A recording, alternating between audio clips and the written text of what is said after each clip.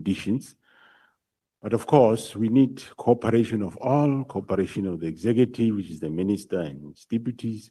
We need your cooperation as honorable members, because sometimes most of the distractions and disruptions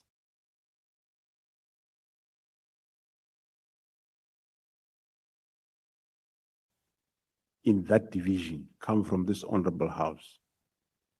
That's the biggest problem. It doesn't matter which political party, but it comes from also from this house. Whether what their interest is, I wouldn't know, but we can still salvage that division and make it the best, and it can be able to be reformed and developed. Thank you. Thank you very much, General. General, I do think that we have a lot of good men and women in blue in our country. I think it is our collective responsibility to make sure that we create a good working environment for them to ensure the safety of the citizens of South Africa. Thank you very much, Chairperson. Honorable Sikele, I want to thank you. There he said he didn't establish it for purposes of specific party councillors. It was for political killings. And the task team indeed did sterling work with regard to what they did in KwaZulu-Natal. They arrested for killings of IFP councillors. There's been IFP councillors in Zululand that were killed. There's been DA councillors. You remember there's a DA councillor killed at municipality around Howick, forgot the name of the municipality there. There's been arrest in that regard. You remember the DA councillor in Beckville who banned his family there and accused other people. We made a breakthrough there. So it's not about a specific party. No, the task team was dealing with matters of whether it's within a party or is one party killing another party. The team did sterling work and arrested in everyone. We do have, in terms of GBV, Honorable Member, we have a unit. It's not a task team. It's a specific unit that is there. We call it family violence and child protection. That is dealing with the cases. And of course, remember where there is such a case which we might not understand how it is high profile case, GPV, we do establish those task teams to go and investigate and make a breakthrough. After breakthrough, then we dissolve the task team. It's not that we prioritize rhinos and politicians over other people. No, we prioritize crime. Okay, General, the less we say about the FCS, the better. But the point was just that we just wanted to establish the political involvement of political parties, specifically the ruling party called the ANC. And I acknowledge that there are political parties that also, other political party members that are also investigated. But yesterday we were told that the majority of these political killings are ANC members and their deployees too, and I'm sure you will agree with that, but we can move on to that. I know you're trying to keep a neutral position, but we must just be honest that it is the ruling party that has brought us here with the Political Killings Task Force. And not that the task force is not doing a sterling work. I'm just talking about the fact that state resources are mobilized to deal with matters affecting political party in particular. Let's talk about your counterintelligence operations vacancies. So in paragraph 52 on page 25 of your statement, you said that there have been cases where investigations or reports, no, the question here is there cases where these investigations or reports can be deliberately or falsified to target certain individuals. Have you had a problem like that? And can this process of counterintelligence investigations and report be weaponized against certain people within the South African police force, but the country at large? Thanks, Honorable Chair. No, the counterintelligence investigation cannot be weaponized. It's purely investigating those people that are involved. If you recall, this crime in Gauteng was, we don't say it's new. It shows it has been there. If I look at the cases now of this Ket Matlala, the 18 new cases I'm talking about, which are not part of those that I had caught, shows that this thing has been for quite some time there around. So, and we discovered it only after the killing of Amaswart in Vereeniging. So there is no weaponization. It's investigation that is based on what has been done, murder or attempted murder or illegal possession of firearm, and it is those people that get linked there. No weaponization of the Gauteng counterintelligence investigations that I'm aware of. Yes, there might be weaponization of maybe other structures against the team, yes, but this specific counterintelligence investigation is not targeting anybody falsely. So they do their work perfectly. So. Okay, so there's no room for abuse and Through you, Honorable Chair, if you look at the record, the cases that they started in 2019 and in 2018, you have seen most of them, they have convictions of late recently. And if you look at those convictions, I mean, there is no judge or magistrate that can hand down those many lives and 40 years and 50 years if they did not get evidence. One thing I'm sure which, well, from our side, which we do give credit to, is General Kumar. He was never a detective, but actually he's the best detective now in the country, that I must say. And most people knows that's how it is. The instruction that you received from the minister on that letter when you were on leave, it says that you must also halt the recruitment, and you said that it was unprecedented and beyond the minister's lawful powers. What did you do about that? Because we've been dealing mainly about the political killings task team. That was one of 3 instructions on that letter. So the whole team of filling those positions in crime intelligence, what was done about that? In crime intelligence, sorry. Yeah, we, through your Honorable Chair, and thanks, Honorable Members. Yes, I did engage the current new acting minister, and I have subsequently advertised those posts. They are being in the process of being filled. Well, I didn't know why. Well, I did say why he said why he was stopping the filling of those posts, but I have since advertised those posts. But and even the rounds of promotions also have been advertised. okay, so you just continued with the process. It was done recently because that instruction was given in December. We're now in October. So you didn't halt the filling of those posts in crime intelligence. But I'm saying, what action was taken in the first place against the minister for even giving that instruction? Did you report him anywhere? Was there any, did you even report to the committee? Because you presented an annual report to us, and I don't remember that being highlighted, that you got an instruction to stop. And that would have been a platform where members of parliament could have engaged the minister to ask why he would give such an instruction.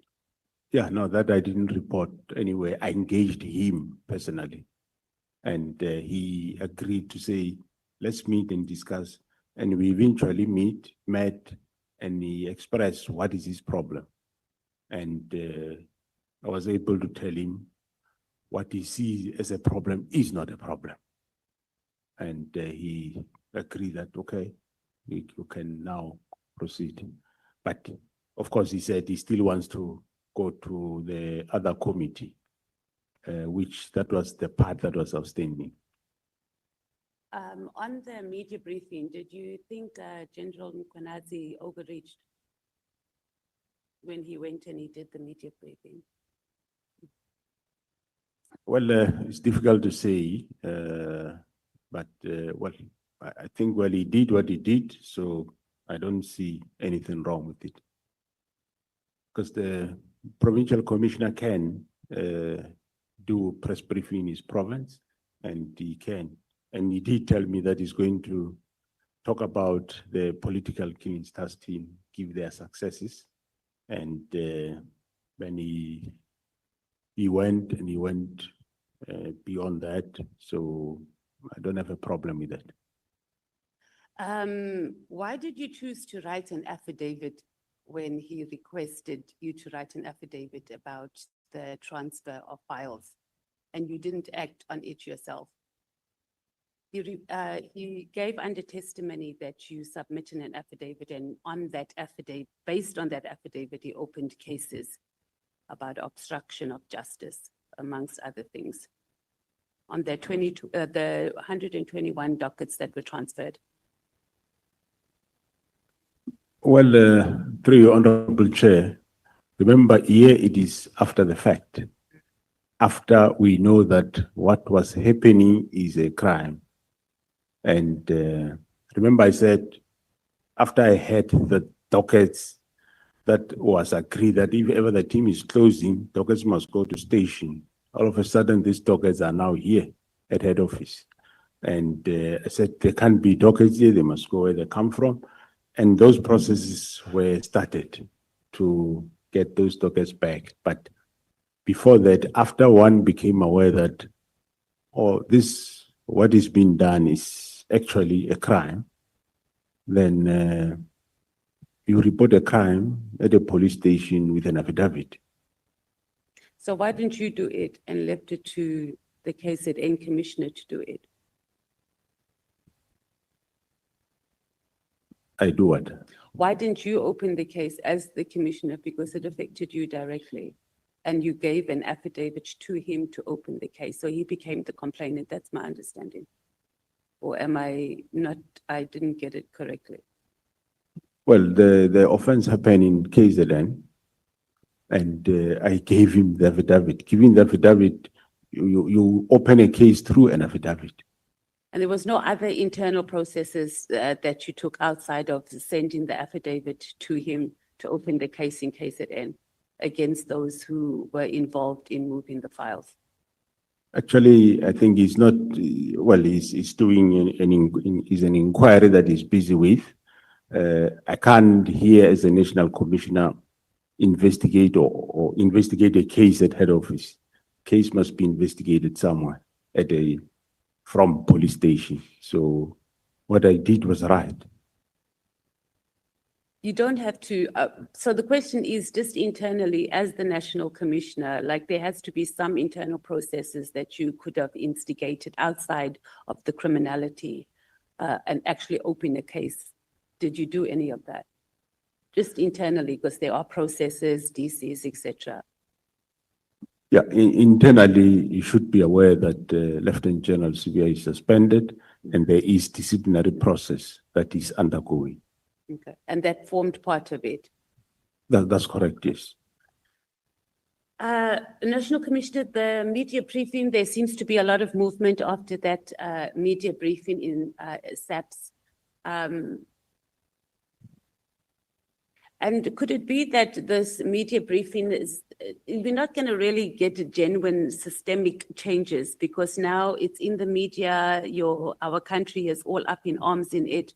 So those who halt and obstruct investigations in this country are just, submarined. So we've seen movement. And then once the country moves on to something else, we are going to be back to square one and possibly even regress any further.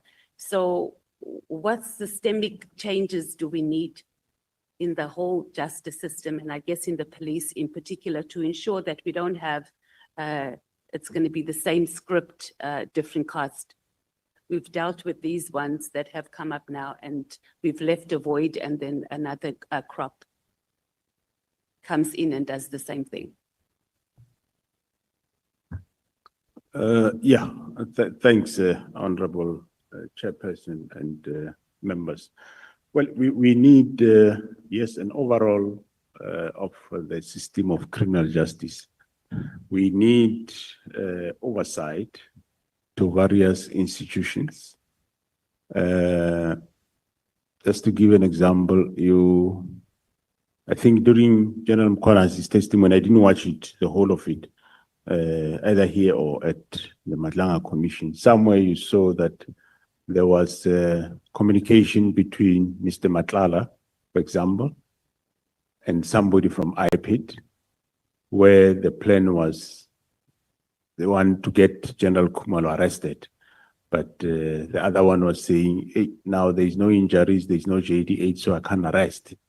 So we just need leaders that respect their work, but we also, of course, need oversight that institutions that are meant to do specific work, they do that which they are meant to. They do not chase personal agendas or be weaponized to do nefarious activities and acts. That we need that oversight into institutions, and from the police side, we are prepared to undertake a lot of reforms where we see there are problems, but unfortunately the others we can't. But we need an overall of the system in terms of when it comes to watchdogs. For police watchdog, you have your IPID, you have police secretariat, and you have got all other bodies. So I think maybe as the legislature, you need to look at whether should you have all these many institutions. You have IDEC, you have DPCI. Should you have all these many bodies? Why should you have IDEC and DPCI more or less doing one and the same thing? And you have police secretariat, you have IPID. I know it's there in law, but couldn't you have one institution that is police oversight? In it, you can have a DG with a DDG IPID and a DDG Civilian Secretariat of Police, instead of having too many. And you end up having police, instead of busy fighting crime, they are writing reports to satisfy each and every of these institutions. So that, I think we need to look at that and look at what these institutions are they doing what they're supposed to do, or are they weaponized to do other things? So that is the critical matter that is a problem. Institutions are tend and weaponized to do other things, like we have now the counterintelligence operations in Gauteng. There is a lot of institutions that want to get rid of it, or they want to get their nose in there, whereas the team is doing quite a good work and they are getting rid of cartels and criminals. So that's the support we need, and also from the executive and members of this honorable house. So we as lawmakers, we need to, in summary, what you're saying is to ensure that we don't leave a void after we get rid of cartels and politicians that are involved in enabling all this. We need to look at the oversight bodies. We have too many, and perhaps just have one, and that will assist in trying to maintain a clean South African police service. Yeah, I think if you do that, you will definitely have a better oversight, because now there are many. Some end up, somebody from you end up going to one and say, no, do for me 1, 2, 3. and they end up being busy with all those things. If you have one, you can concentrate on it and do oversight on us, and we do our work. We have got nothing to hide. Hence, I have now, as you heard yesterday, requested the SIU to do lifestyle audit of all members of SAPS, because sometimes some of you of the honorable members and other public people, they are used against us to say, yes, Masemola is corrupt, yes, he's doing that, just to push a narrative that is not really there. Some have been paid to do those things, which is not the truth. So, and public end up believing, no, Masemola is corrupt. I mean, where did I do? Whose money did I chow where? So, if we streamline the oversight on police, that will work quite best. Thanks. National Commissioner, yesterday you said there's about 840 members that are, I'm now on the vetting and security clearance questions. So you've started the vetting process of about 840 members by an independent service provider, if I remember correctly. That is correct, Honorable Chair. It is a lifestyle audit, not necessarily What with the vetting. lifestyle audit? Audit, yeah. Vetting will still be done by crime intelligence and SSA, but this one is a lifestyle lifestyle audit. So how did you identify a service provider? Is it a private company? What process did we use in identifying a service provider to do that? And you tell us who the service provider is that's doing the lifestyle audit? Or could we not use someone in the Auditor General, or anyway, you tell us. I did say, I say it again, the service provider is a special investigative unit. Oh, it's from the SIU. Mr. Advocate Mutivi's unit. They have got the capacity to do that. It's a state agency. I thought we can use them. They are independent from us, and they have done other institutions. I think provincial government, Gauteng, they use them. So I engaged the advocate somewhere in April, and there was some glitches along, but eventually we have finalized all those, and it's just final touches, and then he will start. But the identification of the 840 or so is the senior management of SAPS. That is from brigadier up to myself. They will start with that. When they finish, then we targeted environments like your central farm registry, supply chain management, division finance, and port of entry. So those will be the second layer as a priority. And from there, we can then see how far we go, because it's a time-consuming exercise. So they haven't started yet. The process is about to start, is what I'm getting. Through you, Honorable Chair, that is correct, Honorable Member.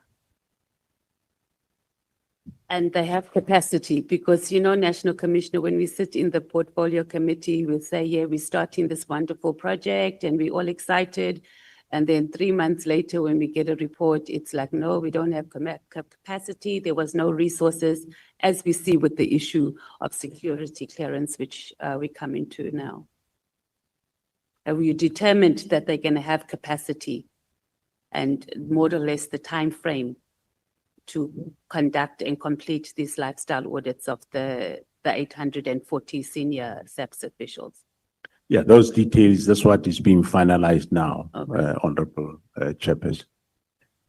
Security clearance, do you have security clearance, National Commissioner? I do have, Honorable Chair. When was it? And it's every 5 years, if I'm correct. That's correct. So your last one was done when? You don't know whether it's 2-3 years ago. Why do you appoint people into positions, National Commissioner, when they haven't received the clearance certificates? because we have a lot of those. And maybe in writing, Chair, we can get that, how many, from, you saying from brigadier, right, up until the general, we require security clearance. Am I correct? Honorable Chair, the 840 is senior management Yeah. that I'm going to subject to lifestyle audit. It's a Yeah, I different get that, process. yeah.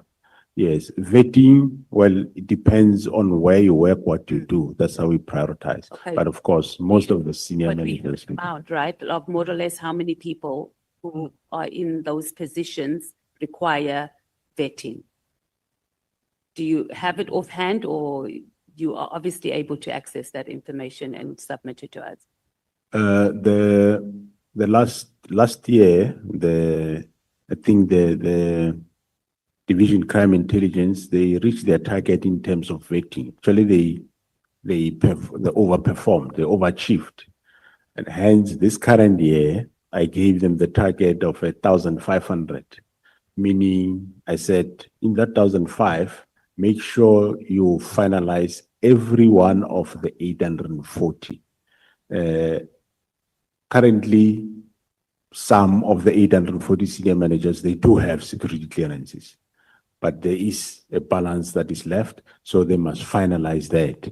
And normally when we appoint people, because it is not due to the people's own or negligence, Honorable Chair, that they don't have security clearance. The way the division was structured from those years, it was structured in such a way that it is impossible for them to vet the subs by making sure that their capacity are limited. You recall I said at some point there were about 7, the whole country. 7 vetting 186,000. So it tells you. So, but we are building that capacity in the crime intelligence, and they are increasing number, and the performance is also increasing. And do we find that Honorable Matthias, may we're you, done? Okay, may you please round one up? more. Anna. Yeah, You said that during the investigations with CAT, you found that there were 80 other cases related to him. Did I understand that correctly? That's correct, Honorable Chair. And it's expanding over what period? More or less, these cases that have been dangling around the country. I think it goes far back as 2007. So National Commissioner, does that not just tell you that how we have failed the country if we have someone has 80, right? Not 18 cases since 2007 up until now, and he's gone under the radar.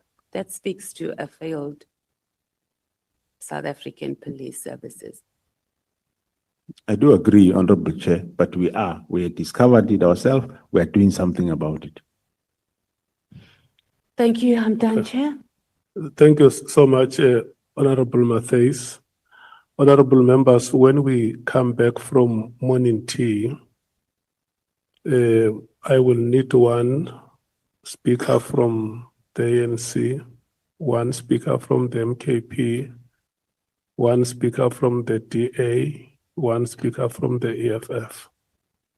And then after we shall have taken those 4 speakers, we will then break for lunch. I'm just alerting you so that when you come back, you must have lined your speakers. We are now breaking for tea. May we please come back after 15 minutes. From now, it will be 20 minutes before 20 minutes before 12 when we come back from tea.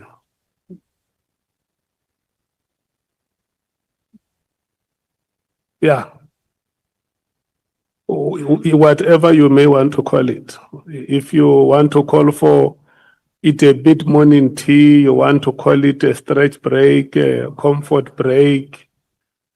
Yeah.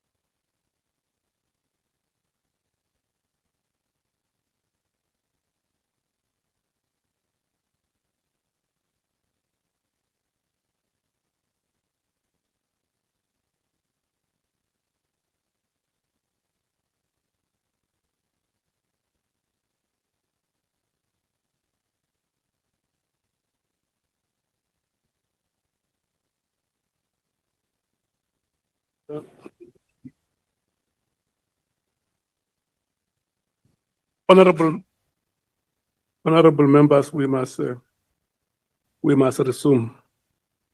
May I check from the ANC who is speaking? Honorable Ngola. Okay.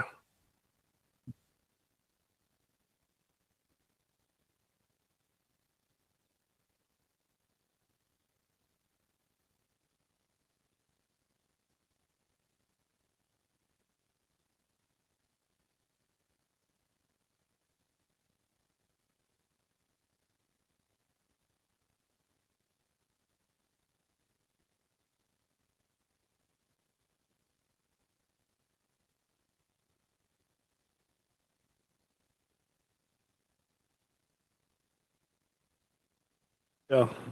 Honorable Ngola, with due respect, you can proceed.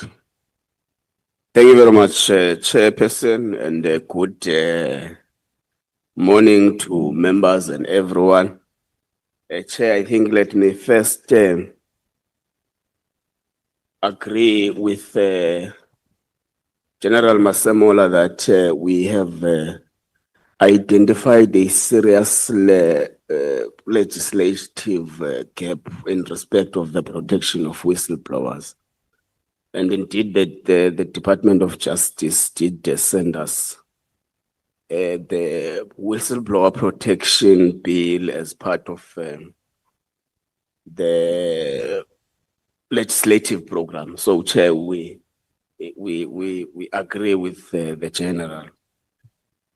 General, I think let's start yesterday. Yesterday, something unprecedented happened. A chief of staff called the entire nation to a press briefing. We have never seen it before.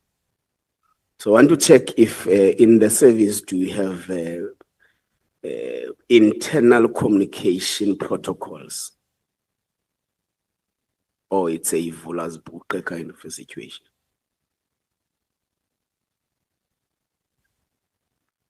Thanks, Honorable Chair and members. We do have communication protocols.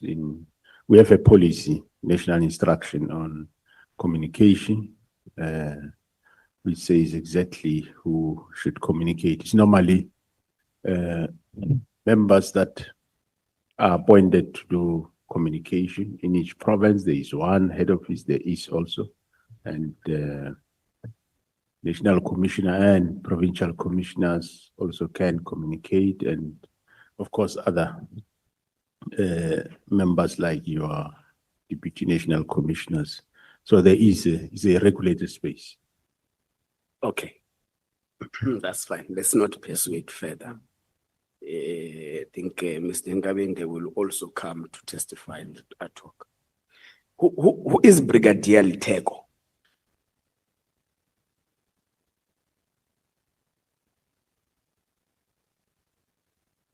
Do you know a person by the name of Brigadier Liteko? Letoko. Yeah, Litoko. Oh, Sorry. Is a chief of staff in my office, Honorable Chair. What would be your reaction if General Spear comes to the Hoc Committee and testify that on the 3rd of January 2025, he received a letter written by Brigadier Liteko to him, instructing him to proceed with the dissolution process of the political killings testing? What would be your reaction to that? Yeah, Honorable Chair and members, my response will be that the chief of staff in my office sent the letter, the directive from the minister to the deputies, which is Lieutenant General Msikidi, who was acting as National Commissioner by then, and also sent to Lieutenant General Sibia to say, yes, do attend to it. Is there no letter written from your office by your chief of staff to the Deputy National Commissioner of Police Lieutenant General Sibiya, that instructs him directly. I'm not talking about the letter from the minister that could have been transferred. I'm talking about a letter that deliberately instructs your deputy to proceed. It was on the 3rd of January 2025, to proceed with the dissolution process and the report on the 14th of January 2025. Is there no such a letter? Honorable Chair, I do agree. I say the Chief of Staff in my office did send a directive to both the deputies that they attend to the minister's letter. However, I'm on record to have said that between that time and until when I arrived back in the office, nothing has been done by that time. And the letter that General Sibiya brought on the 14th and the 15th, Honorable Chair, that's the two letters I nullified. Whatever he might have received, nothing wrong. Let's take it for a moment that he received that directive and he did what he did. Come the 14th, come the 15th. The same letter that he have, I tell him that I am not subscribing to this. So stop doing this and leave it, get out of it. Don't do it anymore. I will do it myself. So directive be given on the 2nd or 3rd, Honorable Chairperson. I come the 14th, yes, he says, National Commissioner, Minister says we must dissolve the PKTT. Here is an instruction signing so that we dissolve. I look at it and says, no, we don't do it this way. Honorable Chair, you would recall yesterday, I even explained how we, the interaction of that day when he told me this House Scorpions, the way the directive is, this House Scorpions was dissolved, so it's in order. Then I told him why we can't do it, and that let's not do it this way. It's not my way of doing it. I'm going to do it differently, and I explain how it should be done. Phase approach, winding down, and go and come up with that plan. Come the 15th, he come with the letter. Well, I must say I never read the whole of it, but at glance I saw again immediate disbandment. And I said, no, you know what? Leave this matter, don't do it anymore. I will do it myself. So whether there was a directive from my office on the 1st or 2nd to him, that doesn't matter because nothing happened in that period. Whatever you have done, but during that period, the 3rd one. whatever you have done in that period, the product of that, that's what came to me on the 14th. And on the 14th, I told him what to do, which he went to do with the assistant of another employee of the service. He came back on the 15th. Again, I said, seems you don't understand what I'm saying. Leave this matter, get out of it. So whether the directive on the 2nd, I don't deny it. I said it is standard that whenever such matter come to the office of National Commissioner, it will be directed to the relevant offices. Okay. So did you authorize the letter of the 3rd? Did I? Did you authorize the letter of the 3rd of January? Honorable Chair. Or how is the communication from your office being get authorized? Or anyone can write a letter and send it without having checked with the principal if this letter should be sent in this form? No, like when I'm here now, the work hasn't stopped in my office. Whatever comes there, they will channel it to the relevant people that are supposed to do the work. So whoever was in your office when you were on leave authorized the letter? Yeah, they send it to the relevant offices. Okay, let's walk down to section 207, subsection 2 of the Constitution, which gives you a legal duty and a constitutional obligation to exercise control and manage the police service in South Africa. Now, where do you think that the exercising control and managing of the police service screws may have been loosened? Because now at the disposal of the people of South Africa is a service that is in limbo, is a service that is at war with itself. So where do you think that you may have missed it somewhere to manage? I hear that you say you did your best to manage and mitigate this situation. Maybe can you take us through this best you did to manage, control the police service so that it does not spiral in this manner? So what efforts were made by the National Commissioner? Well, thanks, Honorable Chair. I wouldn't know exactly which area are you referring to when it comes to managing control. I think I did what I supposed to do. After the directive was received, I expressed my view in terms of how I view the matter should be treated. And I submitted that report to the minister. And so I don't see where I missed to manage.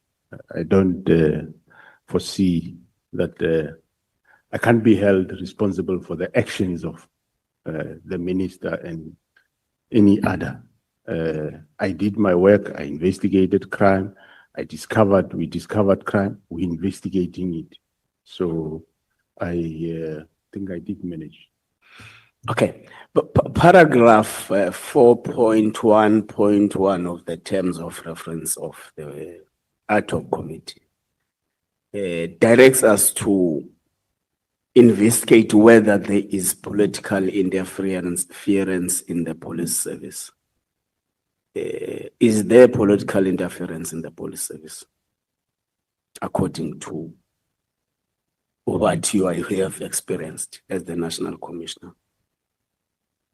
Yeah, well, my my experience will be that in as far as this specific directive of the 31st of December 2024 is concerned, yes, there was interference where the minister then gave that directive without, well, he might have applied his mind, I don't know, but when you apply your mind, you apply your mind based on facts. So I take that as interference because he didn't have facts that have led him to decide. What I heard yesterday from the senior counsel to say he would say he received complaints about PKTT, receive reports from Meriti Haas and all those others. Those are not reasons that can make you disband a team. That I would say yes, sounded is I regard it then as an interference, because should he have come to want to understand anything about the team, that could have been a different situation altogether. Get a briefing, understand, he put his problems forward, we give responses, and he then can give a directive, or we jointly find a solution. Okay. So, along this interference process, you take generals there to a leave of absence or something like that. He takes you to court. You depose an affidavit to the Pretoria High Court that, amongst other things that it raises, is that actually the minister has got a legal obligation to oversee the police service and its units and task teams. Are you aware of those the contents of that affidavit? Yeah, I might not remember everything of that affidavit, but yeah, I think it is there. Okay, but do you get the fact that the affidavit says something different to what you are saying now in terms of the political interference? I do take the point of the honorable member chair that he says that's what that affidavit is saying. Okay. No, there is a doubt. Okay, your CV suggests that you have at some point led you headed in intelligence operations.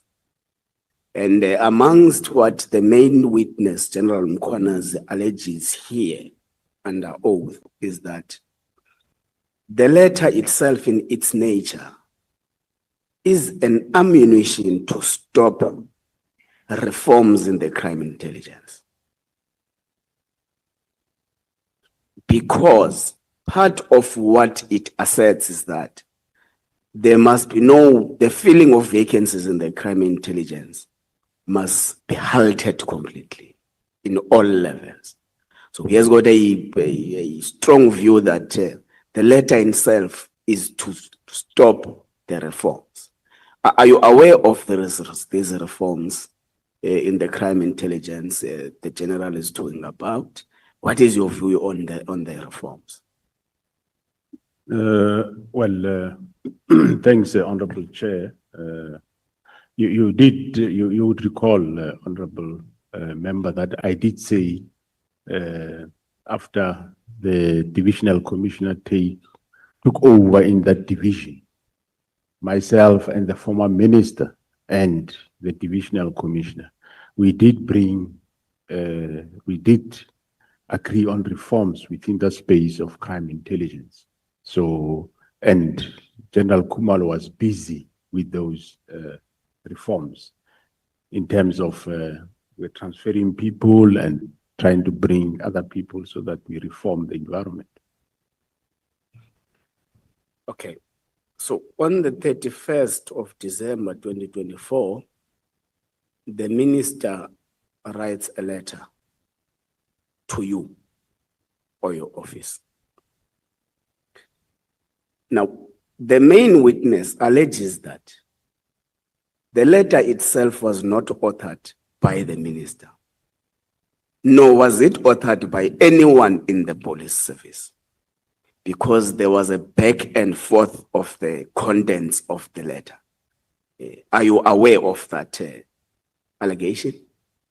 Well, I heard that from General Mkhonazi, but I can't be a witness to that. I don't know, but I heard him saying that. Okay. The PKTT's term of office was supposedly 6 months. When is it expiring? As long as there is work, as long as politicians get killed, I will sustain it and have it. Okay, what is the process of extending the term of office of any task team in the police service?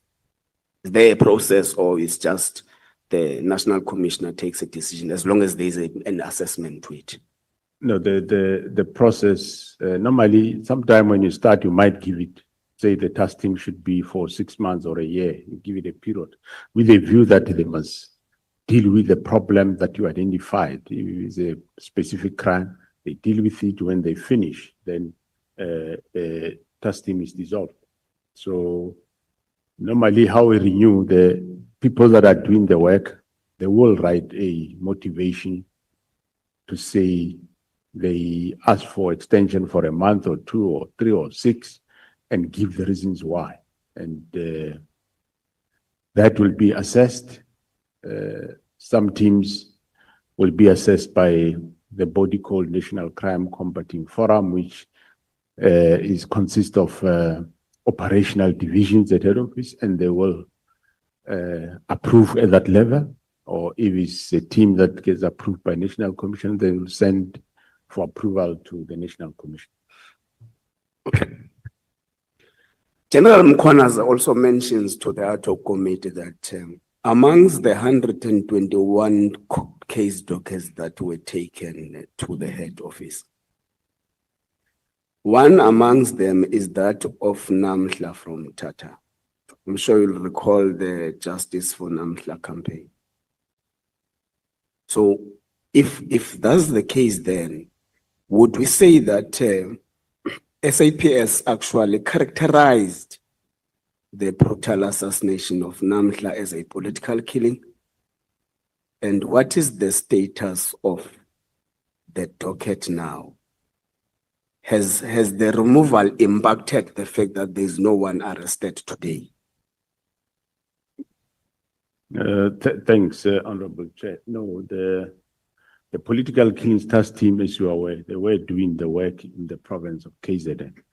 But I am on record to have said that when we went to Fort Hare with the then minister, and we saw that there is a problem, well, of murder cases, but not necessarily alone, we enlisted the political killings task team to go and help there. So the fact that they took Namhla's docket is not to say we classified as political killing. All we wanted was, we wanted people that can be able to resolve the case. That's how the team went. And the team did work on the docket until they were interdicted. That's one matter that where we don't understand how the judiciary came into being. The certain people went to High Court, they interdicted the team on that case for other reasons and for almost a year. But the docket is back with the team. I might not precisely say where it is now, but it's back to be investigated. Okay. So I think the interdict will maybe assess it in the in-camera arrangement. I think the general does not want to give us deeper detail on it now in a public platform. And we can attend to that later. It's no problem. Through you, Honorable Chair, the interdict, the best person will be General Kumalo who can give that. But I know that somebody came forward with an interdict, but later we are on with. Okay. The No, investigation. that's fine. General, is it your evidence that political killings are still prevalent in South Africa? And therefore, that makes the letter of the 31st of December 2024 unwarranted in terms of the purpose that which the political killings task team was formed for?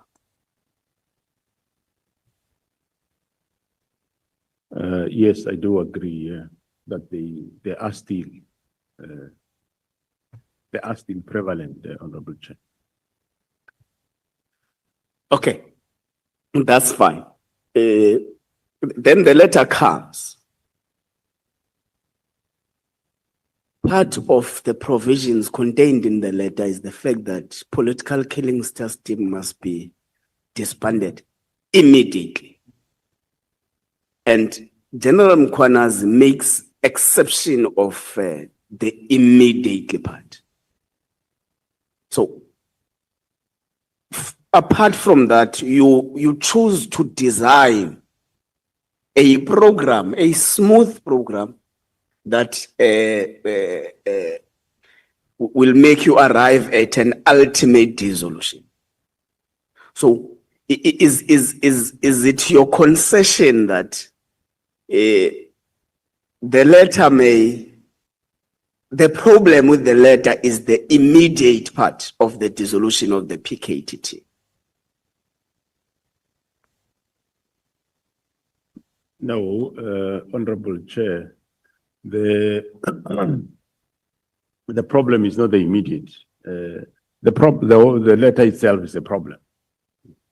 Yes, the whole letter is a problem, not the immediate. But what I chose was not to do it immediate, but do it my way. And remember, Honorable Chair, I did say that this letter was a directive and not a request. And at that time, I had my doubts as to circumstances surrounding this letter, why it came. And that time I was not in a privileged position, Honorable Chair, like the honorable members now. You have both sides, you have the before and after. Myself, when those things were happening, I only had the before. I didn't really know what is this. I suspected that this irregular, illegal, but not really having facts. Thanks. Thank you, General. So part of what you say in your statement is that part of what makes you disagree with the approach of dissolving the PKTT is the fact that there was no report solicited in terms of the performance of the task team. There was no consultation with the sister departments that which constitute the PKTT. You will understand that it's not only its SAPS. So in the process of developing a winding off approach or plan, did you consult the head of the crime intelligence, the head of the National Prosecuting Authority, the head of Hawks? Well, the Hawks were not really more involved in this matter, and the NPA, yes, I did speak to the national director informally, but the reason why I didn't want to consult wide on this matter is because, remember, I haven't reached a point where I'm saying this team should be resolved. That point were not reached, and this plan of disbandment of the minister was not yet finalized, not yet approved. But General, you said the reason why the political task team, the political killings task team is still standing on its feet is because the minister did not sign the plan, not because there was no interest on dissolving the PKTT.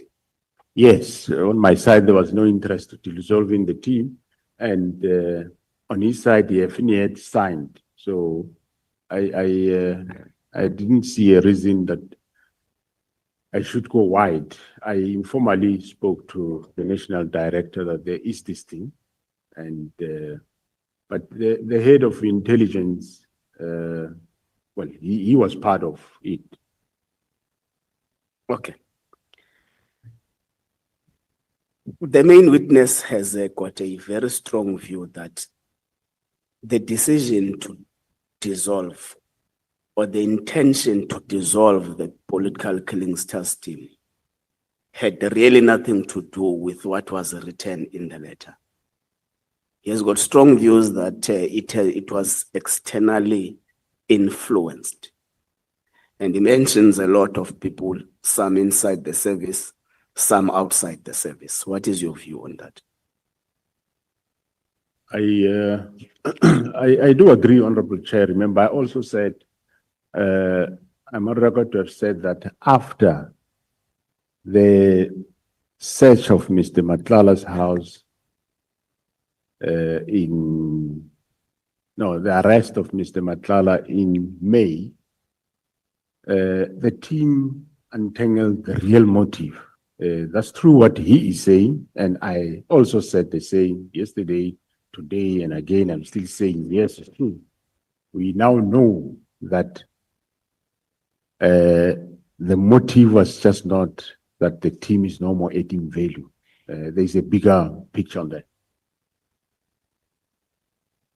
Okay. Then you hold a meeting yourself, the minister, and General Khumalo, to take him through, and amongst those were intelligence related matters. And you make an assertion that part of your team members, including your Deputy General Spear, has been compromised. Has been compromised on the basis that they are now linked to criminal syndicates. How is General Sbeya linked to those criminal syndicates, in your view, or in your knowledge? Honorable Chair, I think, well, that is still a subject of investigation. I might say one thing today, and it changes tomorrow. That's fine. That's fine. We Thank can take that, Chair. Now, you give an instruction after the 14th of January to Sbeya, your deputy, to leave issues relating to the dissolution of the PKTT to you. Is that correct? Correct. Now, beyond that instruction or directive you give him, he continues to play part in writing letters for the dissolution and making plans for the dissolution of the PKTT. Do you not take that as defiance? I did call him to say he must stop doing that, which he was doing. Yes. Hence, I eventually end up taking steps. Okay, what steps did you take? Was the only steps we know were taken were after the 6th of July? What steps were taken from January when you were defied by your junior? When I became aware of those letters, I did call him in to say, I did say, leave the matter to me, I'm attending to it. So I did rebuke him for that. But he defied to give the matter to you, General. That's what I'm saying. And after that defiance, what steps were taken by the principal in disciplining or effecting consequence management to his junior? Because all we know now, all what is in our disposal, is that General Sbeya, your deputy, was only suspended or taken to leave after the 6th of July, which is the press briefing by General Mkhonazi.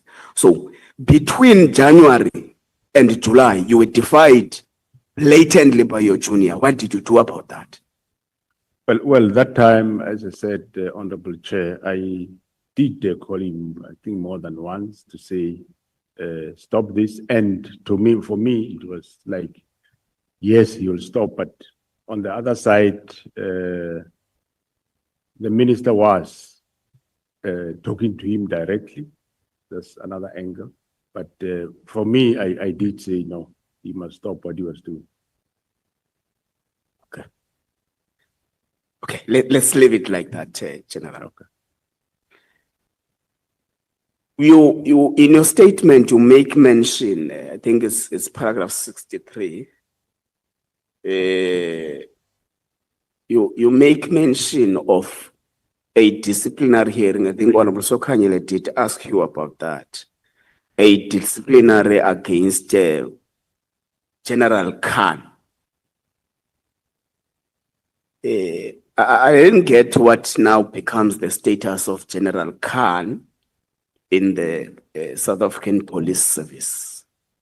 And the reason I'm asking this, General, is that General Mkhonazi keeps on mentioning General Khan as part of the center of this fracas the service finds itself in now.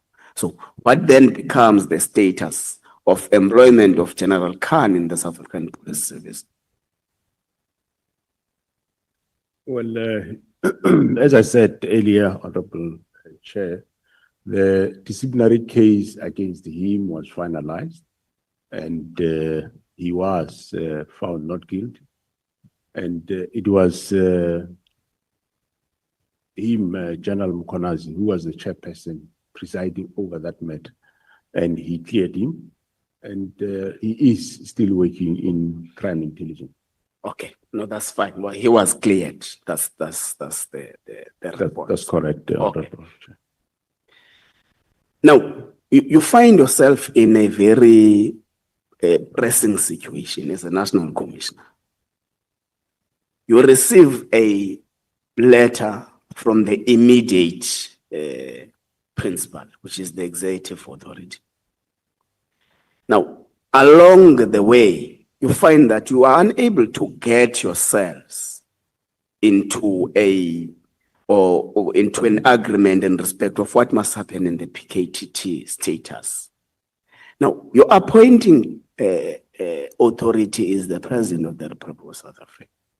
Have you made means to engage the President into making him understand the importance of not dissolving the PKTT? I'm asking this because you say the President has agreed that the plan to dissolve is correct. But General Mkhwanazi have got a different understanding of the attitude of the President towards the dissolution, because he says the President in Northern Cape made public assertions that the political killing system is working very well and no need to touch it and all those things. So what was the reaction of the President to the fact that there is this calamity between yourself and the minister? Thanks, Honorable Chair. I did said it before earlier in this House, Honorable Chair, but I'll repeat it again. I say the President was taken aback when I informed him about this, and I said to the President that my view was this shouldn't be disbanded, but if ever it has to be done, Mr. President, shouldn't be done the way of Minister Mkhulu of immediate. That was in February when I saw the President, which the President says, okay, I think yes, what you are saying makes sense. So you just have to understand what I said. I said to him, this team, I think it should not be disbanded, but if ever it has to be done, should be done the following. So that's how we engaged. Okay. Let's walk down to the Medicare 24 tender. The minister finds that there is no progress in terms of the work it was supposed to be doing and orders you to terminate. You correctly start a process arrangement that at least there must be a process to that decision. Correctly so. So you instruct the internal audit team to do an investigation. Then in January 2025, the investigation comes and it points out serious irregularities in the appointment process. Then what consequence management was effected to those who were part of the bid committees and the final signatory to the appointment? Thanks, Honorable Chair. Well, the report that you are referring to, Honorable Member, was a preliminary report, and the final report came in April. And after the final report, I terminated. And yes, I did want to take immediate actions against these members. But the experts within the field advised me that no, let's do a forensic audit. That forensic audit, I received a progress report about a week ago to say they are about to finish, and it will be right and best that we allow this forensic audit because it will tell us exactly what went wrong and who's involved. And only with that report, we can then take departmental steps. Because if we start taking steps with this ordinary audit report, we will run the risk that later people might start mentioning or implicating other people, which if we did the audit, the forensic audit would have alluded to that. So as soon as this is finalized, Honorable Chair, yes, we're going to take drastic steps against those involved. Okay, I'm going to ask you 3 questions. It's my last questions, General. General Mkhwanazi asserts in this artwork that the letter itself and the transfer of dockets was a missed target. was a missed target by people who actually thought that is the PKTT that is investigating the drug cartels in Gauteng. You will tell us your understanding on that matter. But he further expands and say, part of the reasons why they had to enhance the work in Gauteng, deploying 10 members of the PKTT to do the work was that the police management in Gauteng has collapsed. Has collapsed because those that which are expected to run after the criminals are actually drinking and dining with those criminals in Gauteng. And the last issue is that he says the issue relating to the arrest of General Khumalo is not a credible or meticulous policing related issue. It's a project. So he says General Khumalo is a project of the people who wants investigations, particularly in Gauteng, to be halted. What's your view on those three issues? Yeah, thanks, Honorable Chair. Before the arrest of Mr. Matala, even General Mkonazi wouldn't have said that. We all got that after the team have analyzed the phone and we came to that. And well, the call for assistance from the political killings task team to come and assist Gauteng at that time was solely based on the fact that we wanted the expertise of the political killings task team. As we have seen in Fort Hare, where we think we have a problem, I enlist them. When in KwaZulu-Natal we had the problem of killing of traditional leaders, then we also enlist their assistance. So even there in Gauteng, we wanted their skill.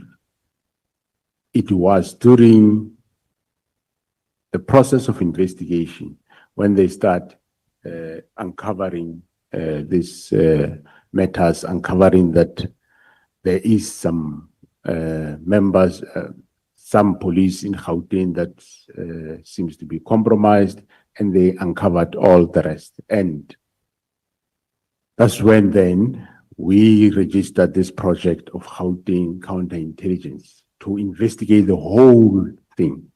So that is the investigation that's in the process. The arrest of Khumalo,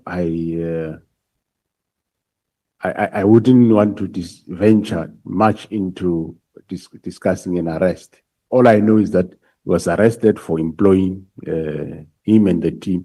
They were arrested for employing somebody from BMW to a post in crime intelligence. The person, I think, was earning 1.1 million and employed in crime intelligence, where he'll be earning 1.2 million. And the process, according to me, was fair. And I did get a report from IDEC after the arrest. I tasked somebody to internally investigate that matter for discipline purpose. The report came to me to say there is no case based on what they find the process looks legit. And I did clear them, I did inform them that we don't find a misconduct in this thing. Thank you, General. Thank you, Chair. I'm sure I'm still left with some minutes, but I'm done. Thank you so much, Honorable Ngola. The time I allocate you, honorable members, when you feel that you have spoken for some time, you look at me and check if the microphone is not indicating red. Once you see it indicating red, it's a warning to you that you must move towards winding up without putting you under pressure. Just to say to you, your time is about to expire. Okay, thank you so much. Most of the time, my microphone is off. Can we please move to, is it you, Honorable Nomvalo? Thank you so much. Thank you, Chair. How are you, National Commissioner? How are you doing? Through you, Honorable Chair, I'm fine, Honorable Nomvalo. I'm okay too. Well, I want you to enlighten us more in relation to the allegations made by General Nhlanhla Mkhwanazi, which you have also put here as terms of reference in your statement in page 4, on page 4 of your statement. There is an allegation under paragraph 4.1.7, which says that inter alia, we must investigate, open quote, the alleged corrupt relationship between Mr. Mkhunu and Mr. Brown Mokhotsi, and between Mr. Mokhotsi and Mr. Uvusumuzi Ket Matlala. Now, who is this Mokhotsi guy? How does he get involved in the operations of SAPS, according to your knowledge? Yeah, thanks, Honorable Chair. I don't know the guy, and well, I do not have a police official with that name, so I don't know who is he, and you have got no business in SAPS. General Nhlanhla Mkhwanazi seems to be convinced that Mokhotsi was an ally of Sibia. I mean, was an ally of the Minister Mkhunu. And subsequently, Mokhotsi was an ally of Matlala. Now, in this context, Mokhotsi was used by Matlala as a messenger to the minister. What is your take on that? Do you agree with that? Yeah, I think the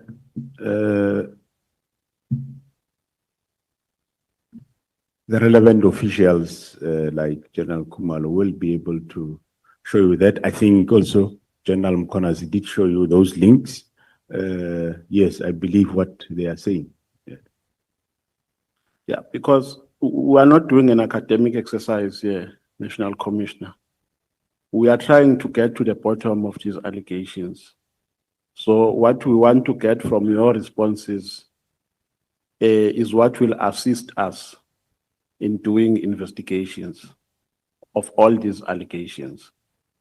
Now, my difficulty is that in the evidence that has been accused so far, orally and in terms of the documents that were perused, the conversations that we have seen are conversations between the minister, I mean, are the conversations between Brown Mokhotsi and the Commissioner of KwaZulu-Natal, wherein Mokhotsi claims that he has some influence to the minister, and conversations between Brown Mokhotsi and Matlala.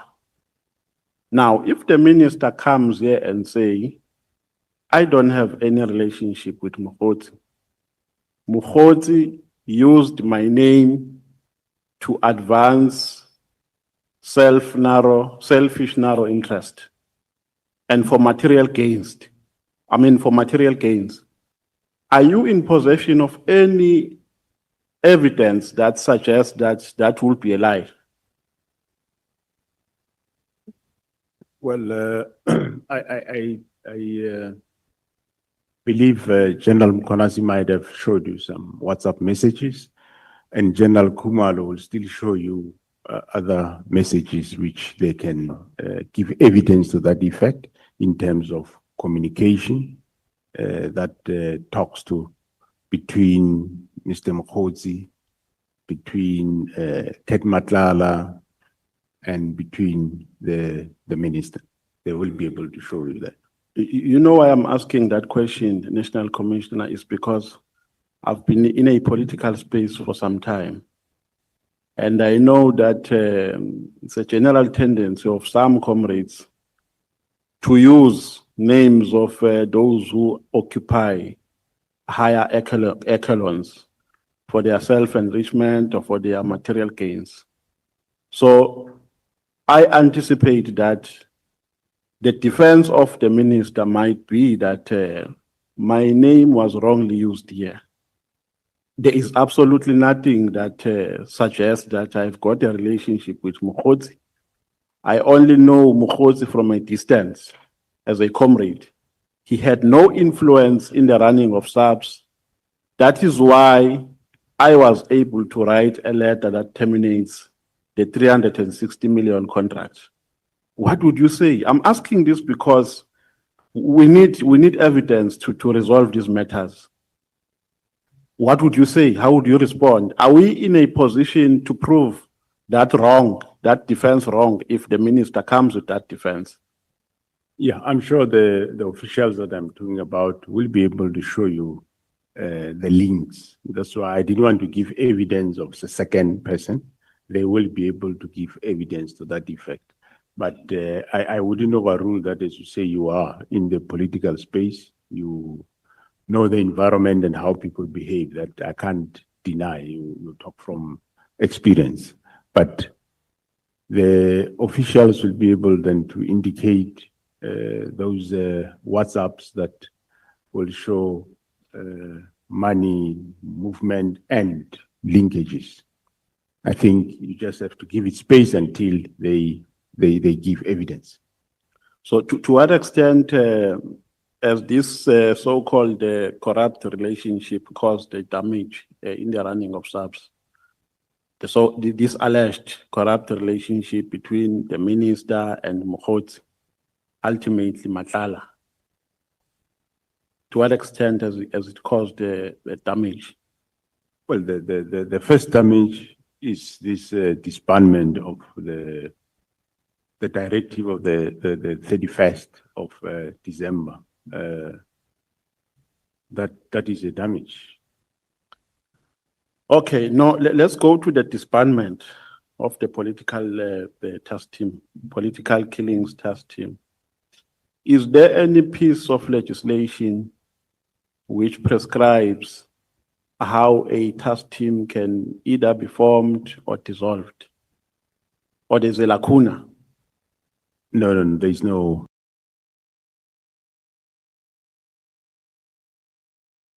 legislation. Legislation says the National Commissioner can organize and reorganize, establish institutions, depots, unions, and so on. So, but of course, even a task team, one can take it as part of that. So, but doesn't mean can necessarily be established by National Committee. It can be established at lower levels also. Yeah, so the advice that you can give to us as lawmakers is that you must close that gap, correct? You must. In terms of formulating the law, we must close that gap. Is that the advice you can give to us as lawmakers? The advice I can give is, if you can, obviously, dwell more on defining what the minister can do. What is the minister's function, and what is the National Commissioner's functions? Okay, if I heard you precisely yesterday during your oral testimony, you made a mention of a task team which preceded the 2018 task team. And you said you identified some weaknesses in that task team. Ipso facto, you established another task team which was multidisciplinary, in that it consisted SAPS, NPA, etc., etc. Now, in that, how was that? Because you never spoke about its formulation and disbandment. How was it formulated and disbanded? You only spoke about the formulation of the 2018 task team, which started from the visit of the president, establishment of the interministerial committee, etc., etc. And you spoke less about the formation of the previous one. May you please take us through? Thanks, Honorable Chairperson. So you want me to? Yes, the previous task team which preceded the 2018 one, how was it formulated and dissolved, later dissolved? Yeah, the previous task team, when it was formulated, I was involved. We went to KZN. It was myself and the former, by then, Minister of Police, Mr. Fikile Mbalula.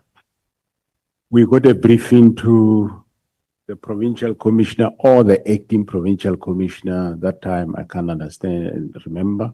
I think it was acting provincial commissioner, Major General Langa, I suppose.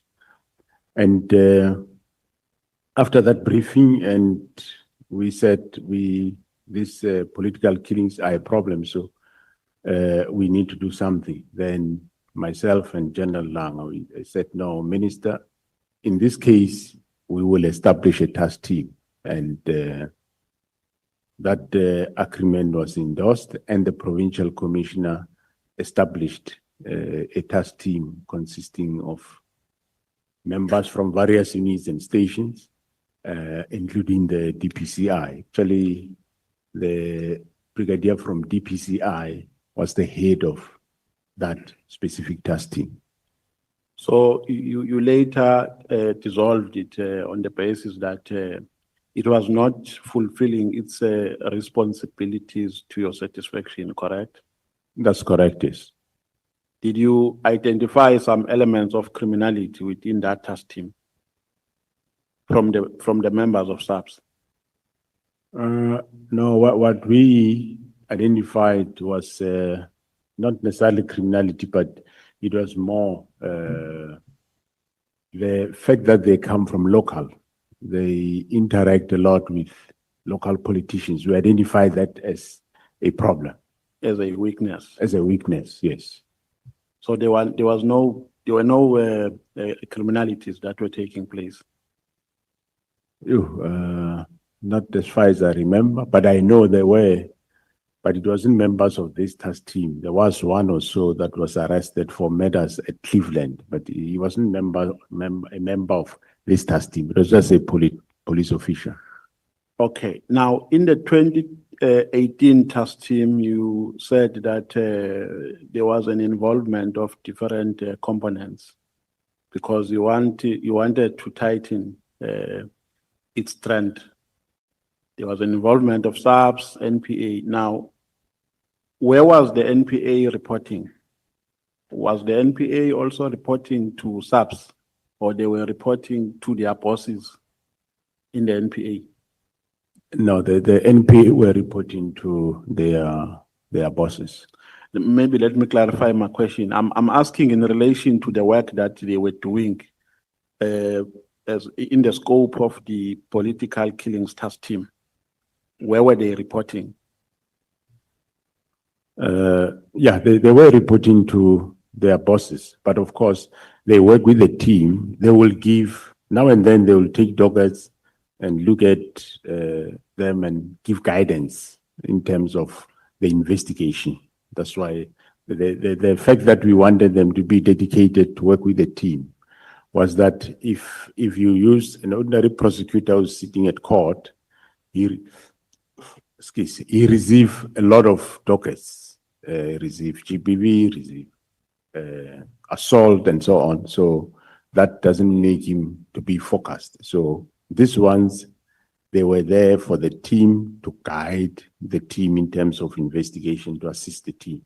So they were interacting with the team and the coordinator of the team. But of course, they will also give progress to their offices. General Ntantla-Mkhwanazi said, I'm not quoting him verbatim, I'm just paraphrasing. He said that they made a gruesome discovery that some of members of the PKTT were compromised, the result of which they took a decision to rotate them. Are you in agreement with that? Right from the word go, there was no really member that would work there permanent. They were rotated continuously. I'm aware that, yes, there were those that were arrested. Are there any Fairly well. members of the NPA who were found to be on the wrong side of the law? And if so, what actions were taken against them? I don't remember any. What I remember was there was members of SAPS that were, there were members of SAPS that were, there is members of SAPS that were arrested that were not part of the team. And there is one that I can remember of who was part of the team who was arrested by the same team. And in terms of NPA, let me recorrect my statement. I'm aware that there were cases opened by the team against members of the NPA, and which I end up having a meeting myself with the director, National Director of Public Prosecutions on the matter. Okay. National Commissioner, let's go to a letter dated the 31st of December 2024. If I heard you correctly when you were responding to, I think, to Honorable Ngola, you said holistically the letter was wrong. So when you say that, do you mean that the minister was acting ultra vires in all the regarding all the instructions that he gave in that letter? Because remember, the instruction was not only related to the disbandment of political killings. There were other 2 instructions, and in total there were 3. So the minister acted ultra vires. Is that your conclusion? Yeah, I did say that according to me, yes, he acted wrong on 2 matters: political disbandment of political killing task team and the matter of the stop filling of posts in the crime intelligence. The ports of entry, no, I don't think there's anything wrong there. Yeah, because somewhere in your statement you have articulated the statutory and constitutional responsibility of the National Commissioner and those of the minister. The gist of the minister's responsibility is to formulate and implement policy. That is correct. Honorable Chair, yes, yes, to develop national policing policy. So these matters were not related to that scope of framework. They were operational matters. According to me, the 2, they were operational matters that were within my terrain of managing. I could, if you have a problem with the task team, you could have said, I have a problem, 1, 2, 3 with the task team. Then I would go and investigate, see how serious is that. If it's so much serious that I should disband the task team, then I will do it, or take out the members and bring other ones. Yes, that's what I would have done. Okay, the last paragraph of that letter says, open quote, "My observation in this regard, as indicated above, is that further existence of this team is no longer required, nor is it adding any value to policing in South Africa."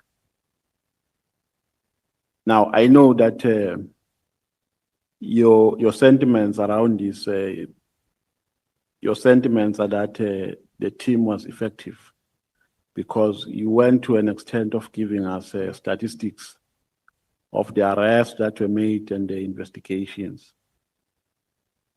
Now,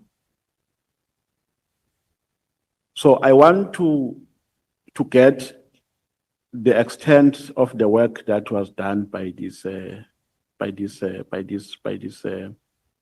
political killings task team. You know, I'm going to put a proposition to you, and I would request your opinion. And the reason why I'm going to put this proposition is because I want to be sure if you arrived at the root cause of political killings in KZN during your investigations.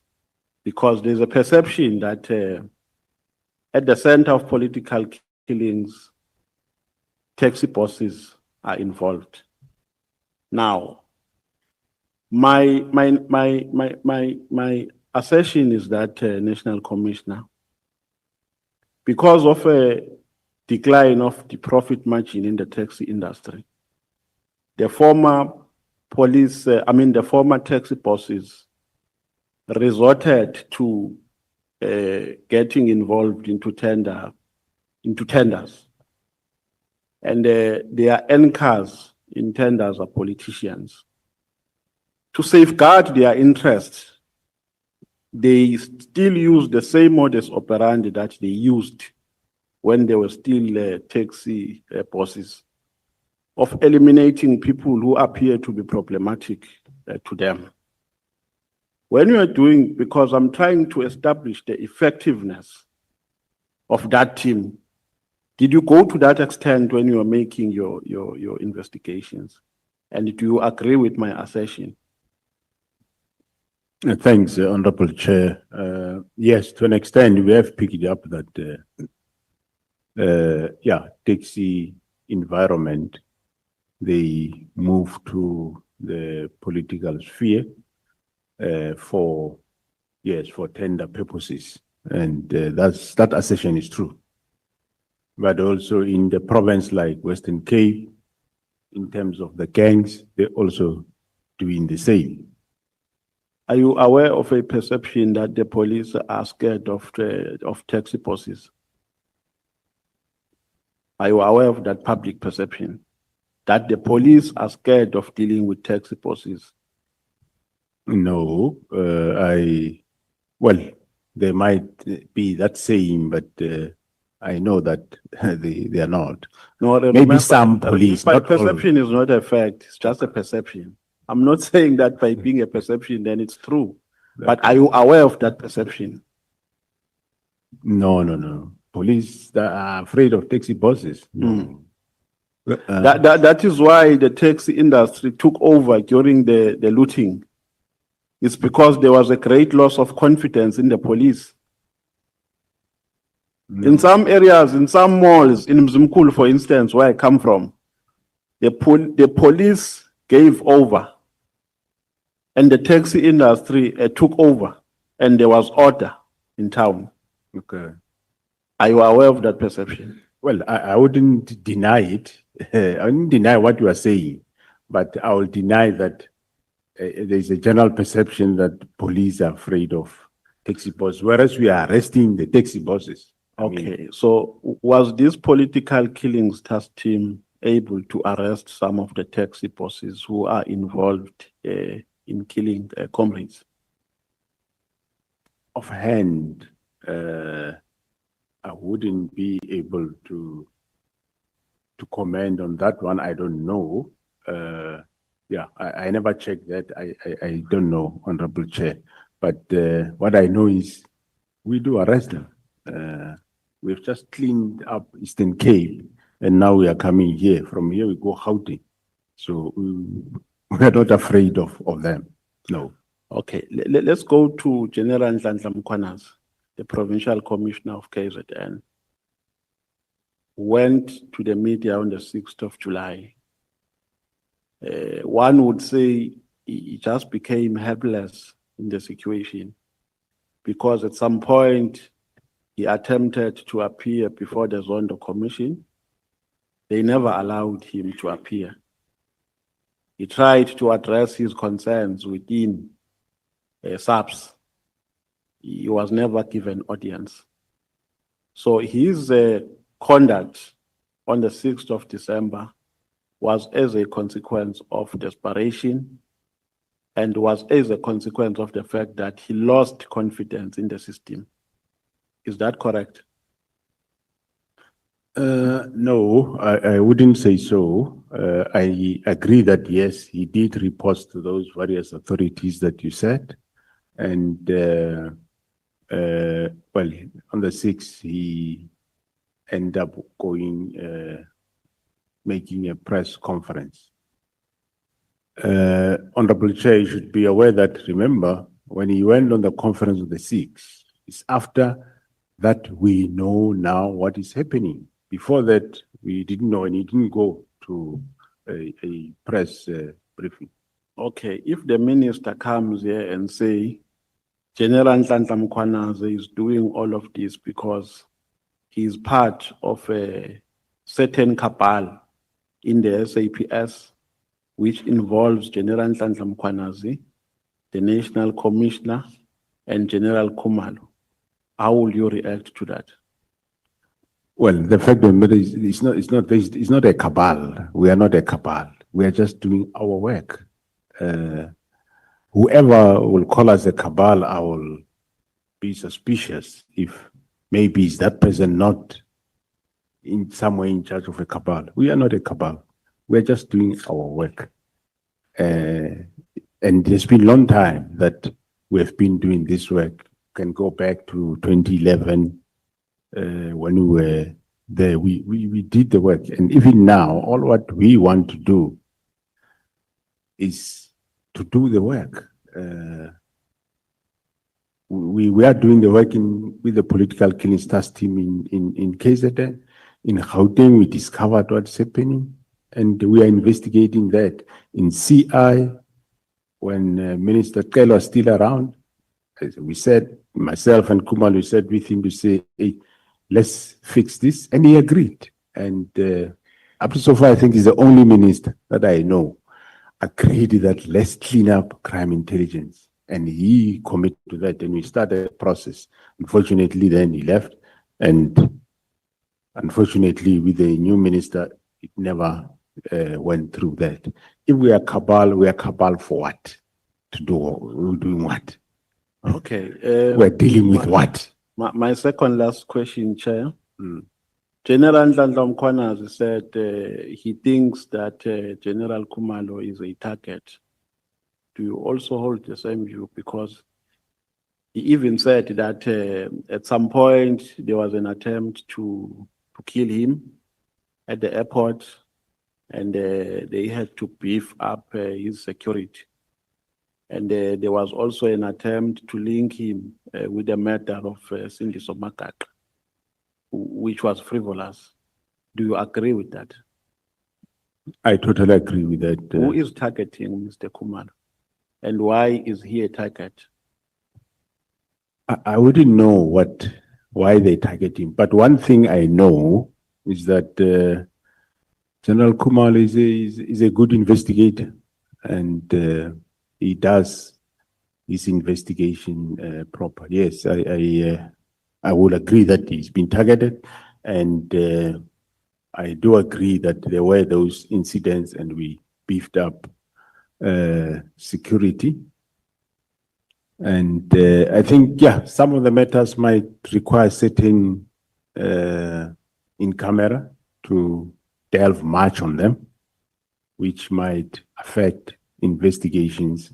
So I think maybe one would, it might not be a good platform to get into some of those details. Is it true that the DG in the presidency is protected by members of the task force? Are you aware of that? No, it's not. It's not true. It's not true. Correct. Thank you very much. No further questions, Chair. Thank you. We are cruising very, very nicely, honorable members. Your performance is very impressive, and I must give you this credit. Honorable Breitenbach, is it you or Honorable Cameron? It will be you.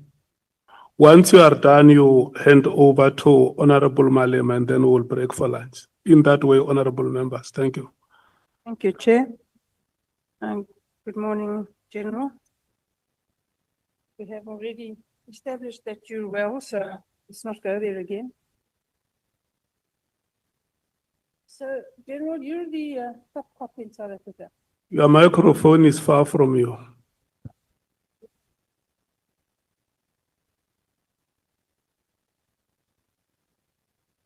You're the top cop in South Africa. You're the only real general in the South African Police Service. And you say that you hold the view that the instruction of the minister to close the political killings task team was ultra vires and encroached on your domain as the National Commissioner. So why did you not tell him so? Tell him that you won't close it down, that it's doing good work and that he's out of line. Why didn't you just do that? Thanks, Honorable Chair. But even though I tell him that this team is doing good work, we're not supposed to close it, he said we must close it. No, General, I'm sorry, you're missing the gist of the question. Oh, sorry. The question is, not that you didn't discuss it with him, I'm sure you did. Thank you. Why didn't you tell him you're not interested?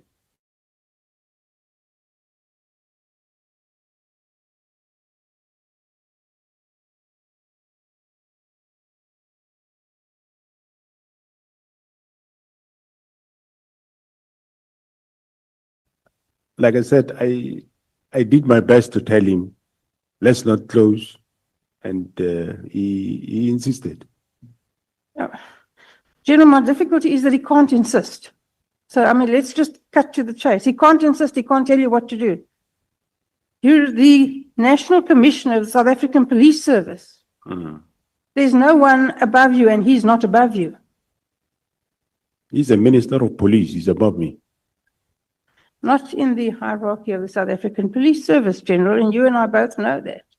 You call the shots in the South African Police Service, not the minister. And if he tries, you should tell him to go to hell. Why didn't you? Yeah, well, I didn't tell them that, and I take him as Minister of Police, and I told him in a nice way that let's not do this thing. And he kept insisting, no, we do it. So when you told him in a nice way and he didn't go away, why didn't you tell him in a less nice way?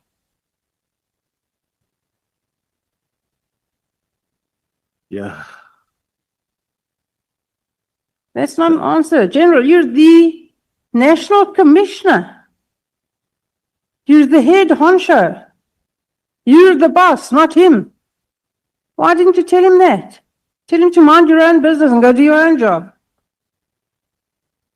Yes, I'm the National Commissioner, but I'm subject to his direction. You consider him to be your boss? Yes, I consider him, yes, to be your boss. Supervised, yes. The National Commissioner of the South African Police Service thinks the minister is his boss. Wow.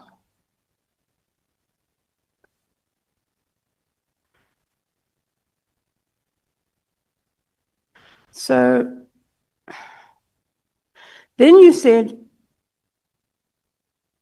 you discussed with him, he gave you no answers, real answers about why it should close down. Nothing was satisfactory. And then you said something odd. You said, if it had been something about farm murders, the citizens of South Africa and parliamentarians would have reacted to the closing down. But because it wasn't, no one reacted. Now, why do you want citizens of South Africa and parliamentarians to do your job? It's your job to deal with that issue, not anybody else's. Did you come to Parliament and say, the minister is encroaching on your domain, he's exercising unacceptable political interference in the police service? Did you do that? And if not, why didn't you do it?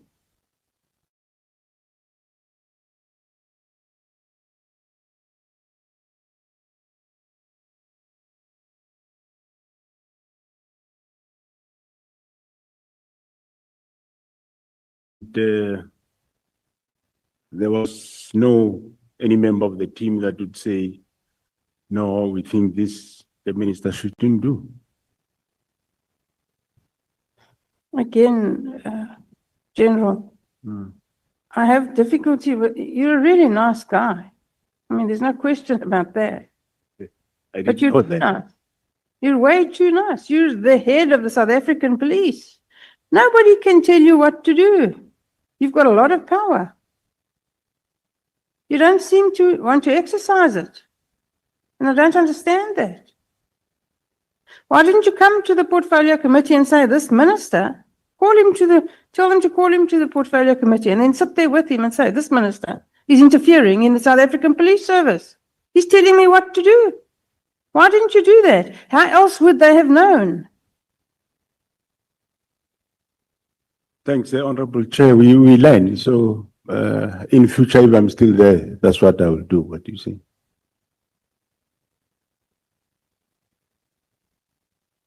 You say that no IMC has been created in the 7th administration. Why not? Well, that we didn't know. Normally, IMCs get established when there is a specific problem. And yeah, I wouldn't know whether it was still going to be established or not for that specific matter of political killings. Maybe partially it might be because it was under control. The team was doing the work. Let's have a look at that. So it was under control and they were doing good work. On page 15 of your affidavit, you say that 612 dockets have been allocated to the task team since June 2018 to date. So it's around about 7 years, is that correct?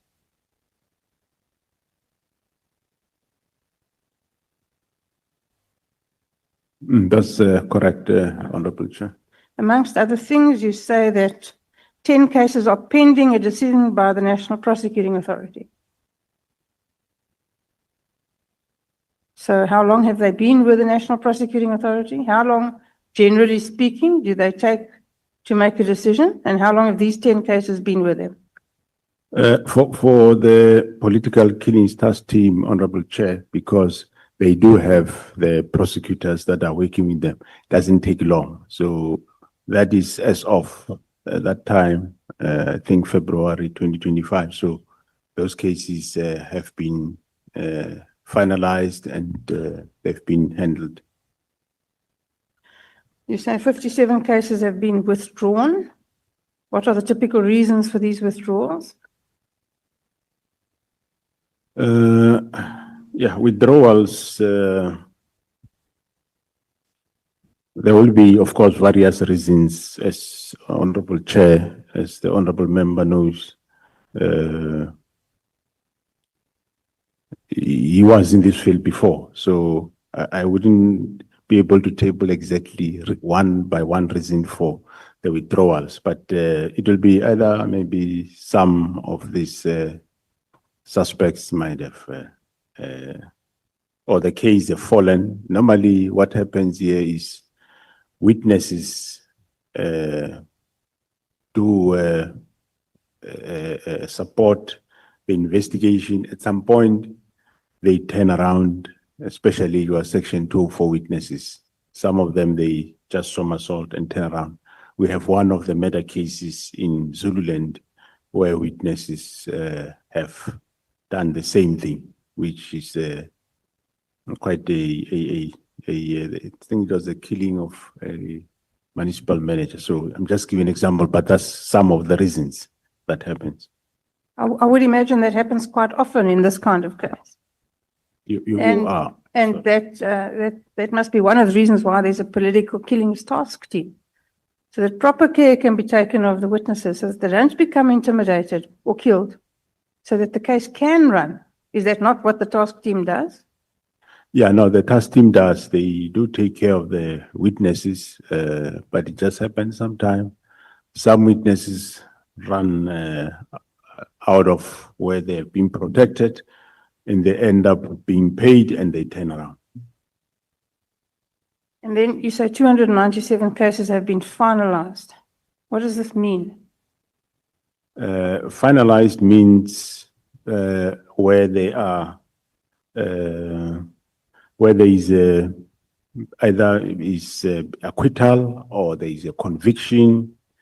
Yeah, that's what it refers to. So you'll agree with me, General, to understand whether the political killings task team has in fact been successful. We'd need to know how many of those 297 cases ended up in an acquittal and how many ended up in a conviction. Yeah, now there is such a breakdown. Maybe one can send such a breakdown in terms of how many. But yeah, most of them were quite. Let me just check if I won't find it here.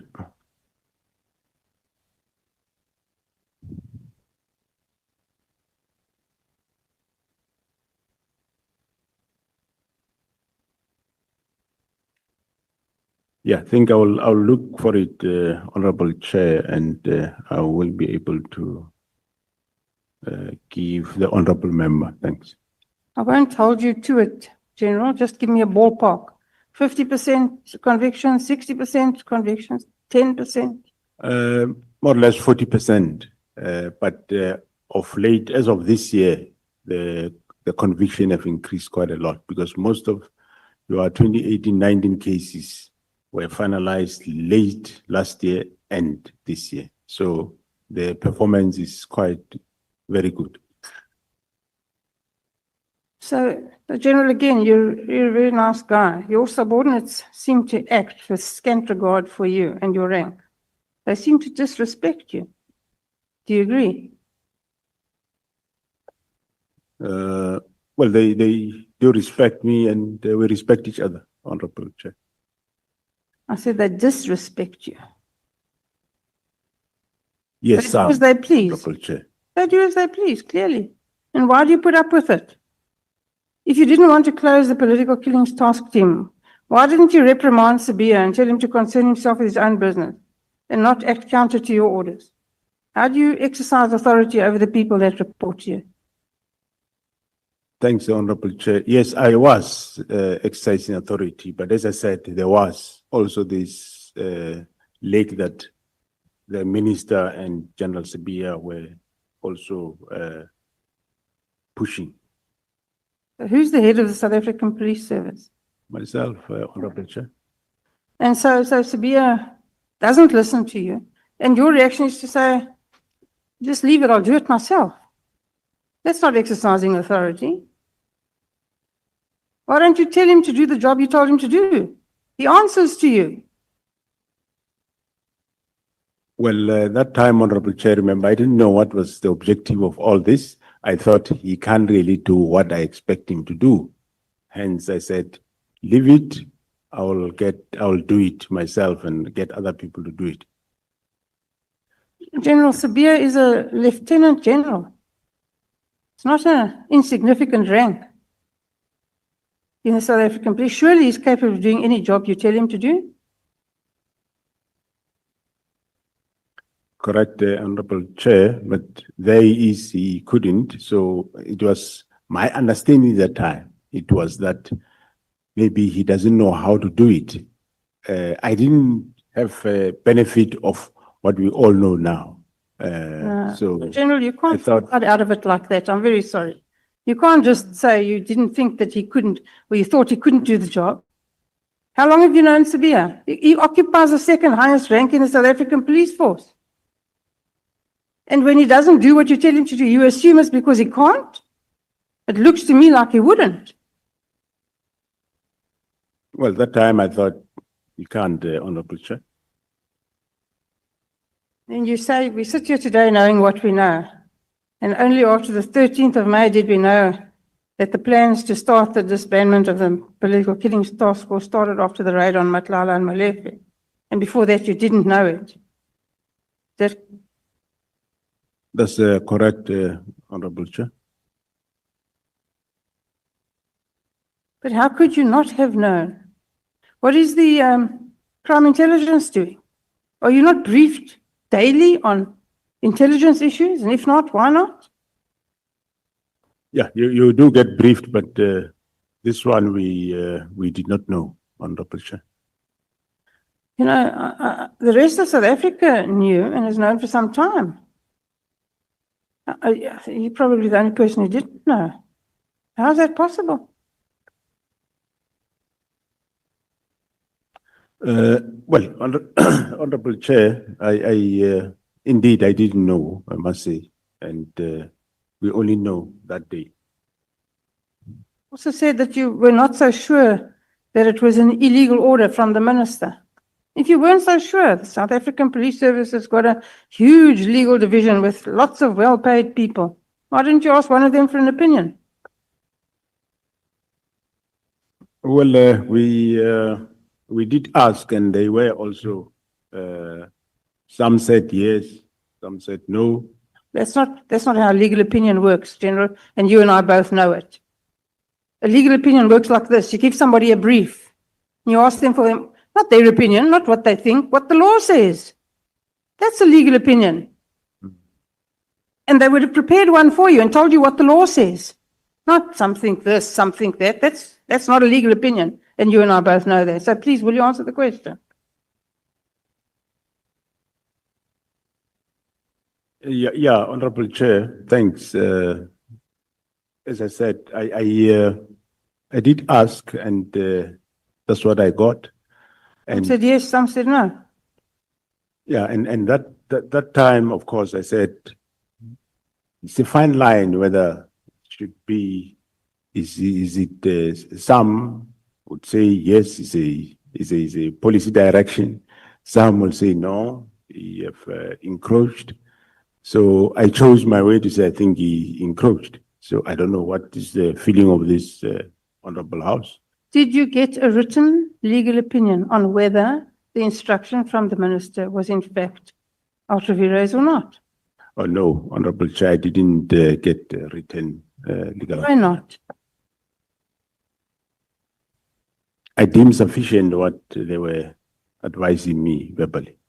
They weren't advising you. Some said yes, some said no. That's not advice.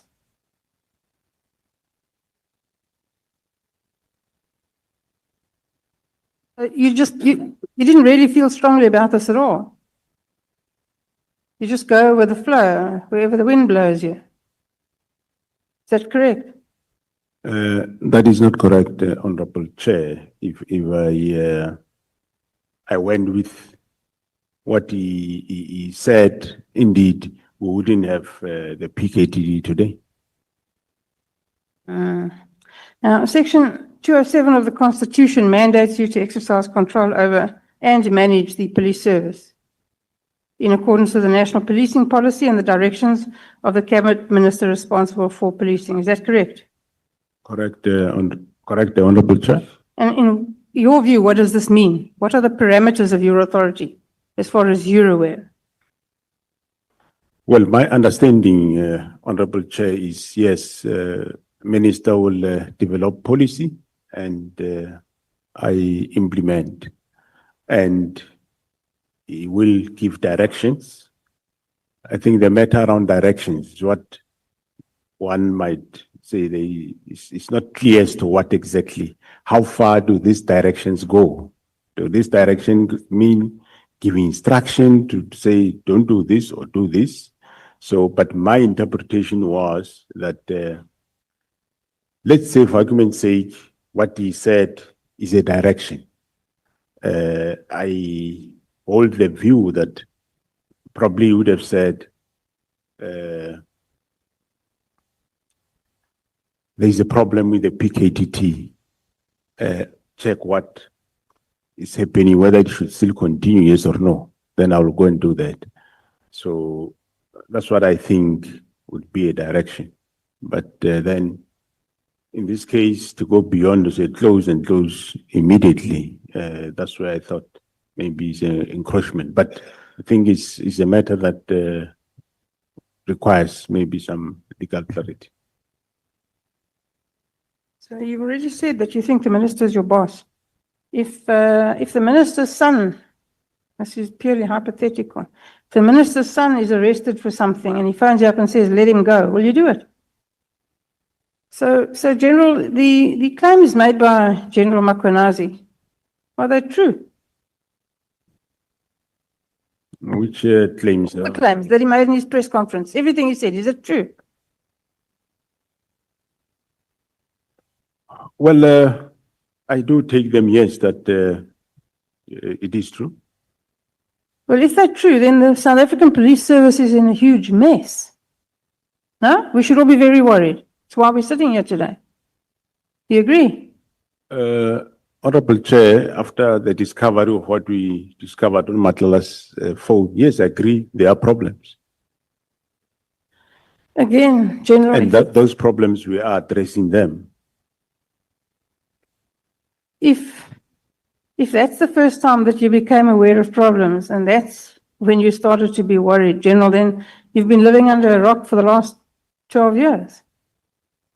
Because we all know that's not where the problem started. You know it, I know it, everybody sitting here knows it. And if you don't know it, then there's a big problem. Thanks, Honorable Chair. I did say earlier, Honorable Chair, that the institutions of the justice system, yes, as you say, we know where it started. Yes, we know where the deterioration started, where the rot started. And we start implementing measures to improve. We know most departments were affected after 2009 and they were hollowed. That's a fact. And we are not all at our best capacity at this moment in time, but we are doing our best to clean up those areas that are affected. Okay, would you tell me 3 things that you did? Because you've had a high rank for a long time. Will you tell me 3 things that you did to clean up crime intelligence? Well, I removed some of the senior managers there. I appointed a new capable divisional commissioner. And, well, some of the things we're still doing, we're not finished.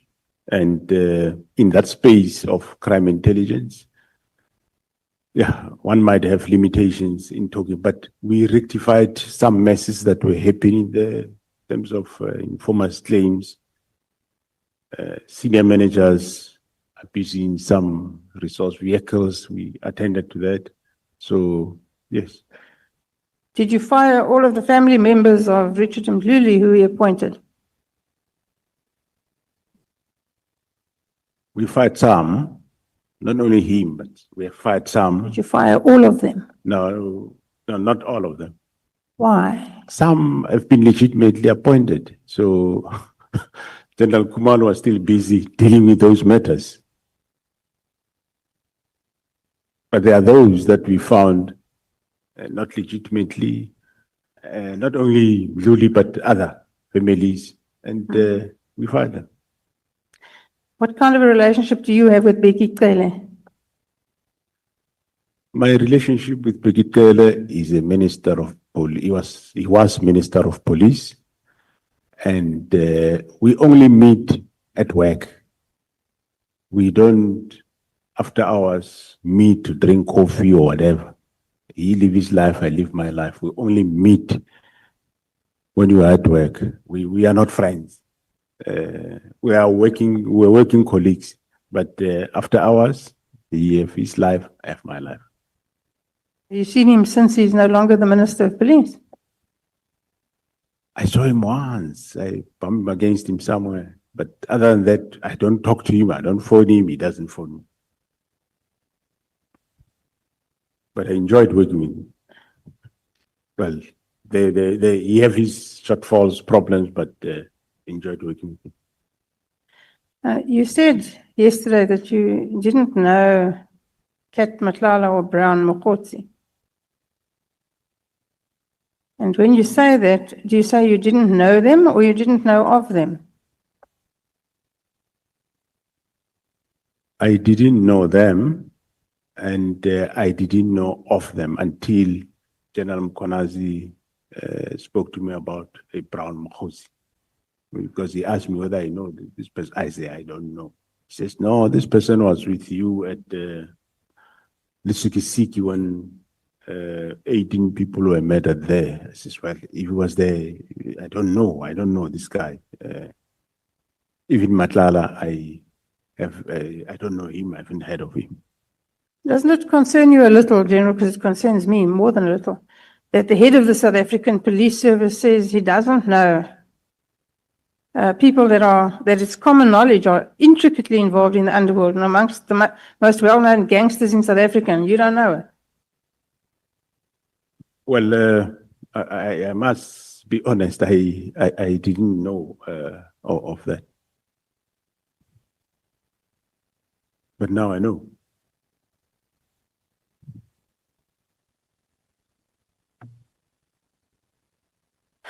You say that you did not know who Babita Diakaran was, and that now we should all take pride in the fact that the theft and corruption at Tembisa Hospital has been stopped and has implicated Kat Matlala. I said I didn't know her before. I know her after there's a name of Babita Diakaran that she was killed. Yes, I know about her. Are you aware of the fact that the actual shooters are serving prison sentences after pleading guilty? We all know how that little scenario works and will play out. The actual kingpins have never been caught. The persons who organized it and paid for it are still at large. And it doesn't appear as if anything is being done to apprehend them. How can this be something that you're proud of? Well, I now know who are the masters of that, and we are busy with them. You'd recall that the case of those that were convicted was investigated by the Hawks, and now we are investigating a case of the masterminds. It's done by the GC Ops Gauteng. So we know them. We are dealing with that matter. Have you ordered an audit of the Crime Intelligence Covert Fund? And if so, what were the results? The results, after many years, where they were not getting, they were not getting a good audit. I think the last financial year, for the first time, they got an unqualified audit report, and it's quite a big improvement from where they come from. You also said that since January 2025, you have been aware of a syndicate that has significant influence and connections within the political, law enforcement, and criminal justice systems. What does this mean? What I mean by that is that this cartel is not only infiltrating SAPs. What we mean is that it does have influence to some of the people in the NPA, and it also does have influence to some of the people in the judiciary. That's what it means, and I took it from the report given by the members of the GC Ops. Why haven't these people been arrested? We are in the process. That's why we have Gauteng counterintelligence operations. They are dealing with that. You will see the results as time goes on. Now, you know, it's nearly the end of October already. When? To investigate organized crime, you know very well. It's not like you take a person. You can arrest a person now, yes, put him there, but if you don't really have the evidence to prove, then you have a problem. That's why we take so long. And of course, the arrest of Khumalo have also brought complications in the whole investigation, but the team is still there. They are going forward. Thank you, Mr. Chair. Thank you, General. Thanks, Honorable Chair.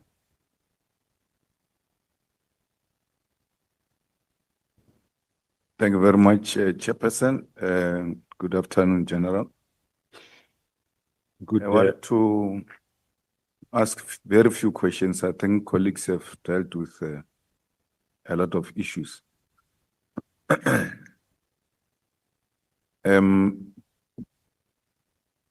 Were you reluctant to open a case against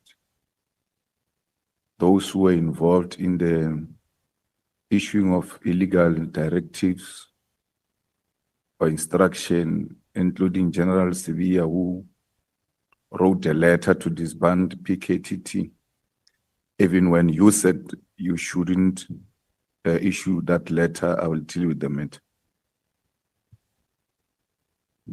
Thanks, Honorable Chair and members. Good afternoon, Honorable Member.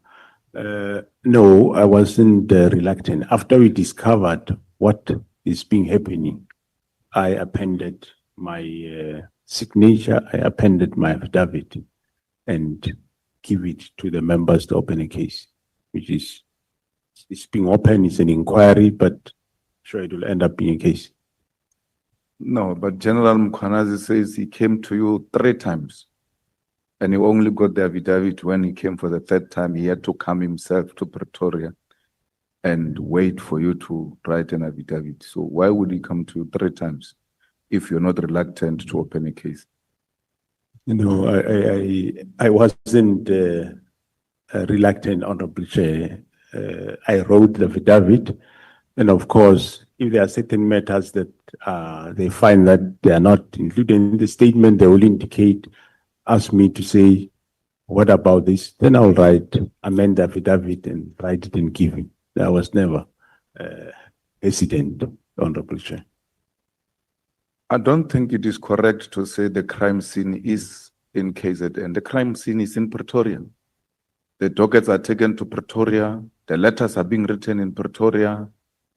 Some of these implicated people are in Pretoria.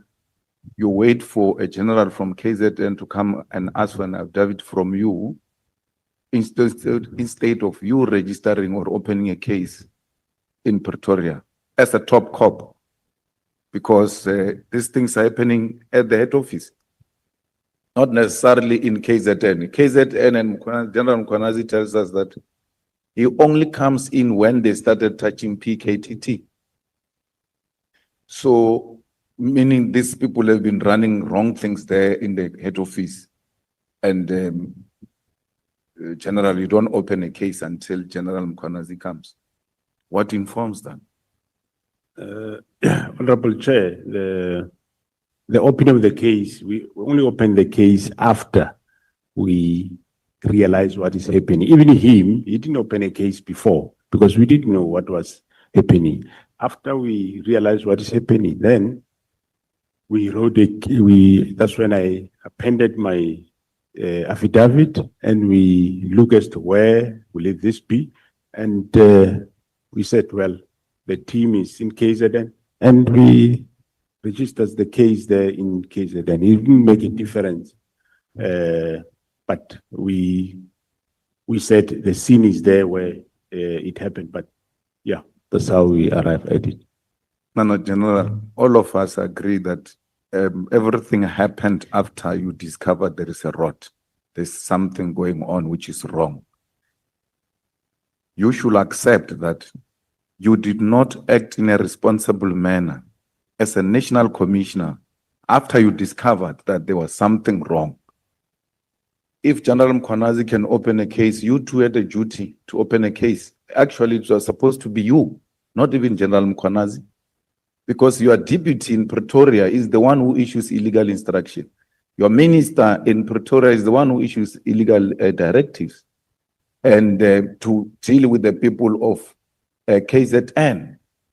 So the crime scene is in Pretoria. That's where it's being operated from. It's not being operated in KZN. It's being operated from the head office. As a national commissioner, you ought to take responsibility that on hindsight, you now realize that you are actually the most responsible person who should have acted on this matter. Thanks, Honorable Chair. I agree, the responsible, but where the case was open, remember the directive was directed to PKTT, and the seat of PKTT is in KwaZulu-Natal. And, well, you can't open a case without affidavit. I'm the first one to pen my affidavit, and this is how we open a case, because you can't open a case without the affidavit. That affidavit of mine is the one that opened a case. Now, what happens, what are the police protocols when your deputy is told by the most senior, then highest authority. Don't do anything. Don't write this letter.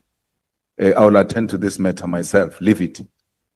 And then you wake up the following day, this guy has written a letter. Let's leave the case and all of that. In terms of protocol, what did you do? Because Sibia gets suspended after the press conference of Kwanazi and all of that. But you discovered that this person, I told him, just from a labor point of view and hierarchy and protocols, it can be that you can give your subordinate an instruction and he that is extreme. To write a letter to disband PKTT and you don't take action against him until there is this noise on Sibia. Only then we get to hear about special leave and all of that. But that is where after Sibia defied you and wrote a letter against your wish. Yeah, thanks, Honorable Chair. I did say that I did call him and say, leave the matter right at the beginning. He wrote letters, and later I learned that he's still doing this. Hence, I told him, hey, I called him, they don't interfere with this PKTT. Chair, no. I hear you. But what are the protocols? I mean, everywhere else, what are the protocols? If you say to this guy, don't write a letter, especially on such a matter, and he writes a letter, the protocol is not, hey, don't do this. What course of action are you allowed to take, and why didn't you take that action against him? Well, one of the actions I can take is to warn him, which I did at some point in April, May. I did call him and say, stop doing what you are doing. Now, General, from where I'm sitting, and I don't have a doubt, unlike Honorable President, I agree that you opposed the dissolution of PKTT. And you did it in your own manner, because sitting there, I can see an agreeable person.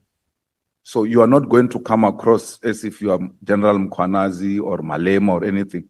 You've got your way of communicating things. So that's your political principle. Whether they call it a boss or not, it's a political principle. It's overseeing your work and the work of the department and all of that. When he says dissolve PKTT and you are not agreeing, it can only be the way you are doing it. Okay, no, I hear you, why? And then the person is not budging on reasons. And then you say, well, let's take time, try to see how we go about it, because you're hoping something in between will happen. So you're buying time so that there could be a possible intervention. And amongst other things, in between, you went to the president and briefed him and all of that. Will I be correct to make that observation that right from the scratch, you were not in doubt that this thing must not be dissolved? But you can't speak to your minister as if you are speaking to your subordinate. You find a correct within a measured ways to address that point. Yeah, no, that's correct. Yes, I believe that it's not right, and I find a way to address him, for him to open up, to tell us why is he disbanding this team, and that door remained not open. Now, General, who qualifies to, when there is an information that deserves to be classified, who qualifies to classify information? It is the author of the information. So, minister can classify IPIT investigation on Palapan. Does he have a power to do that? If IPIT investigate and comes to the conclusions, and before they release, they share the information with the minister, a minister says, no, this report is classified. don't release. Does he have such a power? No, it wouldn't be the minister who classified it. He can say it if he saw that the report is classified, but he doesn't have the power to classify it. The report would have been classified by the author, in this case, which is IPID. So the IPID classified Pala investigation. According to what you are saying, yes, that will be correct, because I don't have it with me and I wouldn't know what level of classification is there. But No, the not author would according have. to me. I'm asking if Pala was investigated by IPID and then at the later stage, they classified that investigation. Themselves as the authors, through your honorable chair, would have, if the report is classified, it will be them, IPID, that classified the report. Have you checked up on General Kumalo since he called since he went on sick leave or something like that? I did, honorable chair. And how is he doing? No, he's doing quite well now. So we should expect to have him soon. Yeah, we can expect him soon, yeah. It was quite a tragic thing, but I think maybe a week or so, he will be fine. Now, General, when you say PKTT did a good job and therefore it must not be closed down, are there few examples you can give us of the work done by the PKTT, which are tangible and we can be in a position to make a quick reference to and confirm that indeed this team has made serious inroads? Yeah, even though I don't have the details of each case, but there is a number of cases that I can give that they resolved.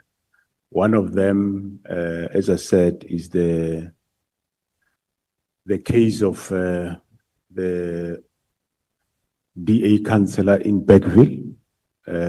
He was convicted for murder and killing. The case of also, I think it's a DA councillor around Howick. There has been convictions in that regard, and a number of people, including the Nkosi there, has been arrested, and the case is going on.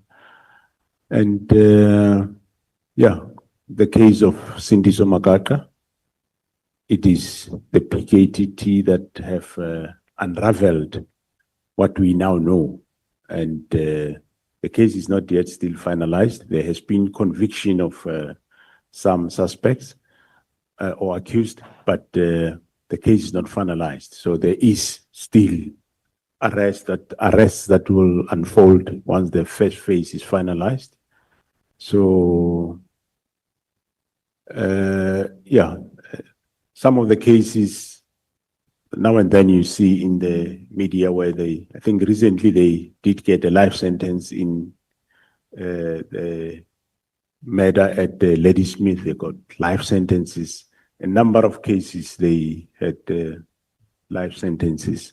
And in terms of arrests, we have seen they've recently, of course, brought Mr. Molefe on a number of cases, Ket Matlala on a number of cases.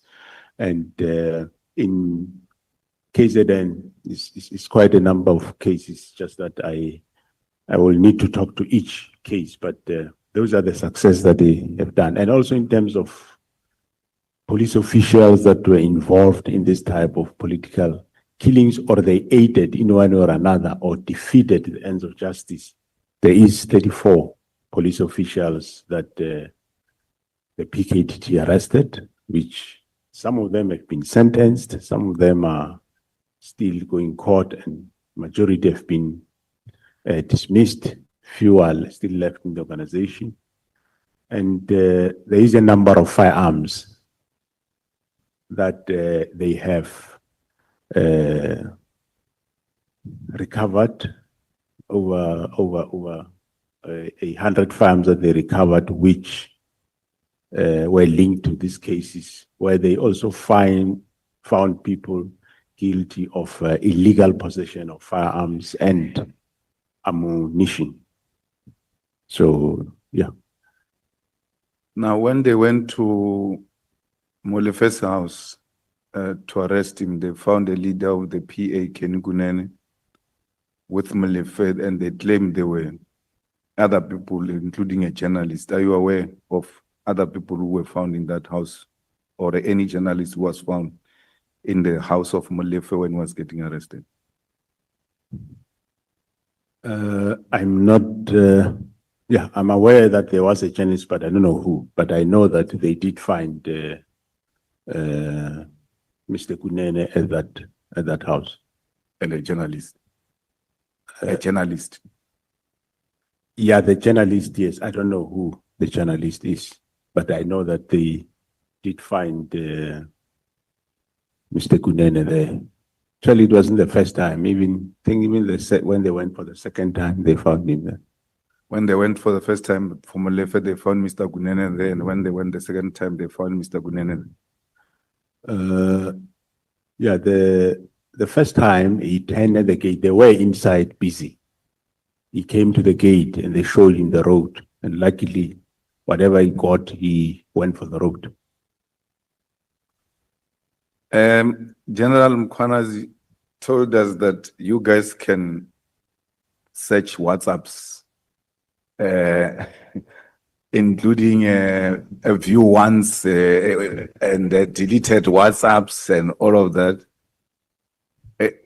Do you have an equipment like that as subs, or have you outsourced that responsibility to a private company? And if it's a private company, whose company is that? And how was that tender awarded? Honorable Chair, Because we don't want to be searched here WhatsApps by Matala. Yeah? You give Matala's tenders there, only to find the WhatsApp thing is in the wrong hands. So we need to know if it's private, who. But if you've got equipment, that's enough. thanks, Honorable Chair. The question is quite sensitive to answer this one. But we don't use service providers, but So meaning it's internal. I do really, I don't want to confirm that we can do that. Honorable Chair. No, General Mkwanazi came and told us. He said it himself. It's not like we're bringing a rumor or anything. He was sitting there. He told us that they search WhatsApps. They take your phone and search WhatsApps, and they've got it. Even if you delete, they will still find a way of using whatever equipment. So it's not a rumor. He came here and told us that.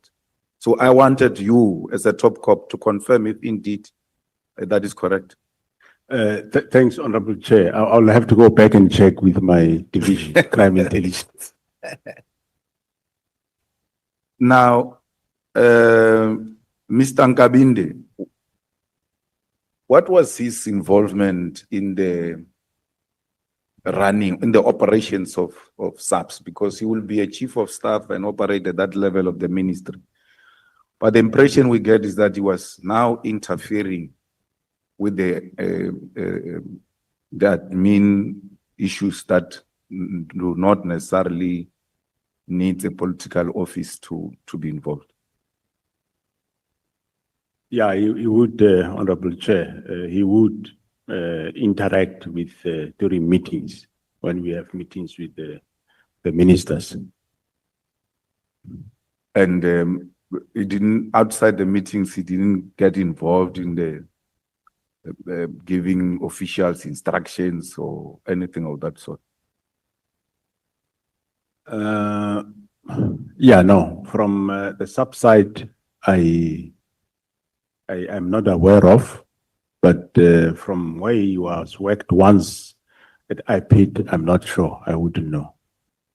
And then Brown Mukhodzi, was he ever involved with SAPS operations or interference of any kind? No, what I know of, as I said, the first time Honorable Chair I heard of the name Brown Mkhosi was from General Mkonazi when he raised matters, and I said no, let's investigate it, and we investigated because when he got involved, that's when he was alerting General Mkonazi about the Mbangeni search that was done at the prison by the members of SAP. So it was at that juncture that he did speak to me about Brown Mkhosi.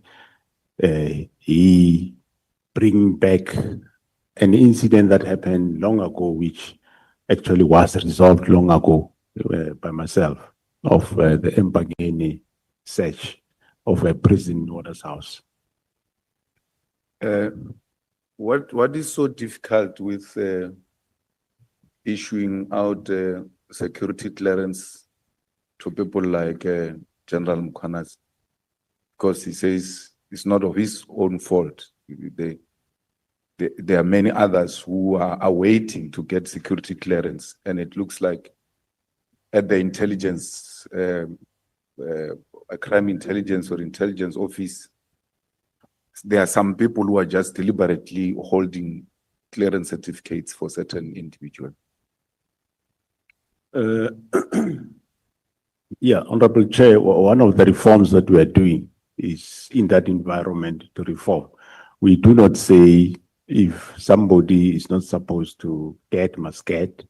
However, those that qualify to get, they should get. But yes, I picked up that there are problems, and General Khumalo was attending to those problems that were in that environment. So now I will take it further. I'm taking it further with the new DIFCOM, with a view to bring reforms in that environment. And the reforms doesn't mean they must dish out willy-nilly security clearances, but all we are saying is they must do it proper, because somewhere there is, they do things in the wrong way. For example, you would recall that there was an issue about the security clearance of General Khumalo, which was, they said was issued within a week, which is a lie. General Khumalo started the security clearance in 2018,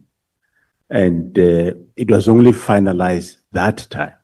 And there is nothing wrong if I or any of the commanders saying, how far are you with so and so security clearance? They say, no, in a week we'll finalize it. Okay, no, finalize and let us know. There's nothing wrong with that. But then also there is a Major General Madondo who was there in crime intelligence, which they refused him the security clearance, and which was wrong, because before that, the same directorate did issue him with a security clearance. Because, for example, they say you have let's say, a case of assault some years ago when he was still a sergeant or a constable, and that case is expunged, and well, he was found guilty, dealt with it, whatever, he paid fine. And later, when he was a brigadier, they issued issued him with a security clearance. And when it expires, now you can't come and raise the reason that I don't give you now because 30 years or 35 years ago, you had an assault case, whereas you did issue after that. So those were the disparities that we picked up, and hence I think it was himself, General Madondo, and General Khan security clearance that we referred to our other sister department to deal with that. So, but we are reforming that section with a view to, well, it's not the only one, but it's a number of areas that we need to reform in that environment. Will you agree with a proposal that the top management of the police must be subjected to lifestyle audit, and that lifestyle audit must be done outside SAPS perhaps with an institution like SIU. I do agree, Honorable Chair. Hence, I've undertaken that process in April, and we are quite advanced in terms of having those processes to go. I don't see any problem. SIU can do it or anybody else, but for now, SIU agreed to do it and they are going to do it. They will start with myself and go down. Thank you very much, General. Thank you very much, Chairperson. We can go to lunch now. Thanks. I want to thank you. This is so Christian-like. Honorable members, let me do this. I need to correct myself and apologize very profusely to Honorable Vessels. Because this morning when I opened the meeting, I said that we did not know about his whereabouts. And like the gentleman he is, he politely came to me and said, Chair, I know you are dealing with a lot of stuff. Let me remind you that I came to you yesterday to inform you that I will be starting at a doctor. And indeed, it's true. The honorable member informed me that he will start at a doctor this morning. I want to apologize for any inconvenience that could have been caused on his part, on the part of the organization that he represents here, and the public that would have been following our proceedings. They may view him as a public representative who does not take them very serious when in fact the fault is mine. I want to very profusely apologize for that, and I think you will accept my apology, Honorable Vessels. When we come back from lunch, honorable members, the first speaker will be Honorable Ntuli, followed by Honorable Mwango, and then we will take Honorable Souls, Honorable Vessels, and then the chairperson will determine if there is going to be a break or not. And then the next speaker after Honorable Vessels will be Honorable Cameron, followed by Honorable Skosana, and the last is Honorable Sangon. Thank you so much. No, yeah, the reason why is because the Chief Whip has requested to be released, Honorable Sanguin, and that is why we have to arrange it like that. But you are sitting together, you can understand it better. And then let me say, the honorable members who have requested to be released, once you finish speaking, if you see time is no longer on your side, you are gladly released from the meeting. Thank you so much. And then may we please come back here at 2:30. Thank you so much.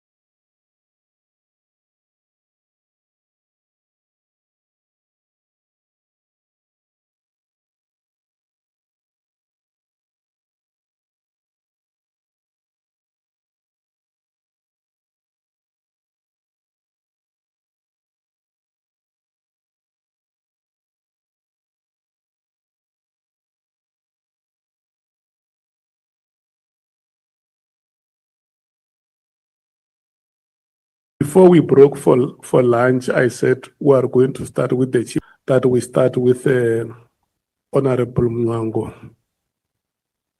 So, Honorable Mwango, I'm handing over to you.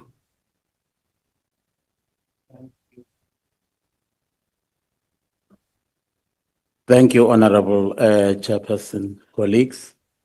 Good afternoon, General, the National Commissioner. On the constitutional roles and responsibilities of the Minister of Police and the National Commissioner. It is said that the role of the minister is actually the determination of the national policing policy, and that of the national commissioner is to control is to exercise control over the police service, the control and management of the South African police services. Now I'm trying to find out where does the PKTT fall into these two authorities. Thank you, Honorable Chairperson and others, and good afternoon, Honorable Member. Yeah, my view and interpretation is that the PKTT is a task team. It will fall under the administration, that is the management and control by the National Commissioner. I'm asking because rightly so, PKTT was actually is the creation of the president, and the president actually then established an interministerial committee, and the interministerial committee gave the control of the activities of the PKTT to the steering committee. I'm not hearing any interaction with any of the police structure. I'm hearing the president, I'm hearing the steering committee, the IMC. Where is the police featuring? How does it feature into this?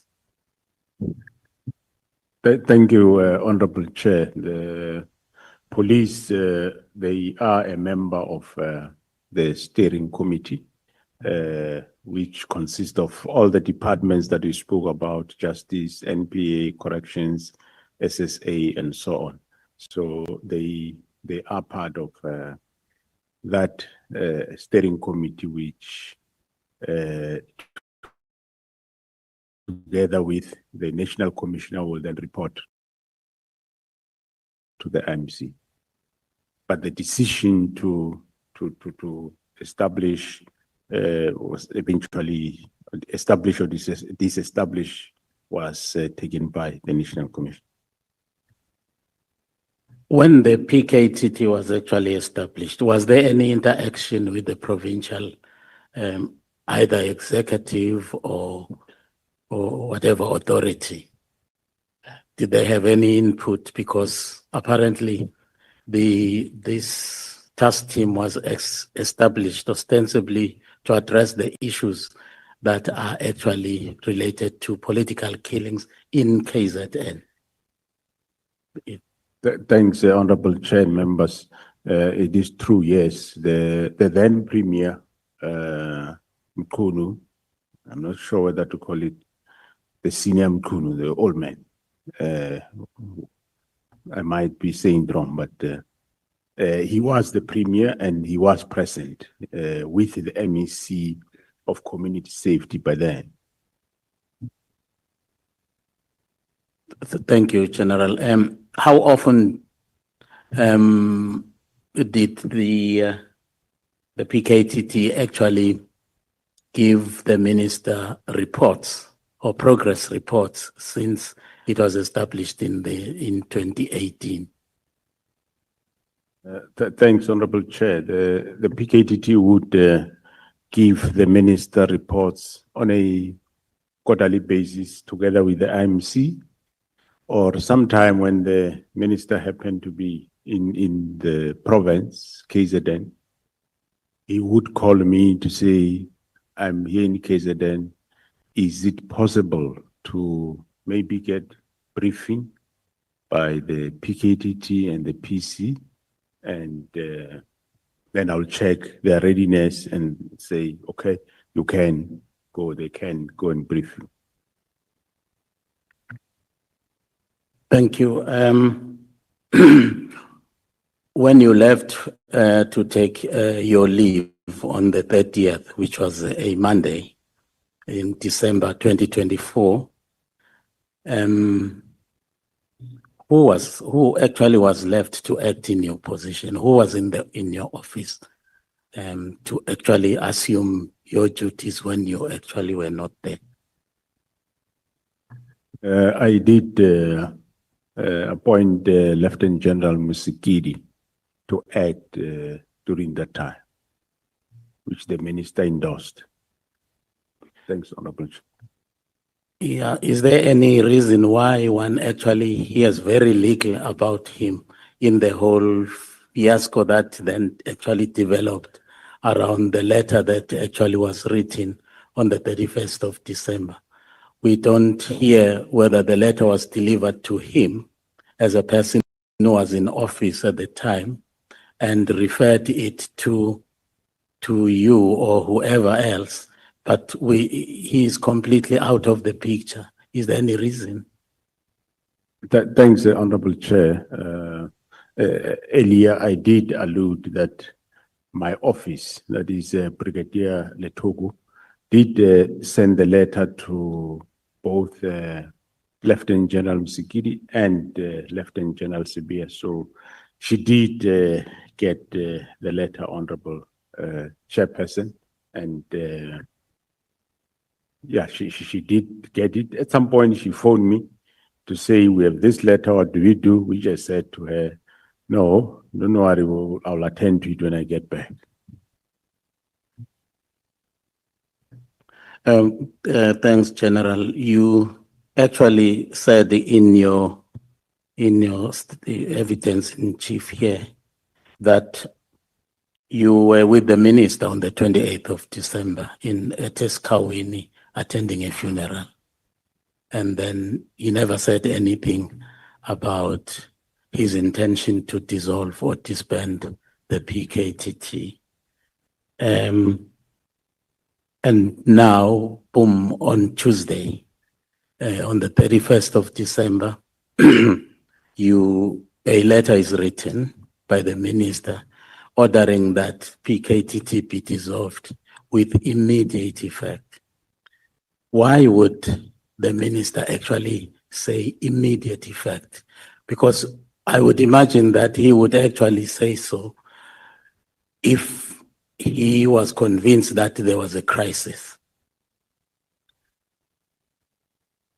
Thanks, Honorable Chairperson and members. Yes, one would also, yes, take it in that manner that if there was a crisis, he could come up with the immediately.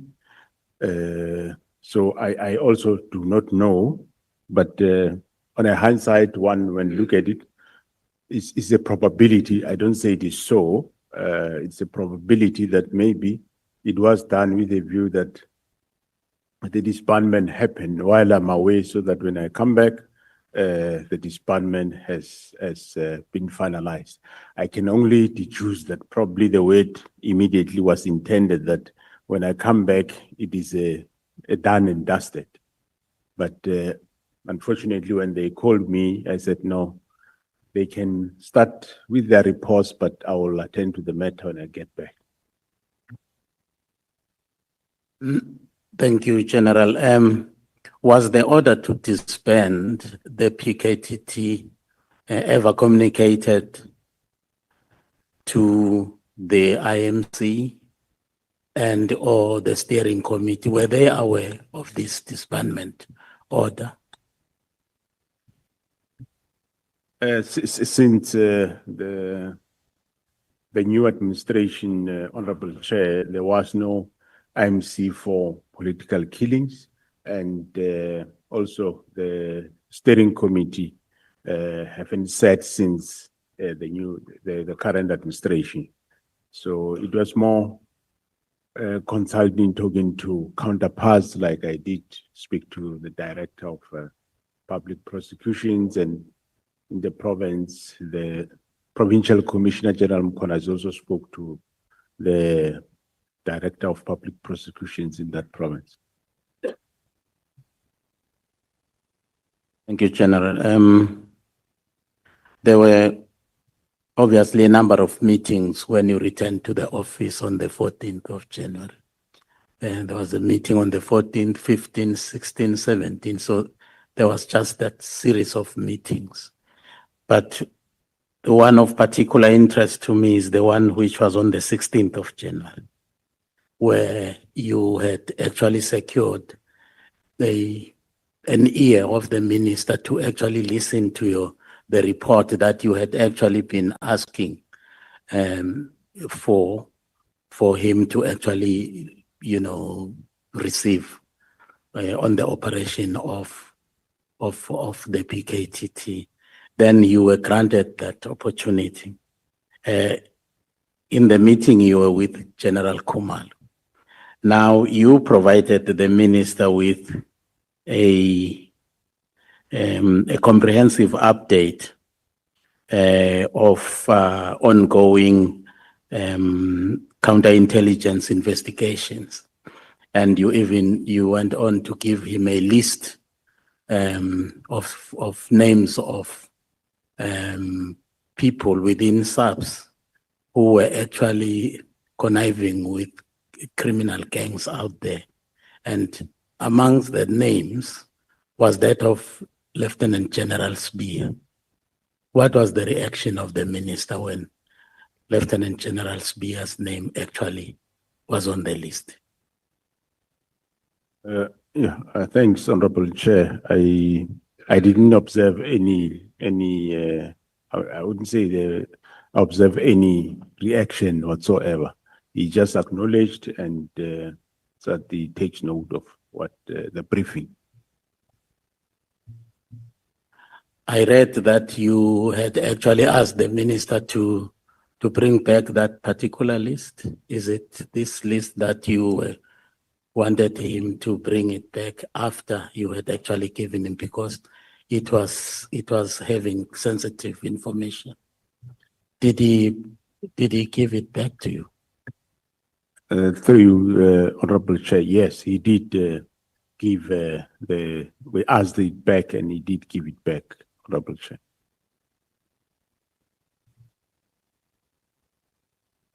One of these days, between the 17th and so January, Spear walked into your office and he came with a plan to actually dissolve PKTT and asked you to sign it.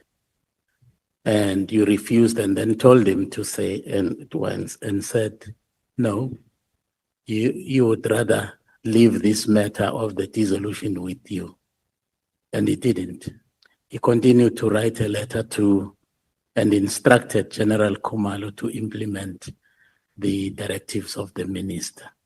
I want to also believe, like the Honorable Malema did, that that was defiance of the highest order, considering the standing order of the police and the hierarchical order, that your instruction was defied. Don't you think that that actually warranted drastic action on your part? Yeah, thanks, Honorable Chair. On the hindsight, I do agree, but however, when situations evolve, sometimes you don't think them the way they are. You learn late about these things and you might not envisage that the intention is what it is. Thank you, General. General Spear at one time was out of the police service and was employed by the city of Johannesburg. And somehow he came back. But before he was re-employed by the service, police service, he already came with a lot of baggage, should I call it that, because there were allegations against his conduct. But the police went ahead to re-employ him anyway, without actually checking on the veracity of the allegations that were being made against him. Now, why was that? Why did the police actually turn a blind eye to the allegations that were made against the behavior of Mr. Smith? Thanks, Honorable Chair. It is not that the police turn a blind eye to the allegations. Yes, we heard there's a report, I think a member of parliament that said he wrote a letter to the minister. But here, the Labour Appeal Court have issued a judgment that this person should go back to his work with various conditions and so on. So, meaning he had to be re-enlisted, and if there is a misconduct, then we deal with that specific misconduct. So in this case, if I can go directly to that, he was dismissed on the 31st of August 2015, and on the 22nd of July 2020, the Labour Court judgment did dismiss the case of the employer as procedurally and substantively unfair, and ordered that he be given 12 months remuneration at the current level of a Major General, and SARS to pay those litigation. So this judgment was not appealed and by the DPCI then, and then, well, he wasn't satisfied. He further took the matter to Labour Appeals Court, and the subs through DPCI, they said it will be too much to appeal this matter because they think that the first court of instance was right, and the Labour Appeal Court then did give judgment, and well, it set aside the Labour Court judgment and replaced it with reinstating Sibia at his back at he had the option of election to come back to SARS or only receive payment, which then he elected to come back to the service. Later, there were cases that were registered, and those cases were finalized. Some of them, it was said, and there was a case that he was employed regularly by Gauteng Johannesburg City Council, and that case was held that it is not him who employed himself, and it's not against him. There was other cases that were eventually finalized, and he was not prosecuted in those cases.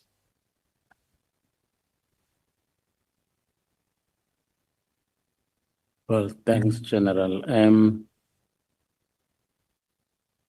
General, do you actually strongly believe that indeed the minister acted outside of the scope of his authority when he actually disbanded. He ordered the disbandment of the PKTT. Thank you, Honorable Chair. I indeed believe so. I did have my doubts at the beginning, but after I become aware of what were the intentions, then my belief became strong that this was indeed my suspicions were right, that this was illegal, this was done for purposes which have ulterior criminal motives behind. In the letter, the minister uses very strong, expressions here. He says, this team is no longer required. Nor is it adding any value to policing in South Africa. And that is, he says that is his view. Yeah, that is correct, Honorable Chairperson. That is his view. But the problem with that is, I'm not sure how he knows that they are not adding any value.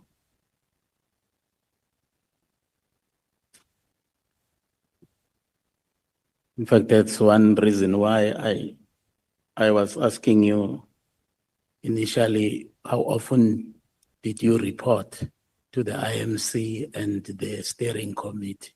Because presumably the minister was one of the members of the IMC, so obviously he would have been aware of about the successes of the operations of the PKTT. And if there were regular reports, I think when, assessing the performance based on the reports, then he would rightly come to the conclusion that this team is actually not adding any value and therefore it must disband. That is correct, Honorable Chair. If there was IMC, and he was attending those meetings, he could have been aware. However, there was no IMC during this tenure, but however, he did have officials, myself and the others, who were privy to the work of the political task team, which actually we offered to brief him, and the date never came to brief him until that letter came.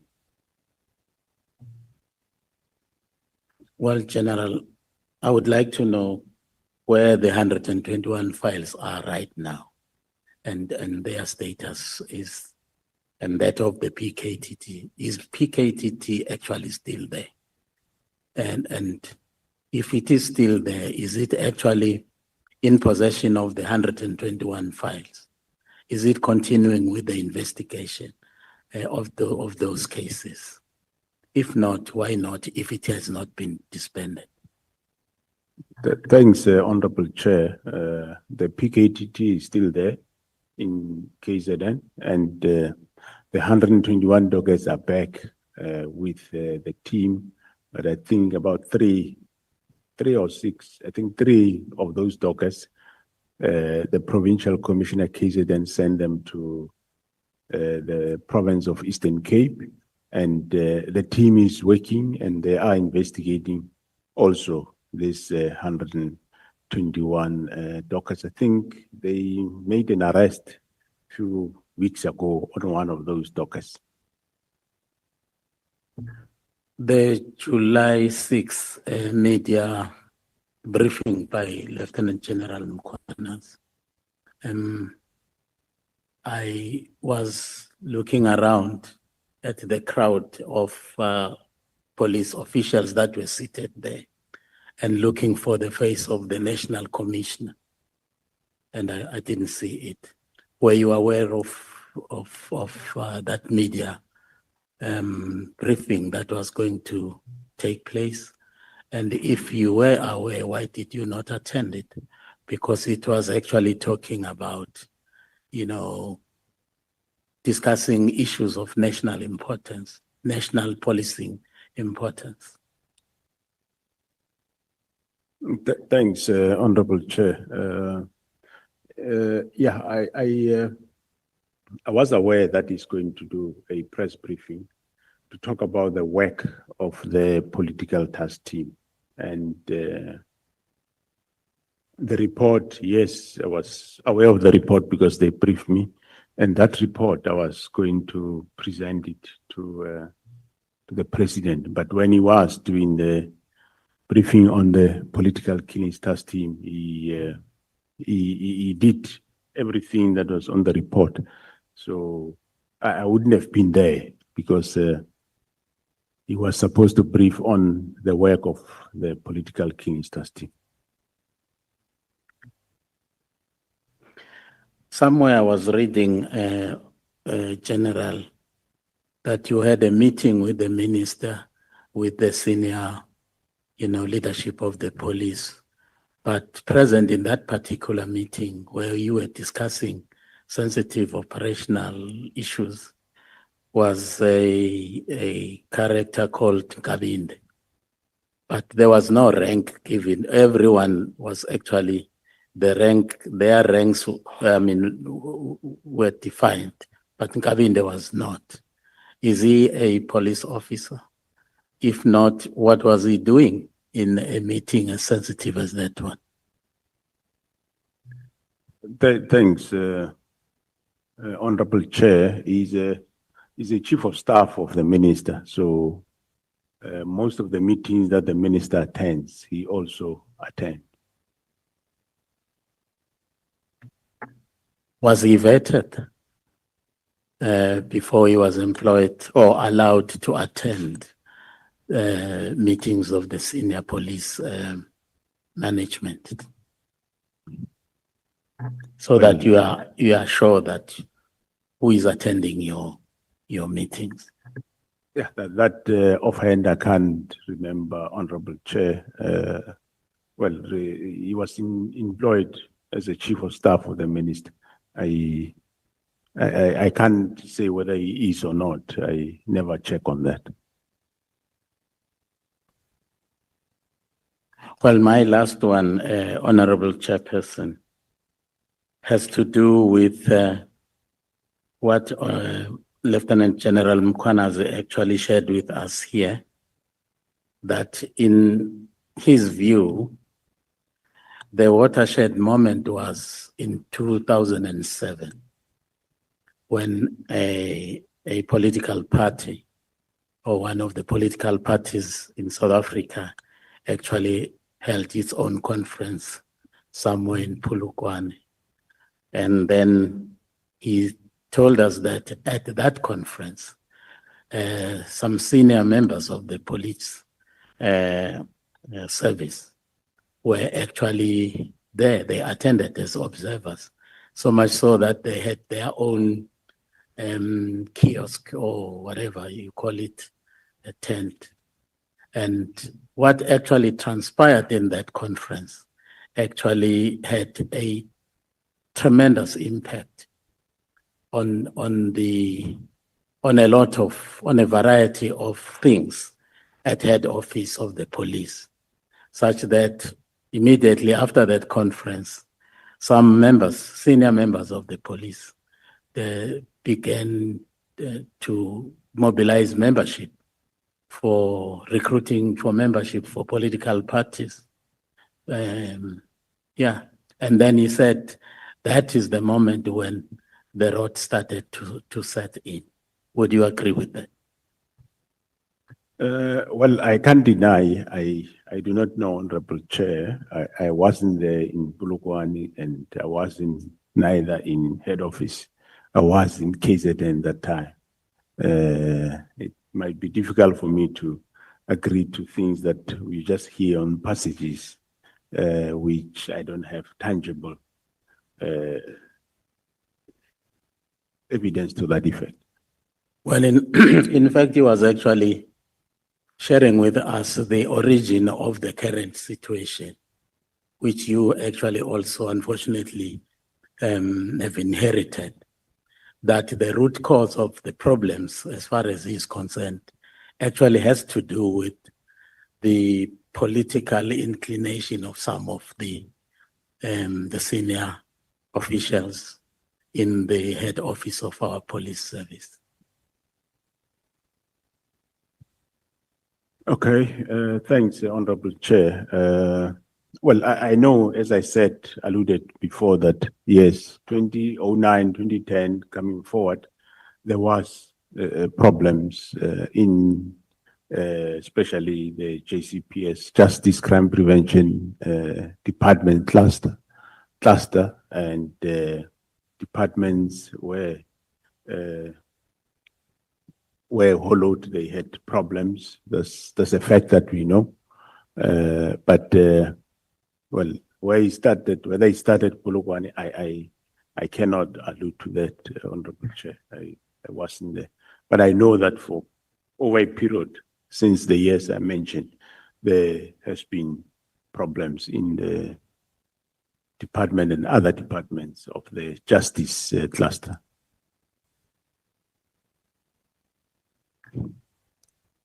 Do you vote on an election day, General? I do vote, Honorable Chair. Okay.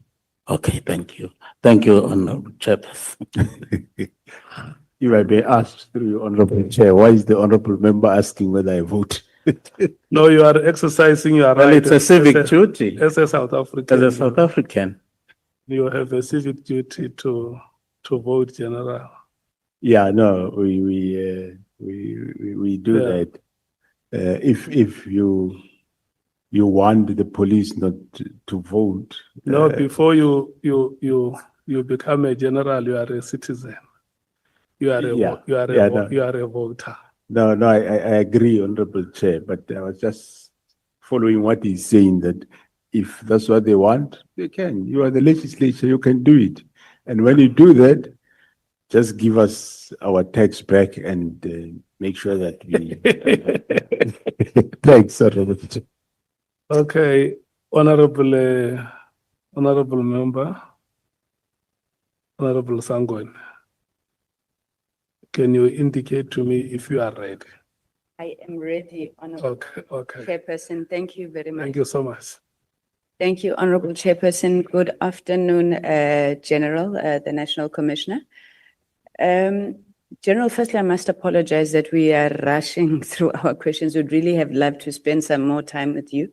Unfortunately, it's a bit late and we have to go. So please do forgive me if I rush you a little bit.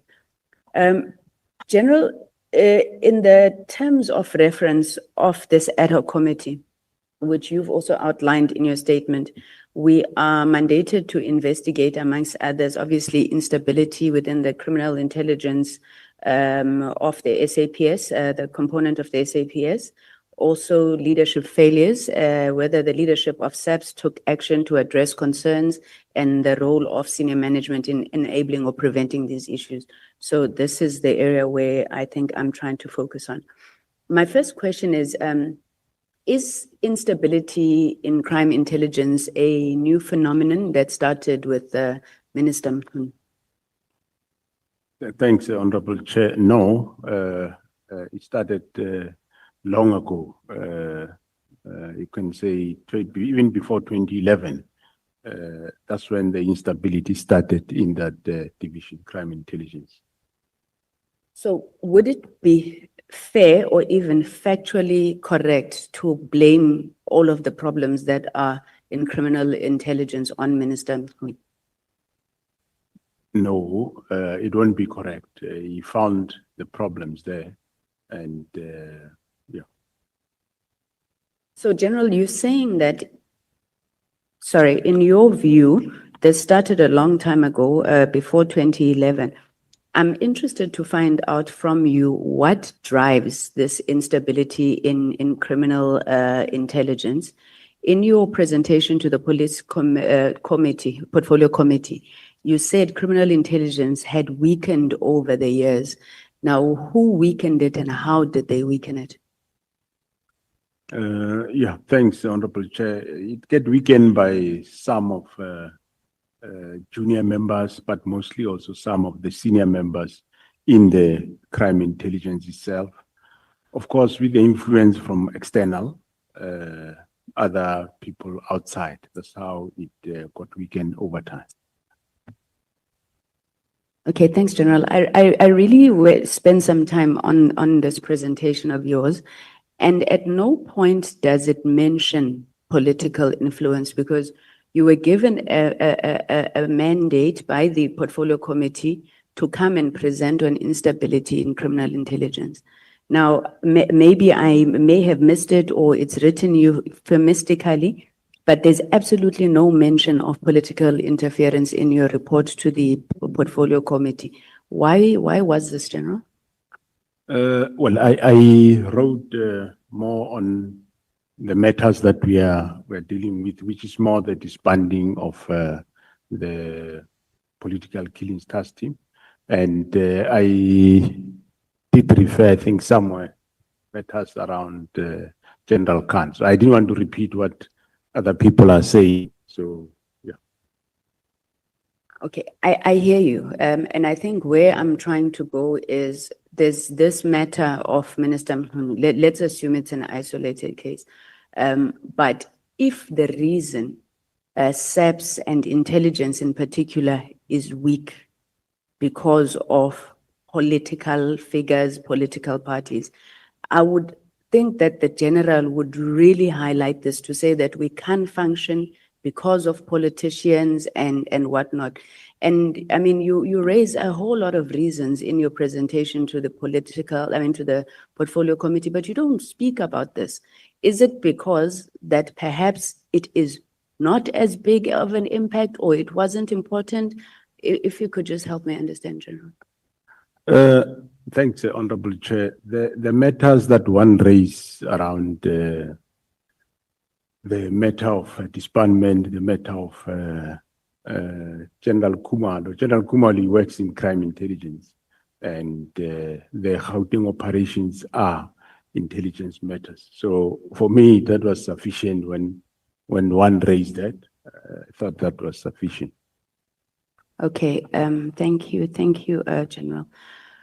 So you then went on and you said there have been various attempts to revive the division, criminal intelligence that is, and these attempts were met with resistance. Who was responsible for these attempts to thwart the reforms that you wanted?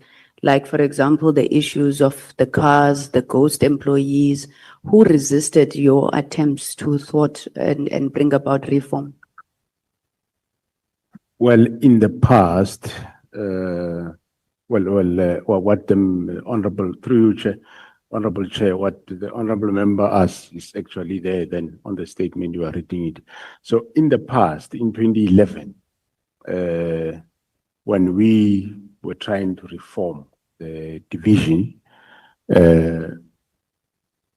who started it, obviously, I would say, is the executive authority that time. I mean, the then minister, and I won't have evidence, but to an extent, probably the president that time. Because when we were doing that, they... Sorry, please be specific. Who was the minister and the president, General? The minister then was the late Minister Mthethwa, and the president was President Zuma. So what one says they thwarted the attempts is when we had a plan on how we were reforming the division. We did quite a lot of work, and probably we touched the wrong button maybe, because we even went as far as to themselves, where we took cars they were using themselves for no reason that are from the division. We took them away from former President Zuma. We took car away from former Minister Mthethwa. And I'm sure that might have caused a problem. And that's how we were later then targeted and removed. That's where then Lieutenant General Mkonazi ended up at home. I ended up at Limpopo. Kumalo probably was lucky he remained, but around Gauteng. So those are the people I would say they thwarted the reforms that were which it was the right thing that we were doing, I think, because we were making sure that the resources of the division solely only get used to fight crime. I mean, why would a minister drive a vehicle that belongs to the account for no reason? So we claim those things back and we put them. And also senior managers of that division, they were driving also those vehicles and we removed them. Now, when I take over again now and appointed Kumalo there, we found again that they were given back those vehicles, the senior managers, which in actual fact is one of the matters the Auditor General has been querying. And we again started removing them. This time we had the support of former Minister General Kyle, at least he was supporting us and we started this reform. We're still continuing.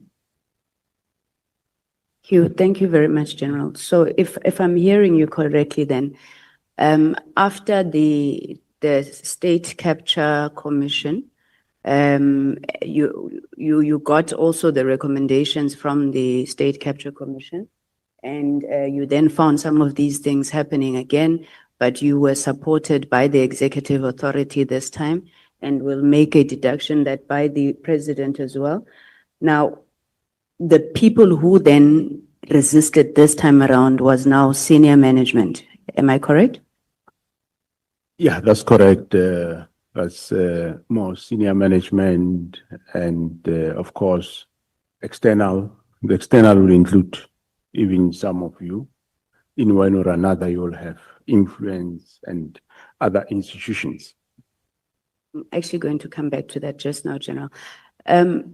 General, what do you think about the interventions that have been put in place by President Ramaphosa to try and strengthen the criminal justice system?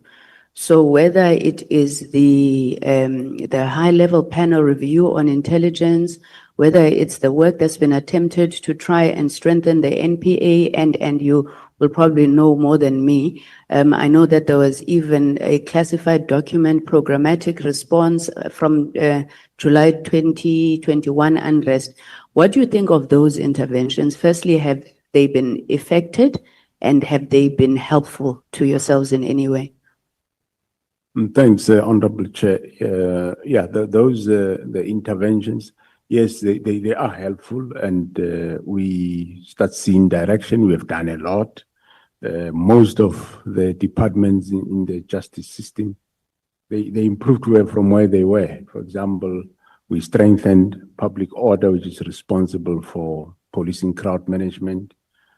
The same division intelligence, we increased the personnel numbers now, and we increased even the numbers of the police. You'd recall the last 3 years, we were given 30,000 for first time in history.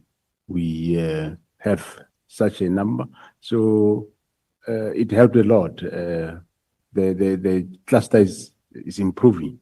There are, of course, just remnants of problems that are still there that are not that they are insurmountable.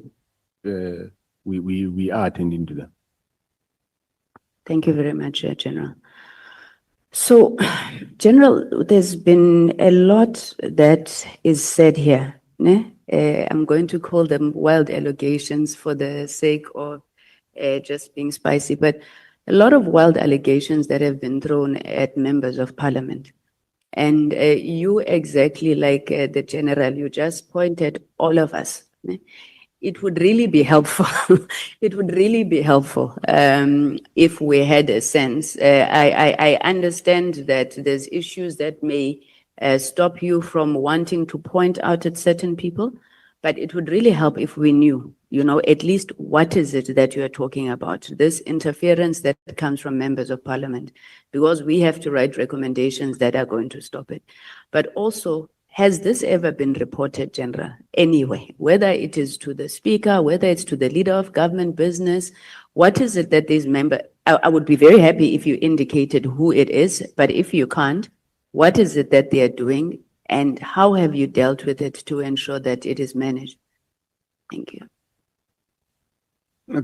Thanks, Honorable Chair. Well, some of them one do talk to the various committees, like the Joint Standing Committee. One do report that, but I haven't formally put pen to paper to report them.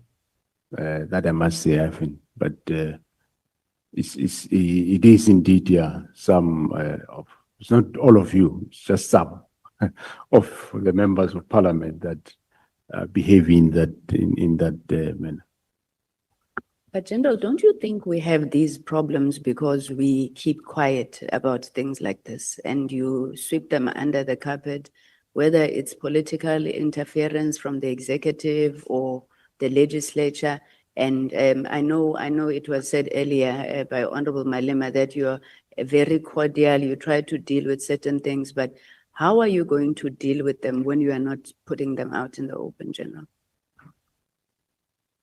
Yeah, no, I do agree. I think we need to report them. We'll report them. I'm sure you know. One of them is Honorable Adams. That will always go to the portfolio committee, come with allegations, accuse people of whatever. And somehow it looks like, I'm not sure whether he's a member of crime intelligence or he have sources there or he's been handled there. I don't know. Just giving an example of one member. So yeah, one will write to the speaker and make him aware of those. Thanks. Thank you very much, General. And then my last question on this area is, sorry, General, what oversight mechanisms does SAPS have internally to oversee all of these issues in SAPS? So how would you pick up within SAPS the rotten apples within the institution? How is that handled? Because I mean, I understand that there's IPID. I'm not sure whether IPID only deals with issues outside relating to police officers. But if you could just help us understand who guards the guardians, you know, in terms of what's happening there and any recommendations you would want to make in terms of how that could be strengthened. Thanks, Honorable Chair. We have a couple of measures within ourselves. We do have a anti-corruption unit within SAPS, which we are this year going to increase the numbers. The numbers are not quite good. They're not more than 100 nationally. So we are going to increase that. And we also do have the counter-intelligence within crime intelligence, which investigate, and when they pick up this type of matters. And of course, every year, as you know, public officials, they declare their financial interest. We have audit and risk committee that look at those matters, and also a chief risk officer that will look at all the employees, and where there are red flags, they will refer those matters to either counterintelligence for investigation and verification. So internally, those are the measures that we have, and externally, that is IPID that is doing some of those investigations. So in terms of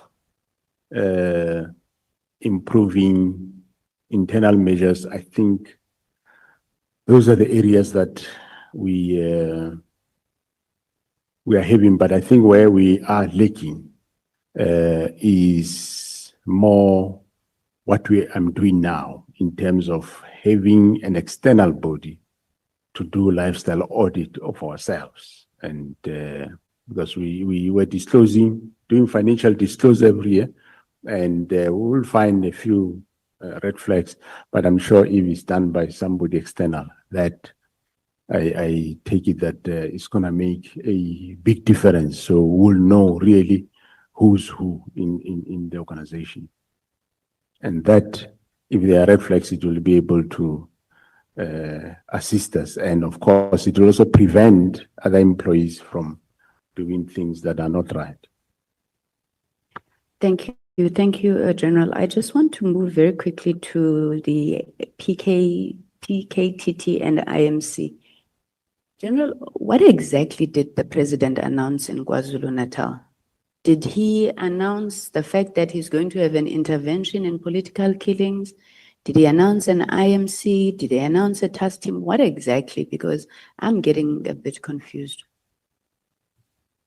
Yeah, I don't have that. I think there is a statement to that, a voice statement to that effect. He announced that he's establishing an interministerial committee that will deal with political killings in KwaZulu-Natal. That's what he announced.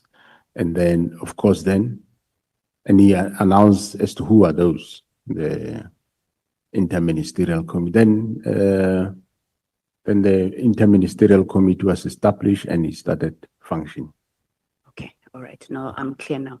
And I suppose you'll agree with me that there's nothing strange or nefarious with an IMC not existing anymore because the term of cabinet came to an end, and an IMC is basically a cabinet committee established by the president.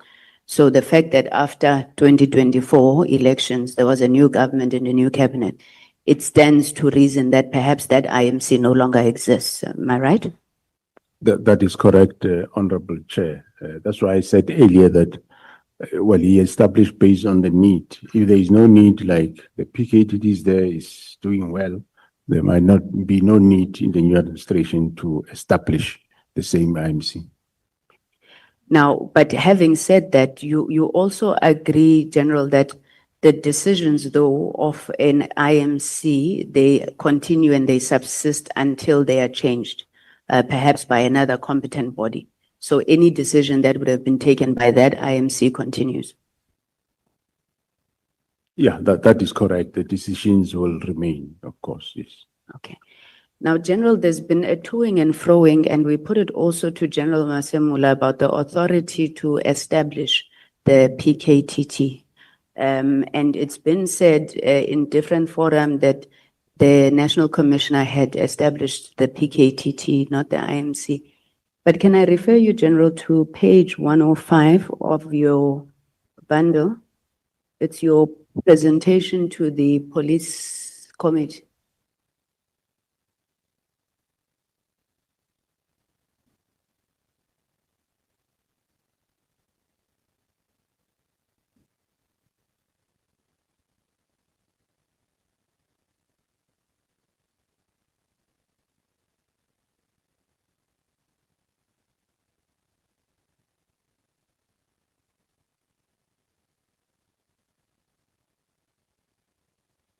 Yeah, and seems to find the 105. If you just go to the, I don't know what volume, guys, volume 3, it's maybe if you just flip General and then you'll see the presentation that you made to the Portfolio Committee on Police. Do you have it there? Maybe it's, I think I found it. please. Yeah, I do find it. Okay, then if you look, yes, if you look at the pages, then 105.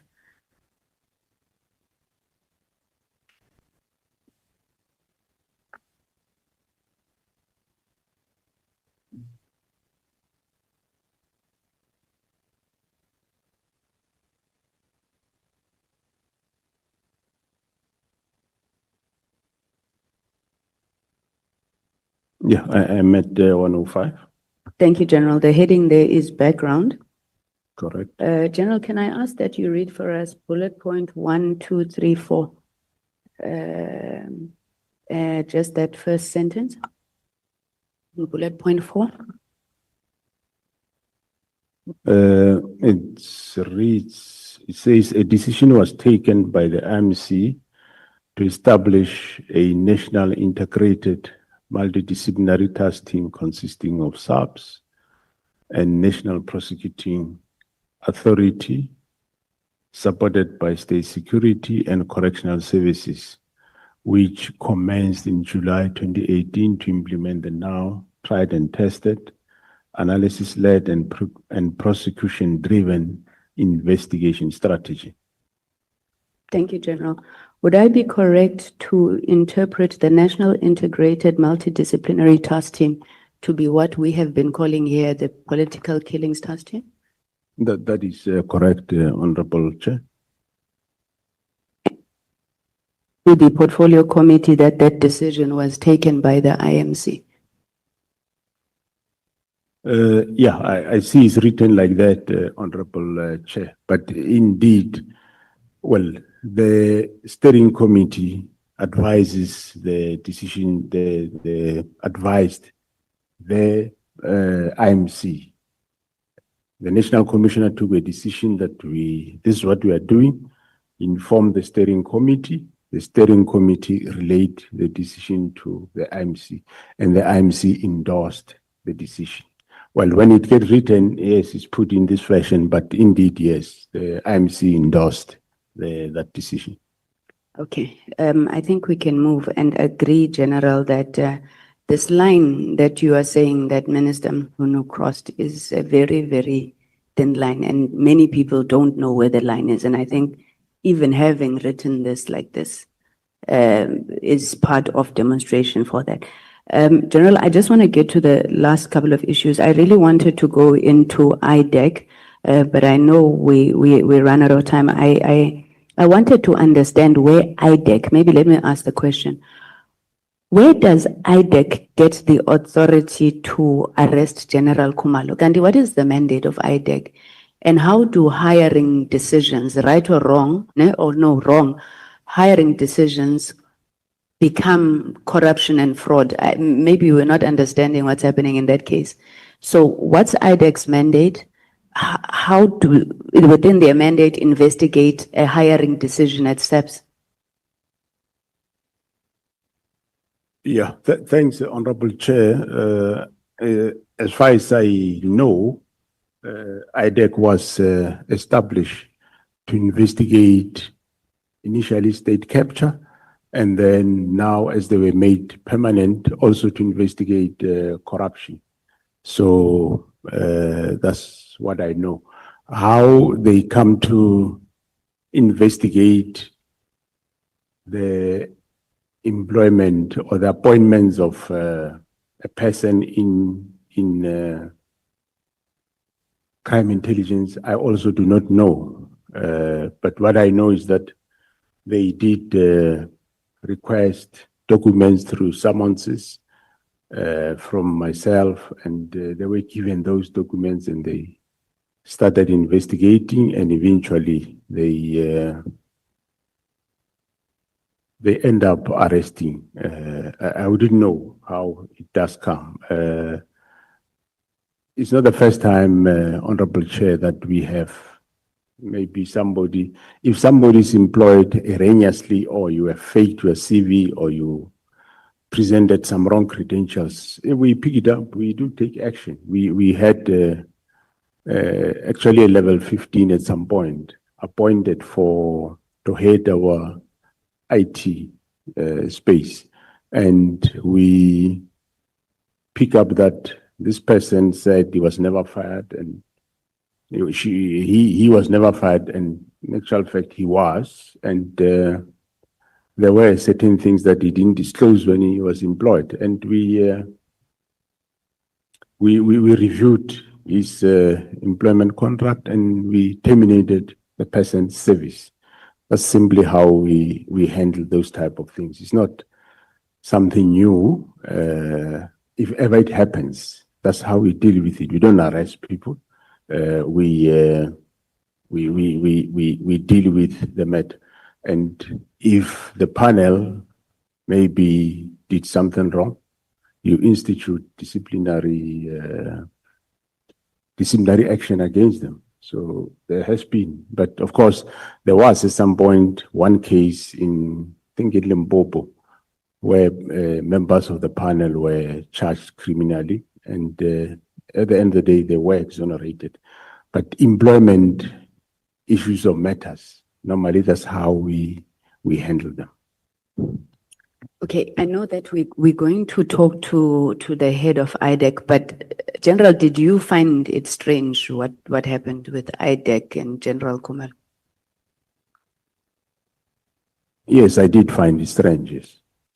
I did find it strange that they were charged for all those charges of corruptions, and I did indeed find it strange. Thank you, General. My last 2 or 3 questions around some of the structural recommendations and legislative recommendations that have been made, largely by General Mkhwanazi. So General Mkhwanazi says there's no process that is followed around the development of organizational structures within SAPS. I think the example that he used is that depending on who a person is, they can just walk into your office. I'm not saying you specifically. I don't know if he indicated which national commissioner, but then depending on whether the national commissioner likes or doesn't like what they see, they sign off a structure. Is that how things are happening in SAPS? Yes, that's how it was happening. Well, even myself, when I came in, I did introduce restructuring. But my restructuring is not wholesale restructuring.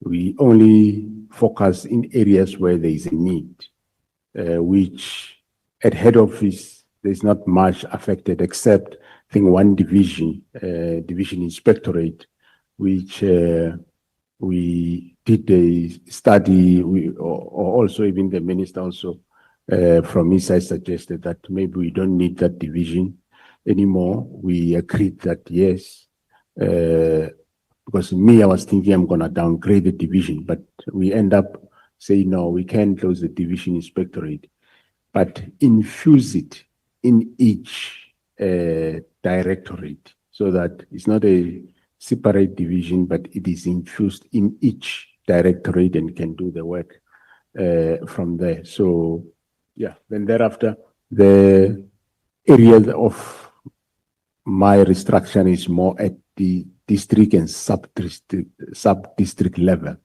because the district. Sorry, John, sorry. Now, I think I hear that. I was just worried about this lack of process. So are you governed only by the SAPS Act or the Public Service Act as well?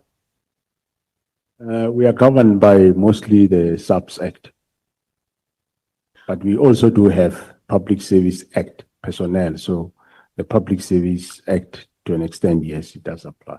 Okay. So, but you're saying under your leadership, there's process. People don't just change structures willy-nilly. I think what he said was when a national commissioner come in, he does a restructuring. And the structure of the organization normally is valid for 5 years. So normally when another one comes, either is about to there or so, then they restructure. No, he was talking about favoritism, General, but I get what you're saying. Now, in terms of seniority within the SAPS, and this is my second last question, honestly, or in fact, it could even be a last question. In terms of seniority within the SAPS, it's the National Commissioner, which is a general. In public service terms, it's the DG, right? Then you have the Deputy National Commissioners, which are Lieutenant Generals. The Provincial Commissioners, are they also Lieutenant Generals? Okay.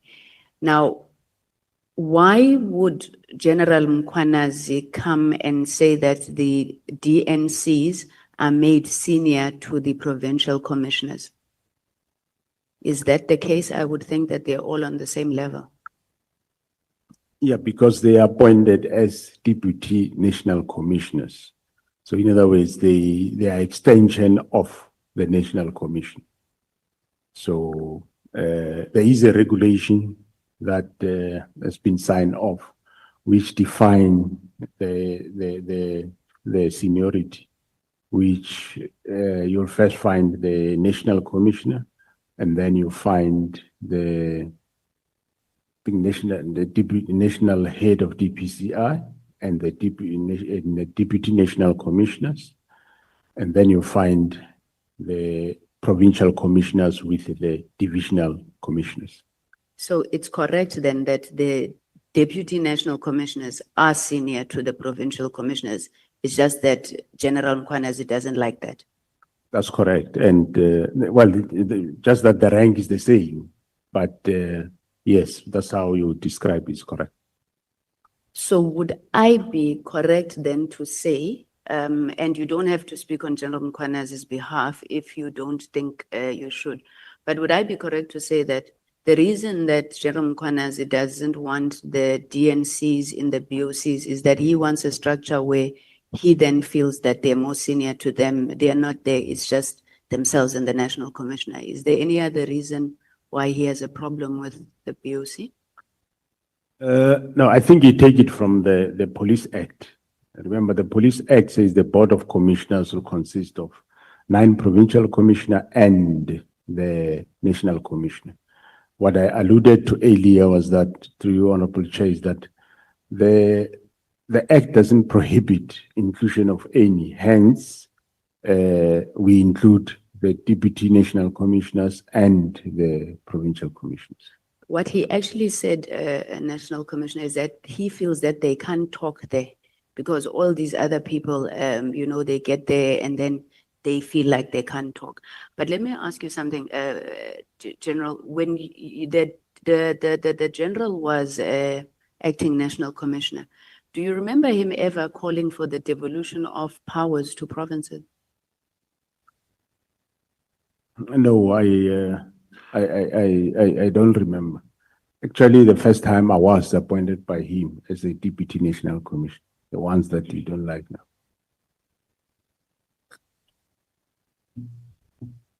Thank you very much, General. No, let me stop there and say that perhaps then we need to get a sense, Senior Counsel, maybe on some of the reasons around General Mkhwanazi's views on issues of seniority. Thank you very much, Chairperson. I haven't exhausted my questions, but we've run out of time. Thank you very much. Thank you, General. Time is always going to be the barrier between yourself and Honorable Ntuli. Honorable Ntuli. No, thanks. The baton is handed over to you too. Okay. No, thanks, Chair. Good afternoon to honorable members, the General and his team, and all colleagues, everyone who's in this chamber. I think the first one, General, I want to build on the question that was asked by my colleague. Lieutenant General Mkhwanazi's main concern, as I happen to understand it, with regard to the BOC, goes beyond it in terms of his the way it is structured. It goes beyond the concern that they can't talk.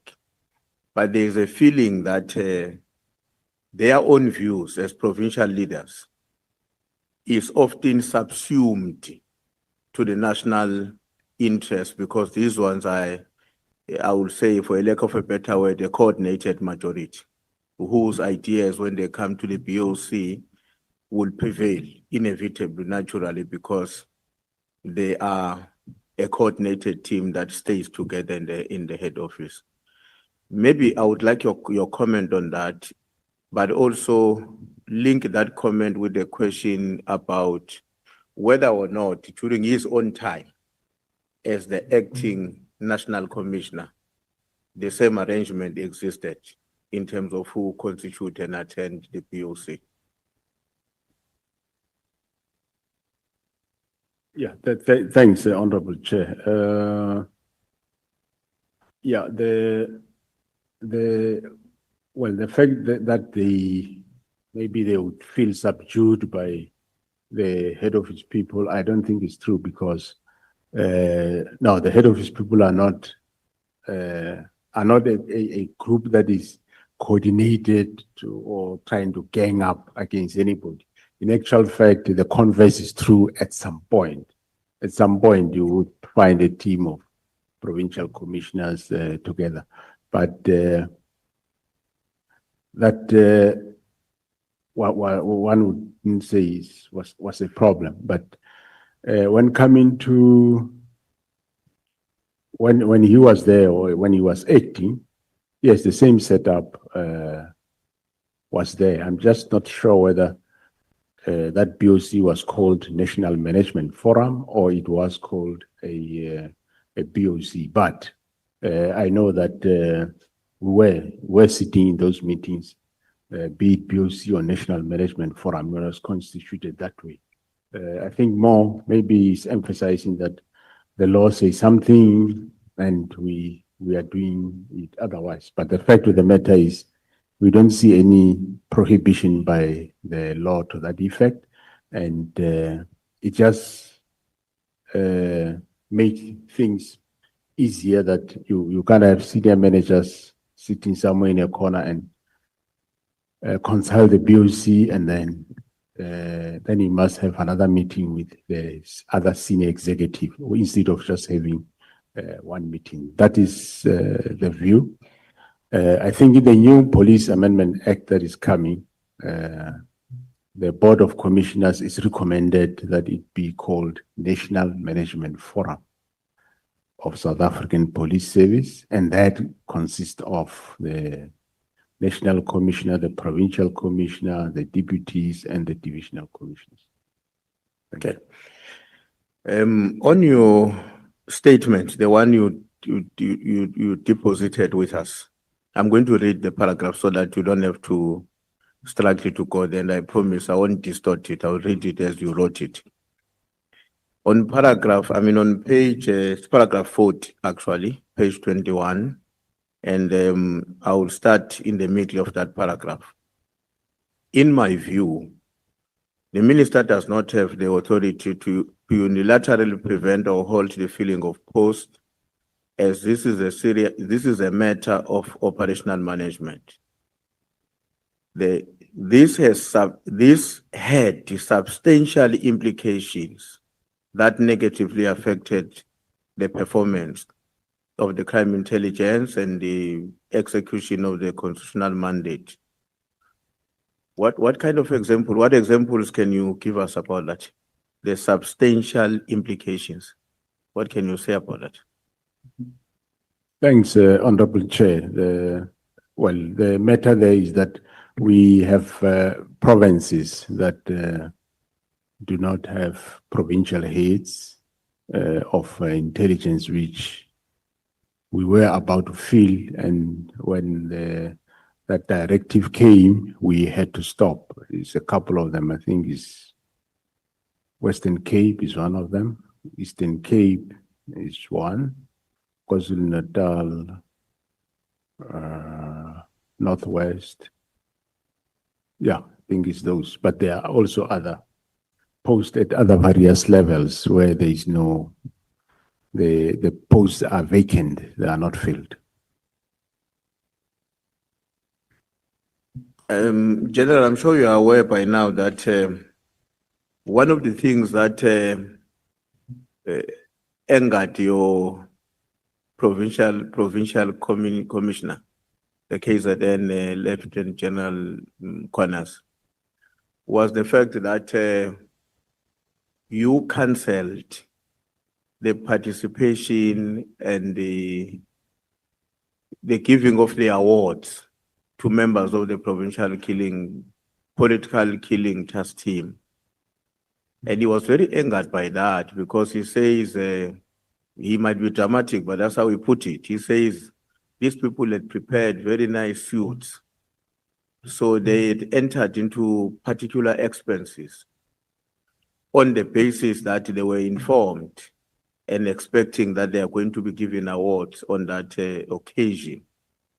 And then you intervene to cancel that award.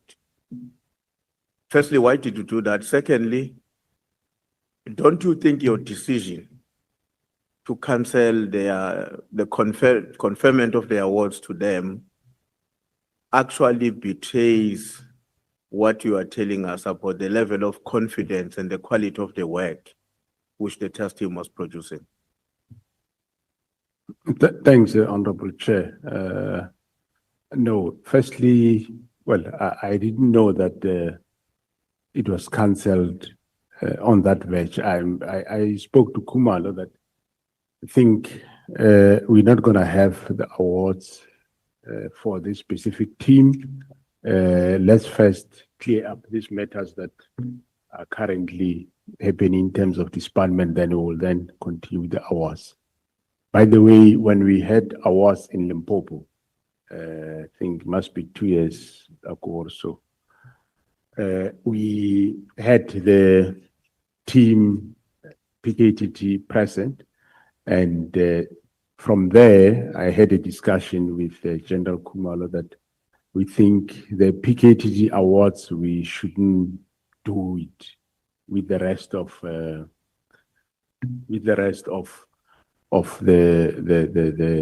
subs. We should rather do it separate. And I said, well, let's not do it. That was last year in December. Let's do it in the new year, which is this current year. And we do it separate. So we are going to still do it. But I wasn't aware that maybe you might have got that message on the verge when people were wearing suits. I wasn't aware of that. I communicated with Kumalo quite in advance, because in Limpopo we had a problem that we were giving them awards, but there was a problem of calling them to the stage because we want to protect their identity and so on. So calling them in a big hall and putting them there saying this is what they've done, we said it was not the right thing. And we are going to do it this year. They will benefit even double last year and this time, but it will be separate. But I'm sorry if I stopped it on the verge of happening. That never came to my attention. Thank you. I want to go to paragraph 86 of the same statement, and I'll read the last sentence of that paragraph, General. It says, this is especially pertinent in the view of our historical past and the involvement of politicians to abuse the police for specific political purposes. That is the last sentence on paragraph 86 of your statement to us. What is meant by that? Politicians who abuse the police for specific political purposes. What is meant by that? And maybe who were those and for what specific purposes?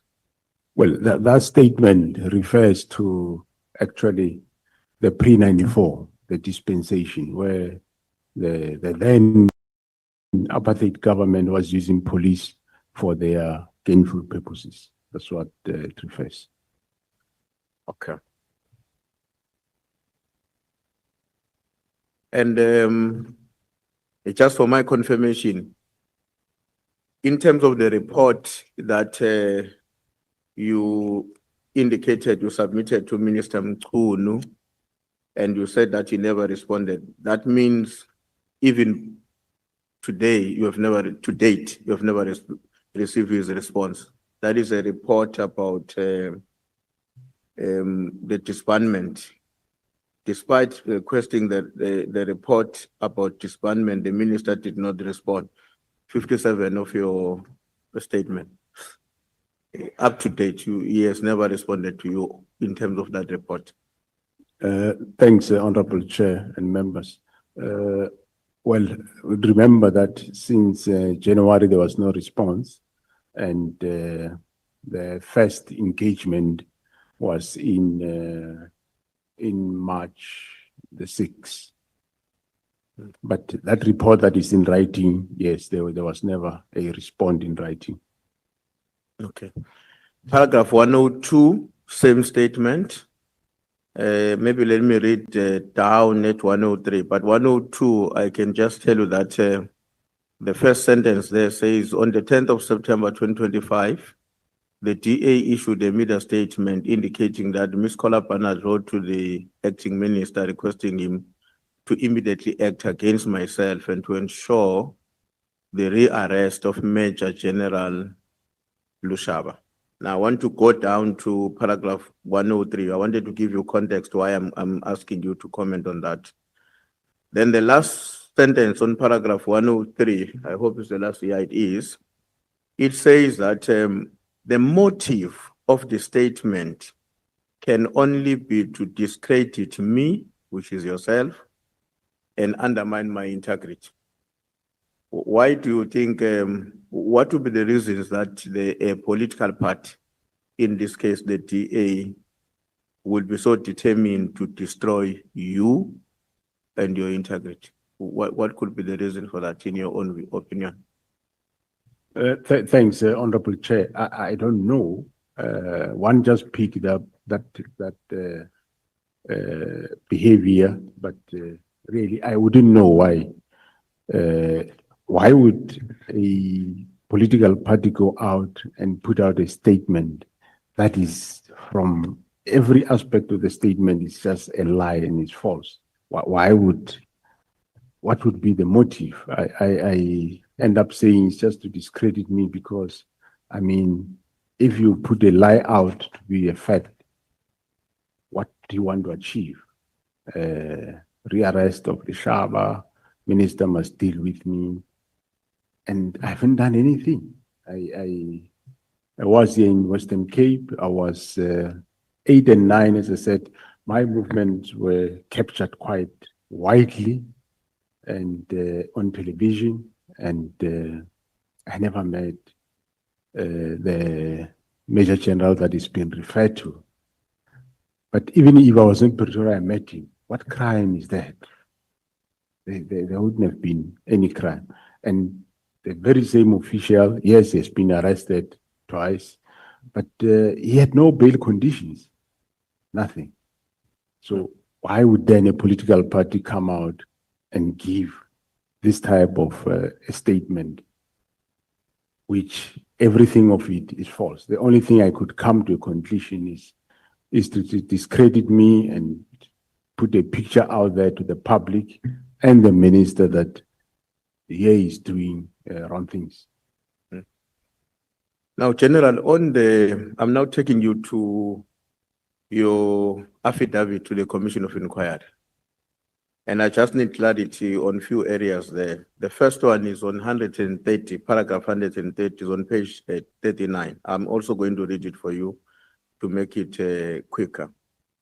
And I'm going to start on the second sentence, which says, my position has always been that the PKT had to remain. Therefore, in the report to the minister, we simply stated the directive of the minister to disband has been noted, and that the initial objective and the directive by the president has been achieved with a noticeable degree of political related killings. What do you mean by the initial objective, and what could have been or will be the second and more objectives beyond the initial one? Through you, Honorable Chair, the initial objective was to fight political killings. So political killings were going down. That was the objective, was to resolve political killings, and the team was doing that, achieving. But by that one doesn't mean that's the end of it, because there were still some killings.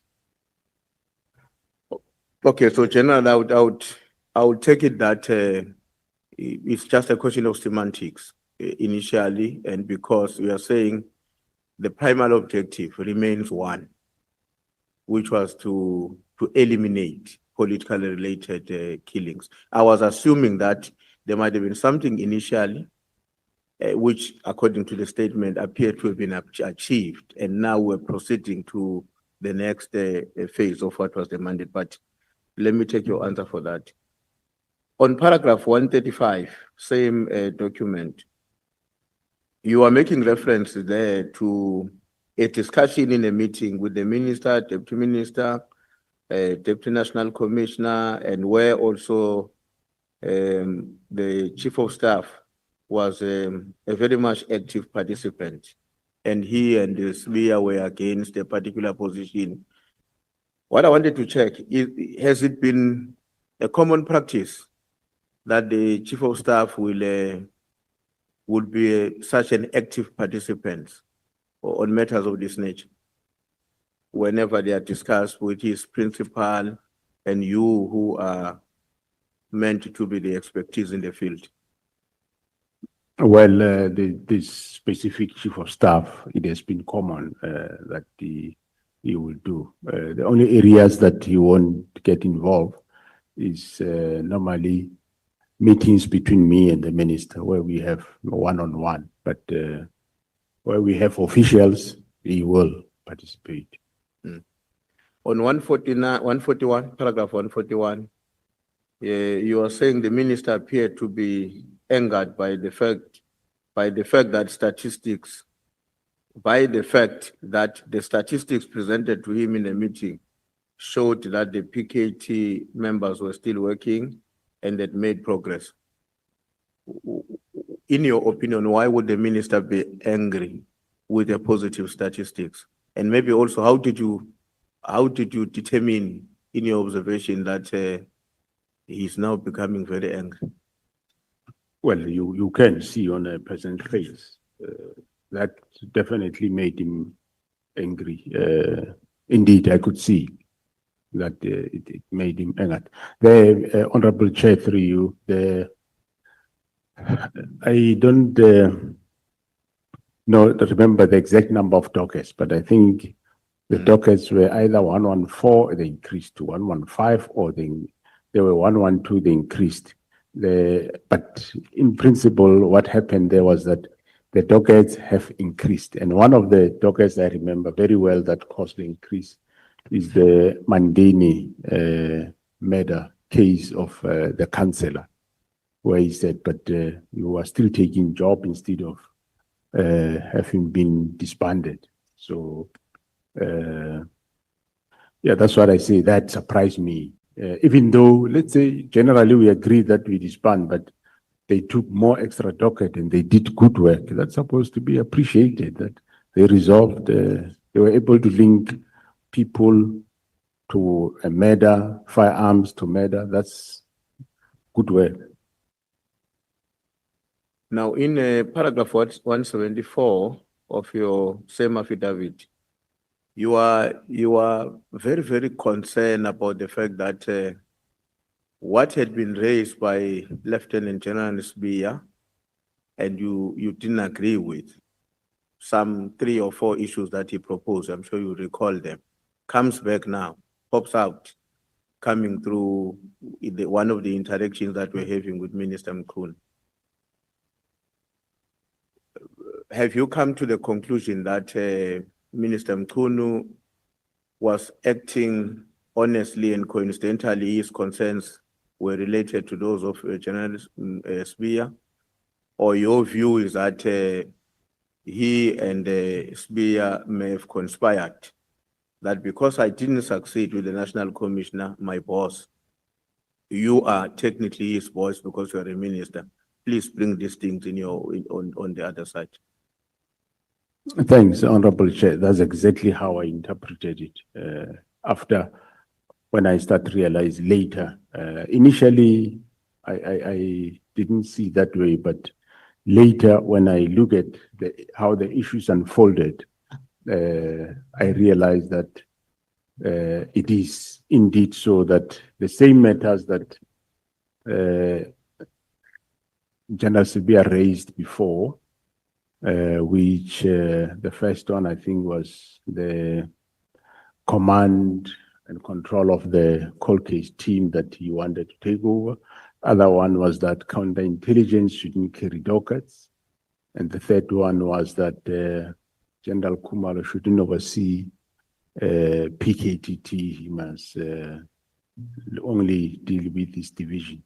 I do not, I did indicate to him that there is no problem. On the issue of Khumalo overseeing PKTT, I said, if Khumalo is overloaded, so it be, to relieve him. And but otherwise, he's a member of SAPS, a police official, there's nothing wrong if he still look after the team, which eventually indicated he have got no problem.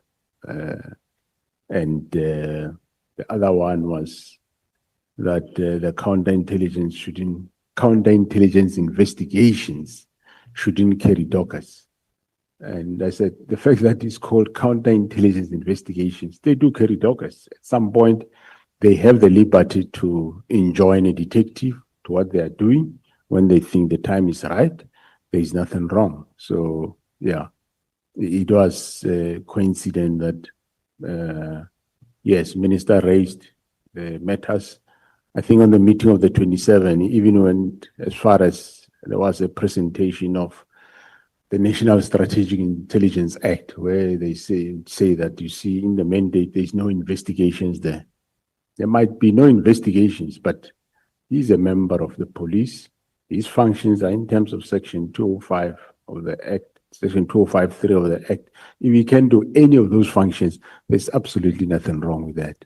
And there's nothing wrong in him overseeing the investigation. Actually, it makes the work much more easier.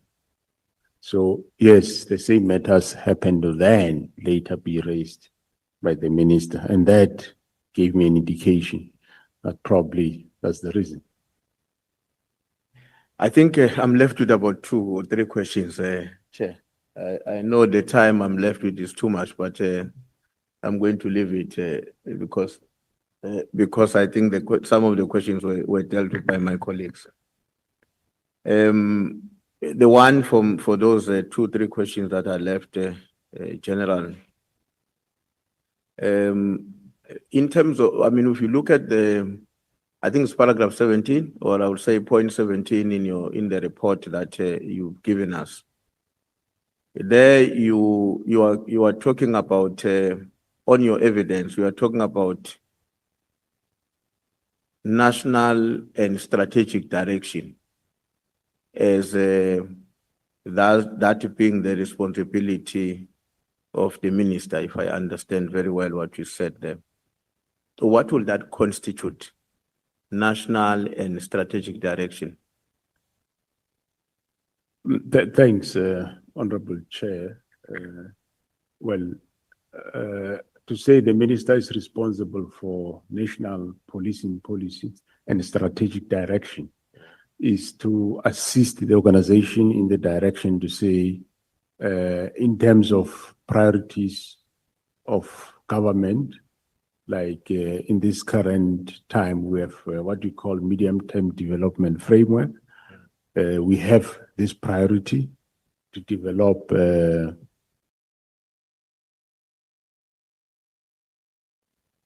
ethical, developmental and ethical state. And in that regard, we have got certain key deliverables that we will be doing. So in short, I'm saying he will give a direction in terms of what we should do. For example, if you say, like currently, gang violence is a problem in Western Cape, let's to deal with it. That's a strategic direction, according to me, that we do. But who am I going to deploy? How are they going to do it? Are they going to work only in the night or during the day? That is not strategic. That's operational. That's for me. How many people, based on whatever funding I have, and so on. For me, that is operational. But the first one, I would say, is strategic. Like he did say, gang violence is a problem. Extortion is a problem, especially Western Cape, Eastern Cape. So that's the direction that we know we must put our resources, come up with real tangibles in terms of fighting those specific crimes. Okay. Now, let me conclude. I'm going to combine the last 2 questions into one because they are not going to be difficult to combine. They are very much related. The contract awarded to the business company associated with Kate Machala is finalized in June. And then we obviously, let me not say obviously, but when I was looking at what then happened subsequent to that contract, is that already there were some publicly expressed concerns relating to that contract. Whether they reach you or not, I'm not sure. But what I want to understand is that if and when you were able to see those developments, just few months or so after the contract had been finalized, did you do anything? And if yes, what did you do to respond to those public criticism or negative reporting about that contract being awarded to Matlala in June? If you did anything, I would like to know what did you do, but also to know if you were aware of whatever that got reported as negative coverage of that contract. The last one, they are linked, General. Okay. The last one is that then in December, the minister comes in, and from your own submission, the minister doesn't say what is reported negatively requires your attention as management, but he directs that you must do a review. The words that we are using in your statement, one of your statements, the minister requested or directed us to review. And in response to that review request of the minister, you then decided to appoint the internal auditor to carry that instruction. Now, didn't you see the minister's choice of words as an interference? Because he doesn't say, I'm a minister here, something very negative is reported about my department. Please do something about it. But in terms of your own formulation on the statement, he says review. Is that not an interference? Thanks, Honorable Chair. Well, the first one, I don't remember that being aware. I only became aware after we were doing that process of auditing the contract. And on the last one, well, the minister said review. Review, I think it means yes, go and look at, is everything still okay or not? He doesn't say cancel it. So review is to go and relook what is happening. And we indeed task the internal audit and risk. They went, they reviewed, they found problems, and eventually after legal processes, then we canceled the contract. Just like he said with the, for example, the division inspectorate, that maybe the work of this division, let's relook at it, let's discuss it, whether do we still need this division, yes or no? And then we relook at it and we end up saying, no, there is a way of doing this. We can maximize our forces by doing away with the division and creating these functions within each directorate instead of having one directorate that might reach all divisions or provinces or might not. But if it's in each directorate, it will. So he didn't say, hey, disband now. He says, let's look at it. Thanks. Okay, thank you very much, Chair. I see your mic has been read already. Does it mean I was already out of my time? Or you forgot to make it not read? Thanks, Chair. Thanks, General. Thank you. Thank you so much. Thanks. Chief Whip, I was warning you that you must round up. I want to give to Honorable Skosan, Honorable Nombalo. Yeah, Chair, no, I wish to have a follow-up question based on the questions by the latter speaker. Yeah, Can I? You are allowed. National Commissioner, during the period between when the instruction to review by the minister and when the outcomes were issued out of the internal audit team, was there an attempt to influence you on how the outcomes should look like of the audit team? No, there was no influence whatsoever, Honorable Chair. So the word review, does it suggest that the minister didn't give an instruction for the contract to be cancelled? He just said, do anything in your power to review the contract. And what you saw as relevant at that time is to appoint an internal audit to review, because they have skills and expertise to do that. Thanks, Honorable Chair. I might not remember the exact weight of the minister, but yes, I appointed both risk and internal audit to go and do exactly that. They are skilled to do that, which they did that work. So it cannot be correct that it's the minister who cancelled the contract. No, the minister didn't cancel the contract. I canceled the contract. You cancelled based on the recommendations of the report. I canceled based on the recommendation of the final report, not the January report. The final report was issued in April, and I subjected that report to legal processes, which there was, at some point we were going to court, and eventually the legal process says, no, let's cancel. We don't even have to go to court. Is the report specific that the contract must be terminated? Is it specific? Is it giving a directive to that effect? Yeah, it does give recommendation that the accounting officer can cancel the contract. But of course, that when we engage, they said there are legal processes that we need to go. And so much so that some say, no, let's go to court. But after deliberations, eventually we agree that no, we don't go to court, we cancel. If they take us to court, we will then go to court. In December, there was a court challenge by Matlala in December, and later he withdrew it, and yeah.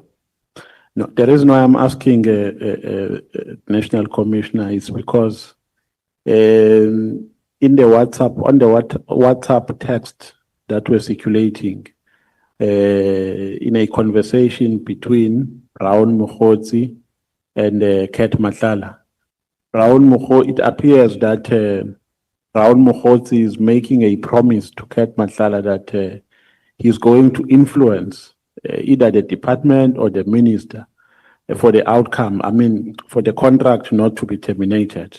That is why I'm asking if during that period there was an attempt to influence the outcomes of the internal audit. Thank you very much.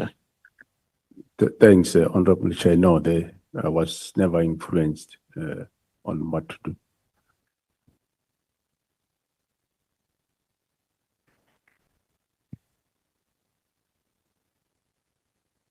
Good afternoon, General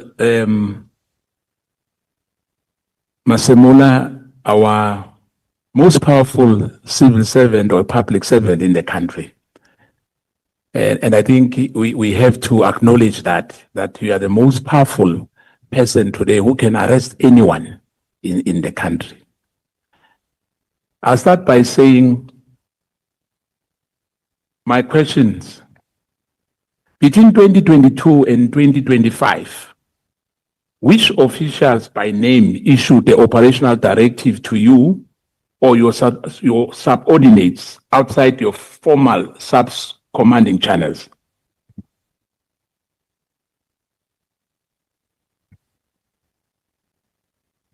Between 2022 and 2025. 25, Honorable Chair. What is the question there?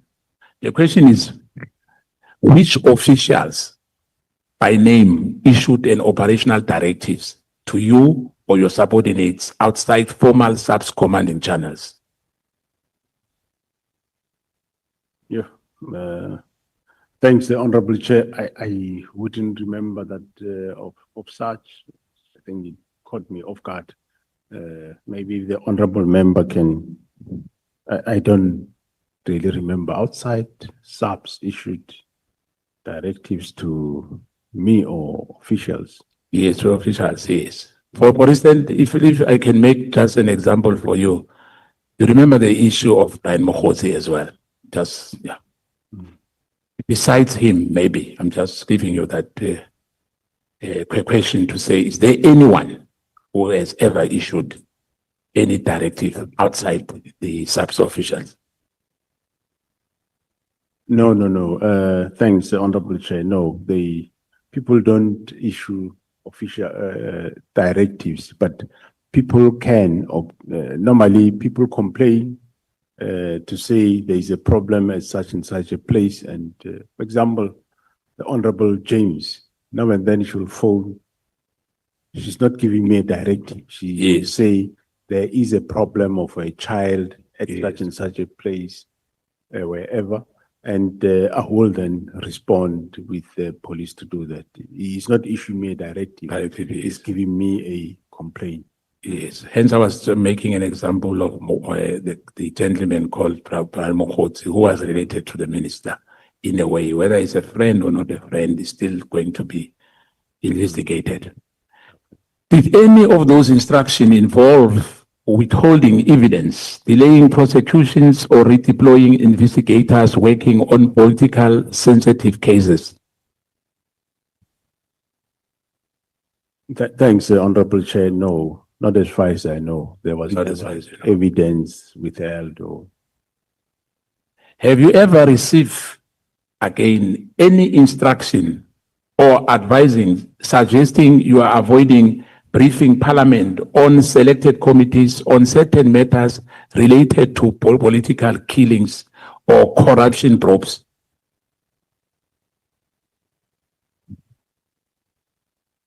No, Honorable Chair. The minister never issued that to you. That I should not brief certain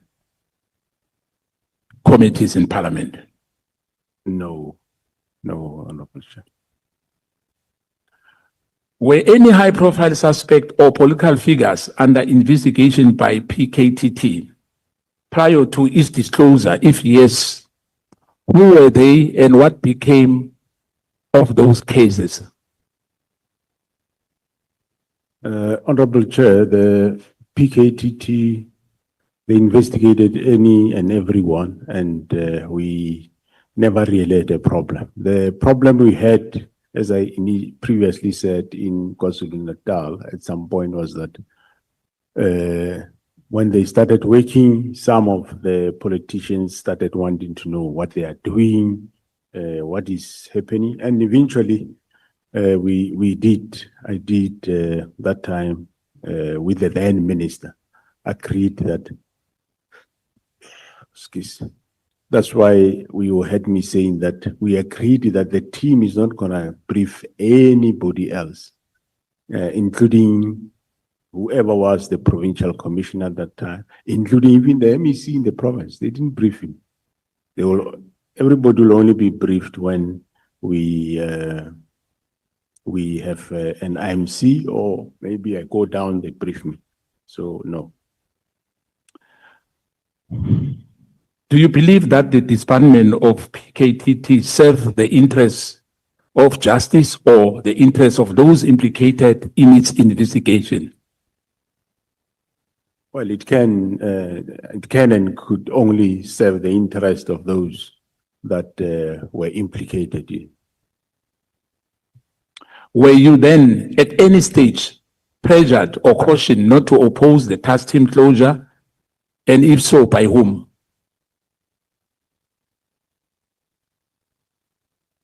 Thanks, Honorable Chair. No, remember, Honorable, through you, Honorable Chair, well, events that happened, I think this House, I've alluded to them. This House is quite aware what I said, but I was never pressured to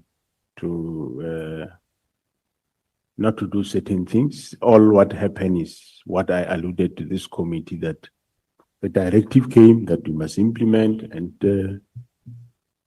we delayed the implementation until we found out what the reason was for this closure or disbandment of the team.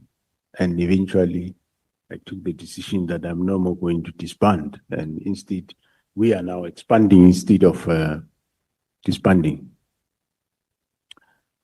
Can you confirm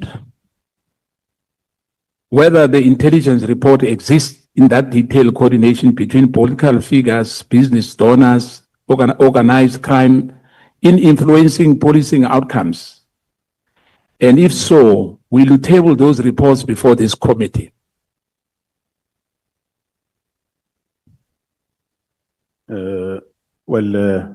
Thanks, Honorable Chair. There are, of course, reports that entail a lot of figures of the cartel, and that is still under investigation by the counterintelligence. So it's not reports we can table at this committee. Only when we are finalizing the investigation, we can come and report the outcome. For now, it's sufficient to say you have seen we have arrested Katie Mulefe, we've arrested Ket Matlala, and you have heard about the Big Five. So we're still gonna continue. So once we're done, we can be able to table a report to this committee. Is there any imminent arrest of Mr. Masemola? If any, if you know anything about it? No, not that I know of from SAPS. I wouldn't know from the Hawks and or IDEC, I don't know. Are there any known criminal syndicates that have penetrated or corrupted South African Police Service operation in specific provinces, particularly in KwaZulu-Natal, Western Cape, Gauteng? Name the syndicates and those compromised divisions, if there's any. Yeah, Honorable Chair, I can't name names of syndicates. Otherwise, then I've got no job because I want to find them. They'll run away. But what I can tell you, the cartel that we identified in Gauteng, it's not for Gauteng only. Yes. It have got links here in Cape Town. Yes. It have links in KwaZulu-Natal. So it's not a Gauteng matter. It's a national matter. Yes. Do you have any evidence that presidents or cabinet interfered directly or through intermediaries in SAP's promotion, task team mandates, or procurement decision? No. I don't know of that, and I do not have evidence to that effect, Honorable Chair. In the Pala scandal, we had the police guarding the farm. Major General Rode investigated the matter with his team. He went illegally to Namibia following the suspects. Can you confirm that was true? If so, why was it General Rode illegally went to Namibia? Or was it legally for him to do so? Thanks, Honorable Chair. I'm not aware that General Rode investigated any matter that I know of. And going to Namibia, I am aware that was during, I think, General Stolle's tenure. And yes, he did went, whether legal or illegal. But I'm aware that he was signed off. So it wouldn't be illegal if General Stolle signed for him. That wouldn't have been illegal. And don't have the facts to allude to that matter now. General, previously you mentioned that the media is being used to smear and running campaign to tarnish the reputation of South African Police Service official. However, there were media reports stating that officials from the Investigative Directorate ID visited you regarding the potential case. Louis Vuitton handbag alleged with the intention of making this matter disappear in exchange of appointment and investment and promotions. No, it's not true. Thanks you, Honorable Chair. No, there is nobody that visited me that wanted appointment and exchange of Louis Vuitton bag. No. that is not true. So there was never any investigation regarding that. Well, I wouldn't know. I know that there's been mention of Louis Vuitton bag. What I know is that the IPID, that is Independent Police Investigative Directorate, Yes. far back, somewhere around 2017, they did an investigation, and I gave them my facts, and that was the last time I heard of the investigation. That was far back in 2017, somewhere there. Earlier, you said to my colleague we've spoken about Rode as well. I'm talking about him that he has a right to investigate. Am I right? Anywhere, anytime, because he's a policeman. Am I right? Through you, Honorable Chair, can you just repeat that area? You said earlier to honorable member, my colleague earlier, Honorable Shongwe, that Rode has a right to investigate anywhere, any matter, anytime. Honorable Chair, through you, what I said is that any commander, when there is something that happened within your terrain, you do preliminary investigation before you can even call detectives if it's a matter that happened in your policing terrain.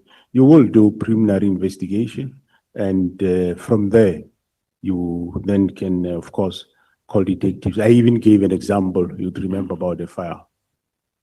During the appearance of General Mkhwanazi, he testified about the involvement of Paul O'Sullivan in the investigation, including infiltration and association with Robert McBride, Matthew Sissoke,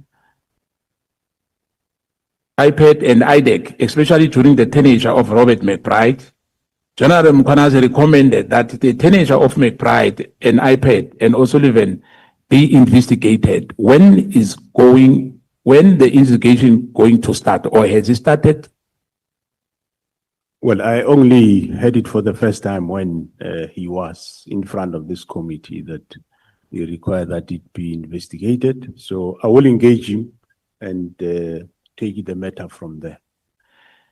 You remember the issue of the case which Paul Sullivan went on media about your former colleague, acting National Commissioner Patlane.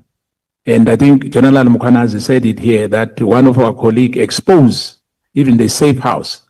They went into his house somewhere in Pretoria, and the case was open in Camel Drift, but it's yet to be placed in court roll.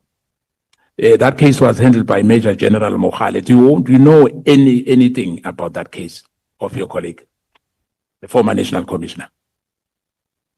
I don't remember that case, Honorable Chair. But I know, yes, Paul O'Sullivan has been in the media. Even he has been in the media about me on all sorts of things. And I still must attend to those things that he said about me, which are not true. Let me go back again. Who in the Phala report has classified it? Is it the minister? Is it IPAD, or is it the National Commissioner? Thanks, Honorable Chair. I did allude to the fact earlier. The classification is done by the author. So if it's an IPAD report, it will only be classified by IPAD. It can't be classified by the minister, can't be classified by the National Commission. It can only be classified by the author. By the author. Yes. Is the National Commissioner aware that in terms of the Constitution, you don't report to the minister?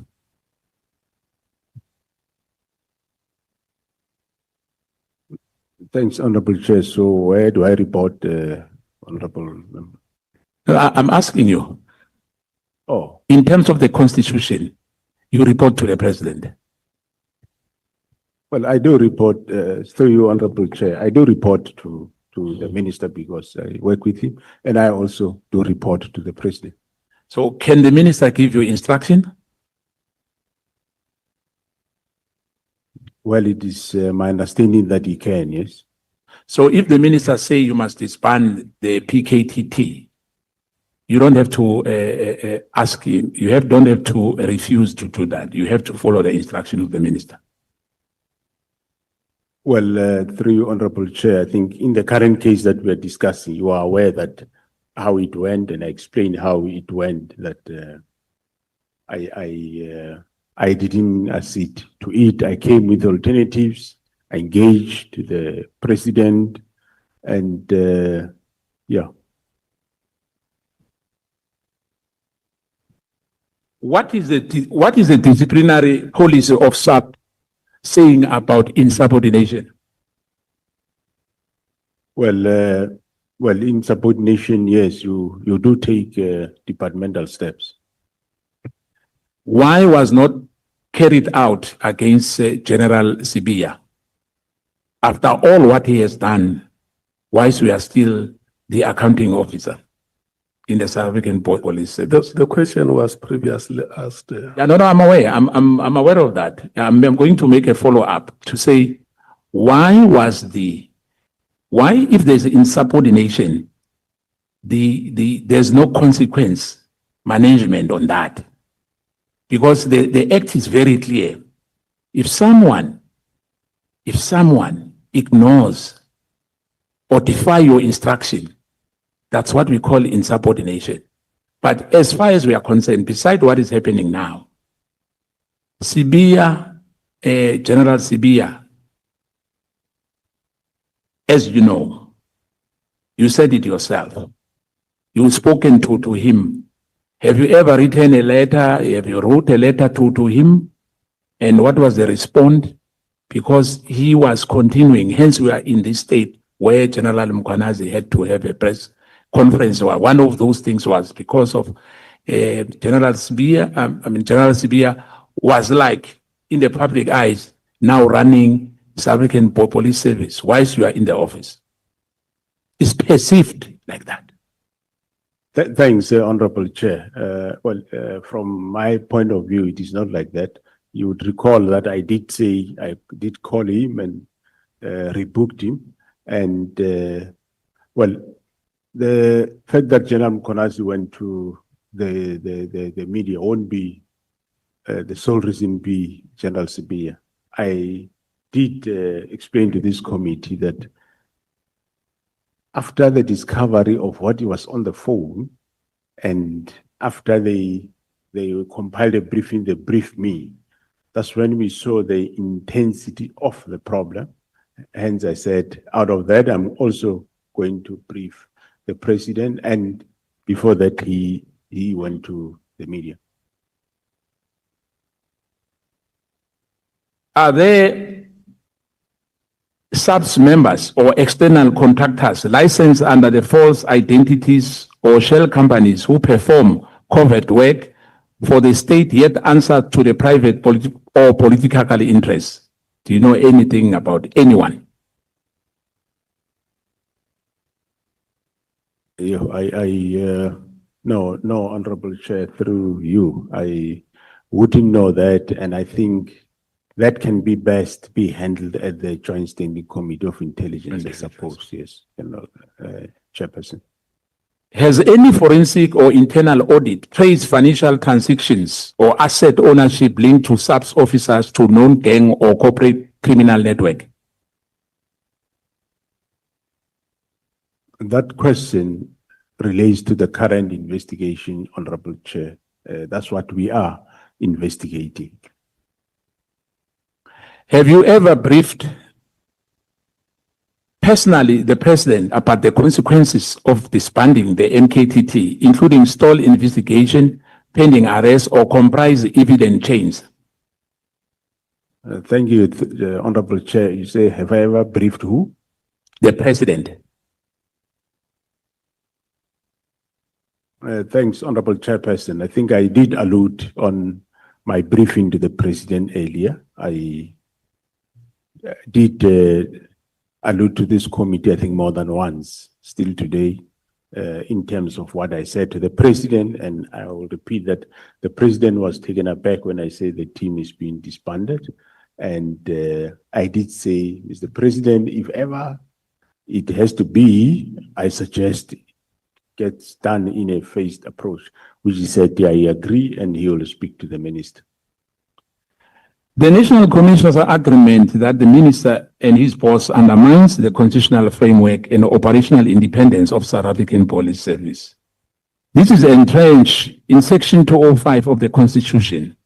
As an accounting officer, the National Commissioner's role is distinct, not subordinate to the minister. I don't think the commissioner understands on that matter, or perhaps the way you explain it. And I think my colleague has asked several times about that. And I think the answer for me was not convincing.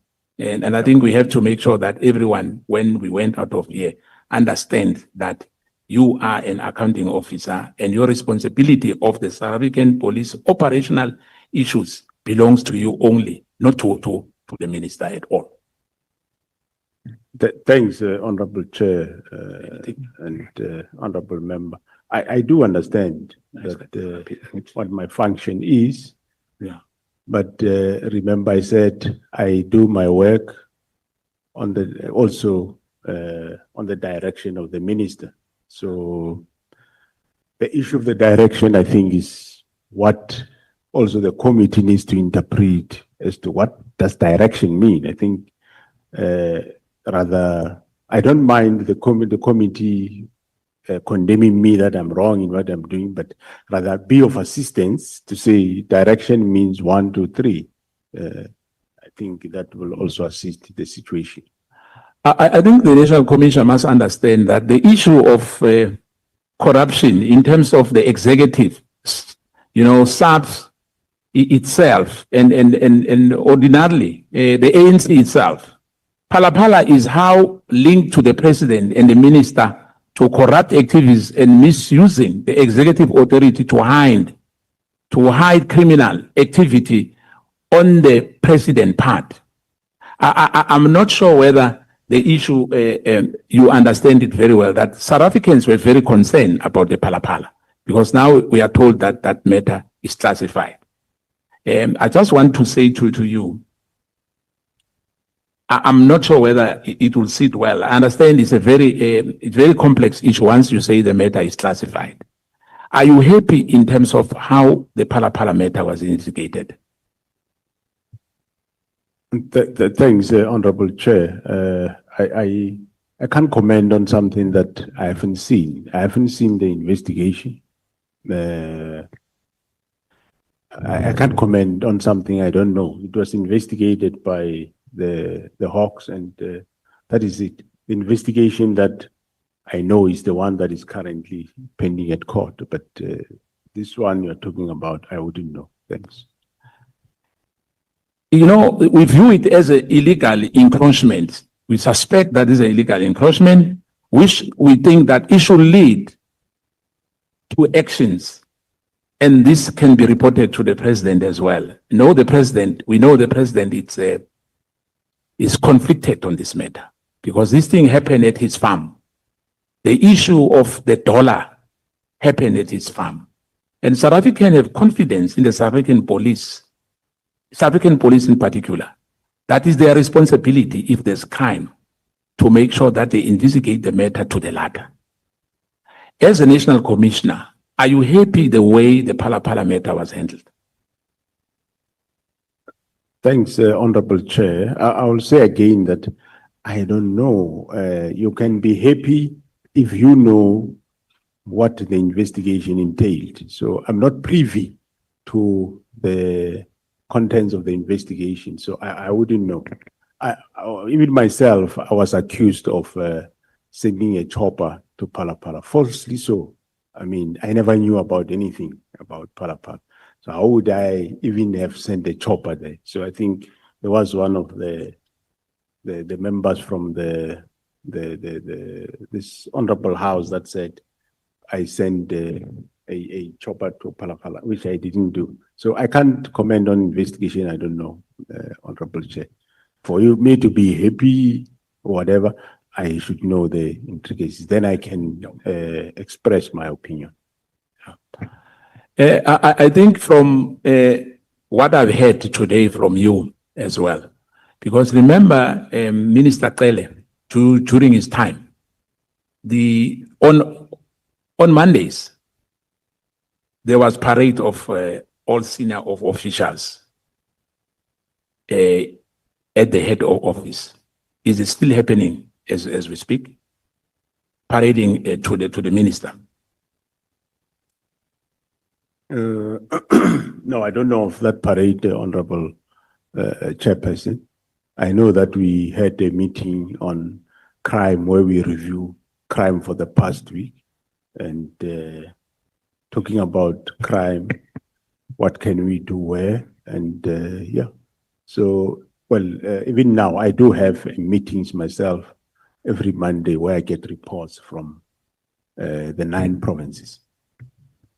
Can you assist and clarify any grievance or complaints that made the minister to stop the post, this advertised post from the crime intelligence and public order, policing? I'm sure maybe you have explained a bit, because there's an outcry that the posts were freezed by the minister. Is that true? Thanks, Honorable Chair. I think is the freezing of post of crime intelligence. It is there in the directive. We alluded to it earlier in this meeting.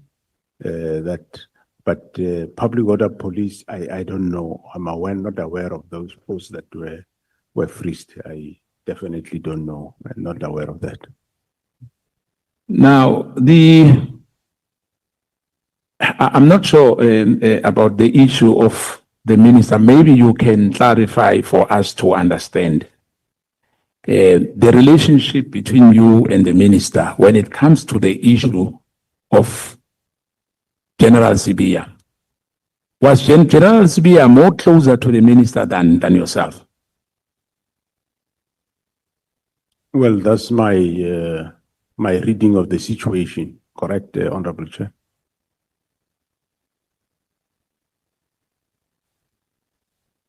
A conflict of interest arises, as you know, National Commissioner, because we've opened up cases, and those cases, especially those who are involving high-profile people.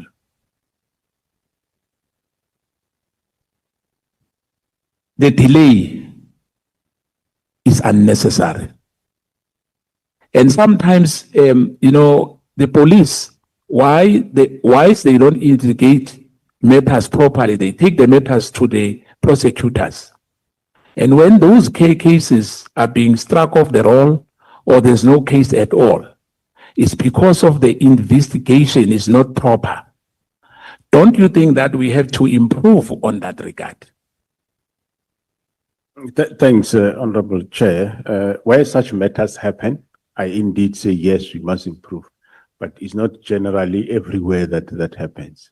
It is the role of the various branch commanders to see to it, while they check dockets, see to it that investigation is being done. And where it is not done, they must give the necessary directives so that investigations happen. And if any member, including members of this House, you become aware that this case was struck off roll because it's poorly investigated, let's get to know about it and get it back for further investigation. I thank you, General, and my colleague will wrap it off for me. Thank you. Through you, Chair. What is it that you request to do? Oh, it's a follow-up question, Chair. Okay. Yes. It's a follow-up question on classification, Chairperson. The National Commissioner kept on saying he doesn't know when the latter speaker was asking about the information which relates to the content contained in the information that is classified. Now, what I want to understand is, and please explain like you are explaining to a layperson. What I want to understand is, what does classification mean? Does it mean that even yourself as the national commissioner can have access to a classified information, even if that information has findings of wrongdoings which warrant arrest. Kindly explain. Thanks, Honorable Chair. A classification, there's various confidential, secret, and top secret, and so on. So what I said is that the author is the one that classifies a document. And it is the author again that declassify the document. It doesn't mean that if something warrant arrest, it can, some document do get classified for purposes of investigation. That does happen. No, I don't think you have heard my question correctly, National Commissioner. The question is, can an information with findings of criminality, for instance, which warrant arrest, be classified? And if so, what does that mean? Does it mean you can't have access to it, even you as the National Commissioner, because it is classified? And does it mean that you can't arrest people because it is classified by the author? Honorable Novan, let's do it like this. Let's take the questions one by one so that you don't drown the witness. No, I thought it's one question, but it has many dimensions. Yeah, that is exactly Chairperson. why I want you to be patient. Ask him one, Okay. he responds, come with the other until you're exhausted. No problem. Yeah. But did you get the question that I've asked, Commissioner? Yeah, no, Honorable Chair, if the document really deals with, is classified and it needs to be used for arrest, so one would request the author to declassify it. And if I do have security clearance to the level of the document, doesn't need to be declassified. Whoever can give me the document, then I can have a look at it, depending on the classification level. So if the classified information has findings of criminality, you would ask the author to declassify it. Am I following you correctly? Correct, depending on. But how would you know that it has findings of criminality? Because you would have not had access to it because it is classified. Well, if it's classified, it never reached me, then I will not know what is inside. Thank you, Chairperson. I'm not satisfied, but for the sake of progress, let's move on. Okay, can I hear Honorable Ngola? Thank you very much, Chair. I just want to bring to the attention of the Hoc Committee that Section 206(1) of the Constitution accords a cabinet member responsible for police a responsibility of policing policy. Section 207(1) of the Constitution accords a responsibility to the National Commissioner, the implementation of the policing policy.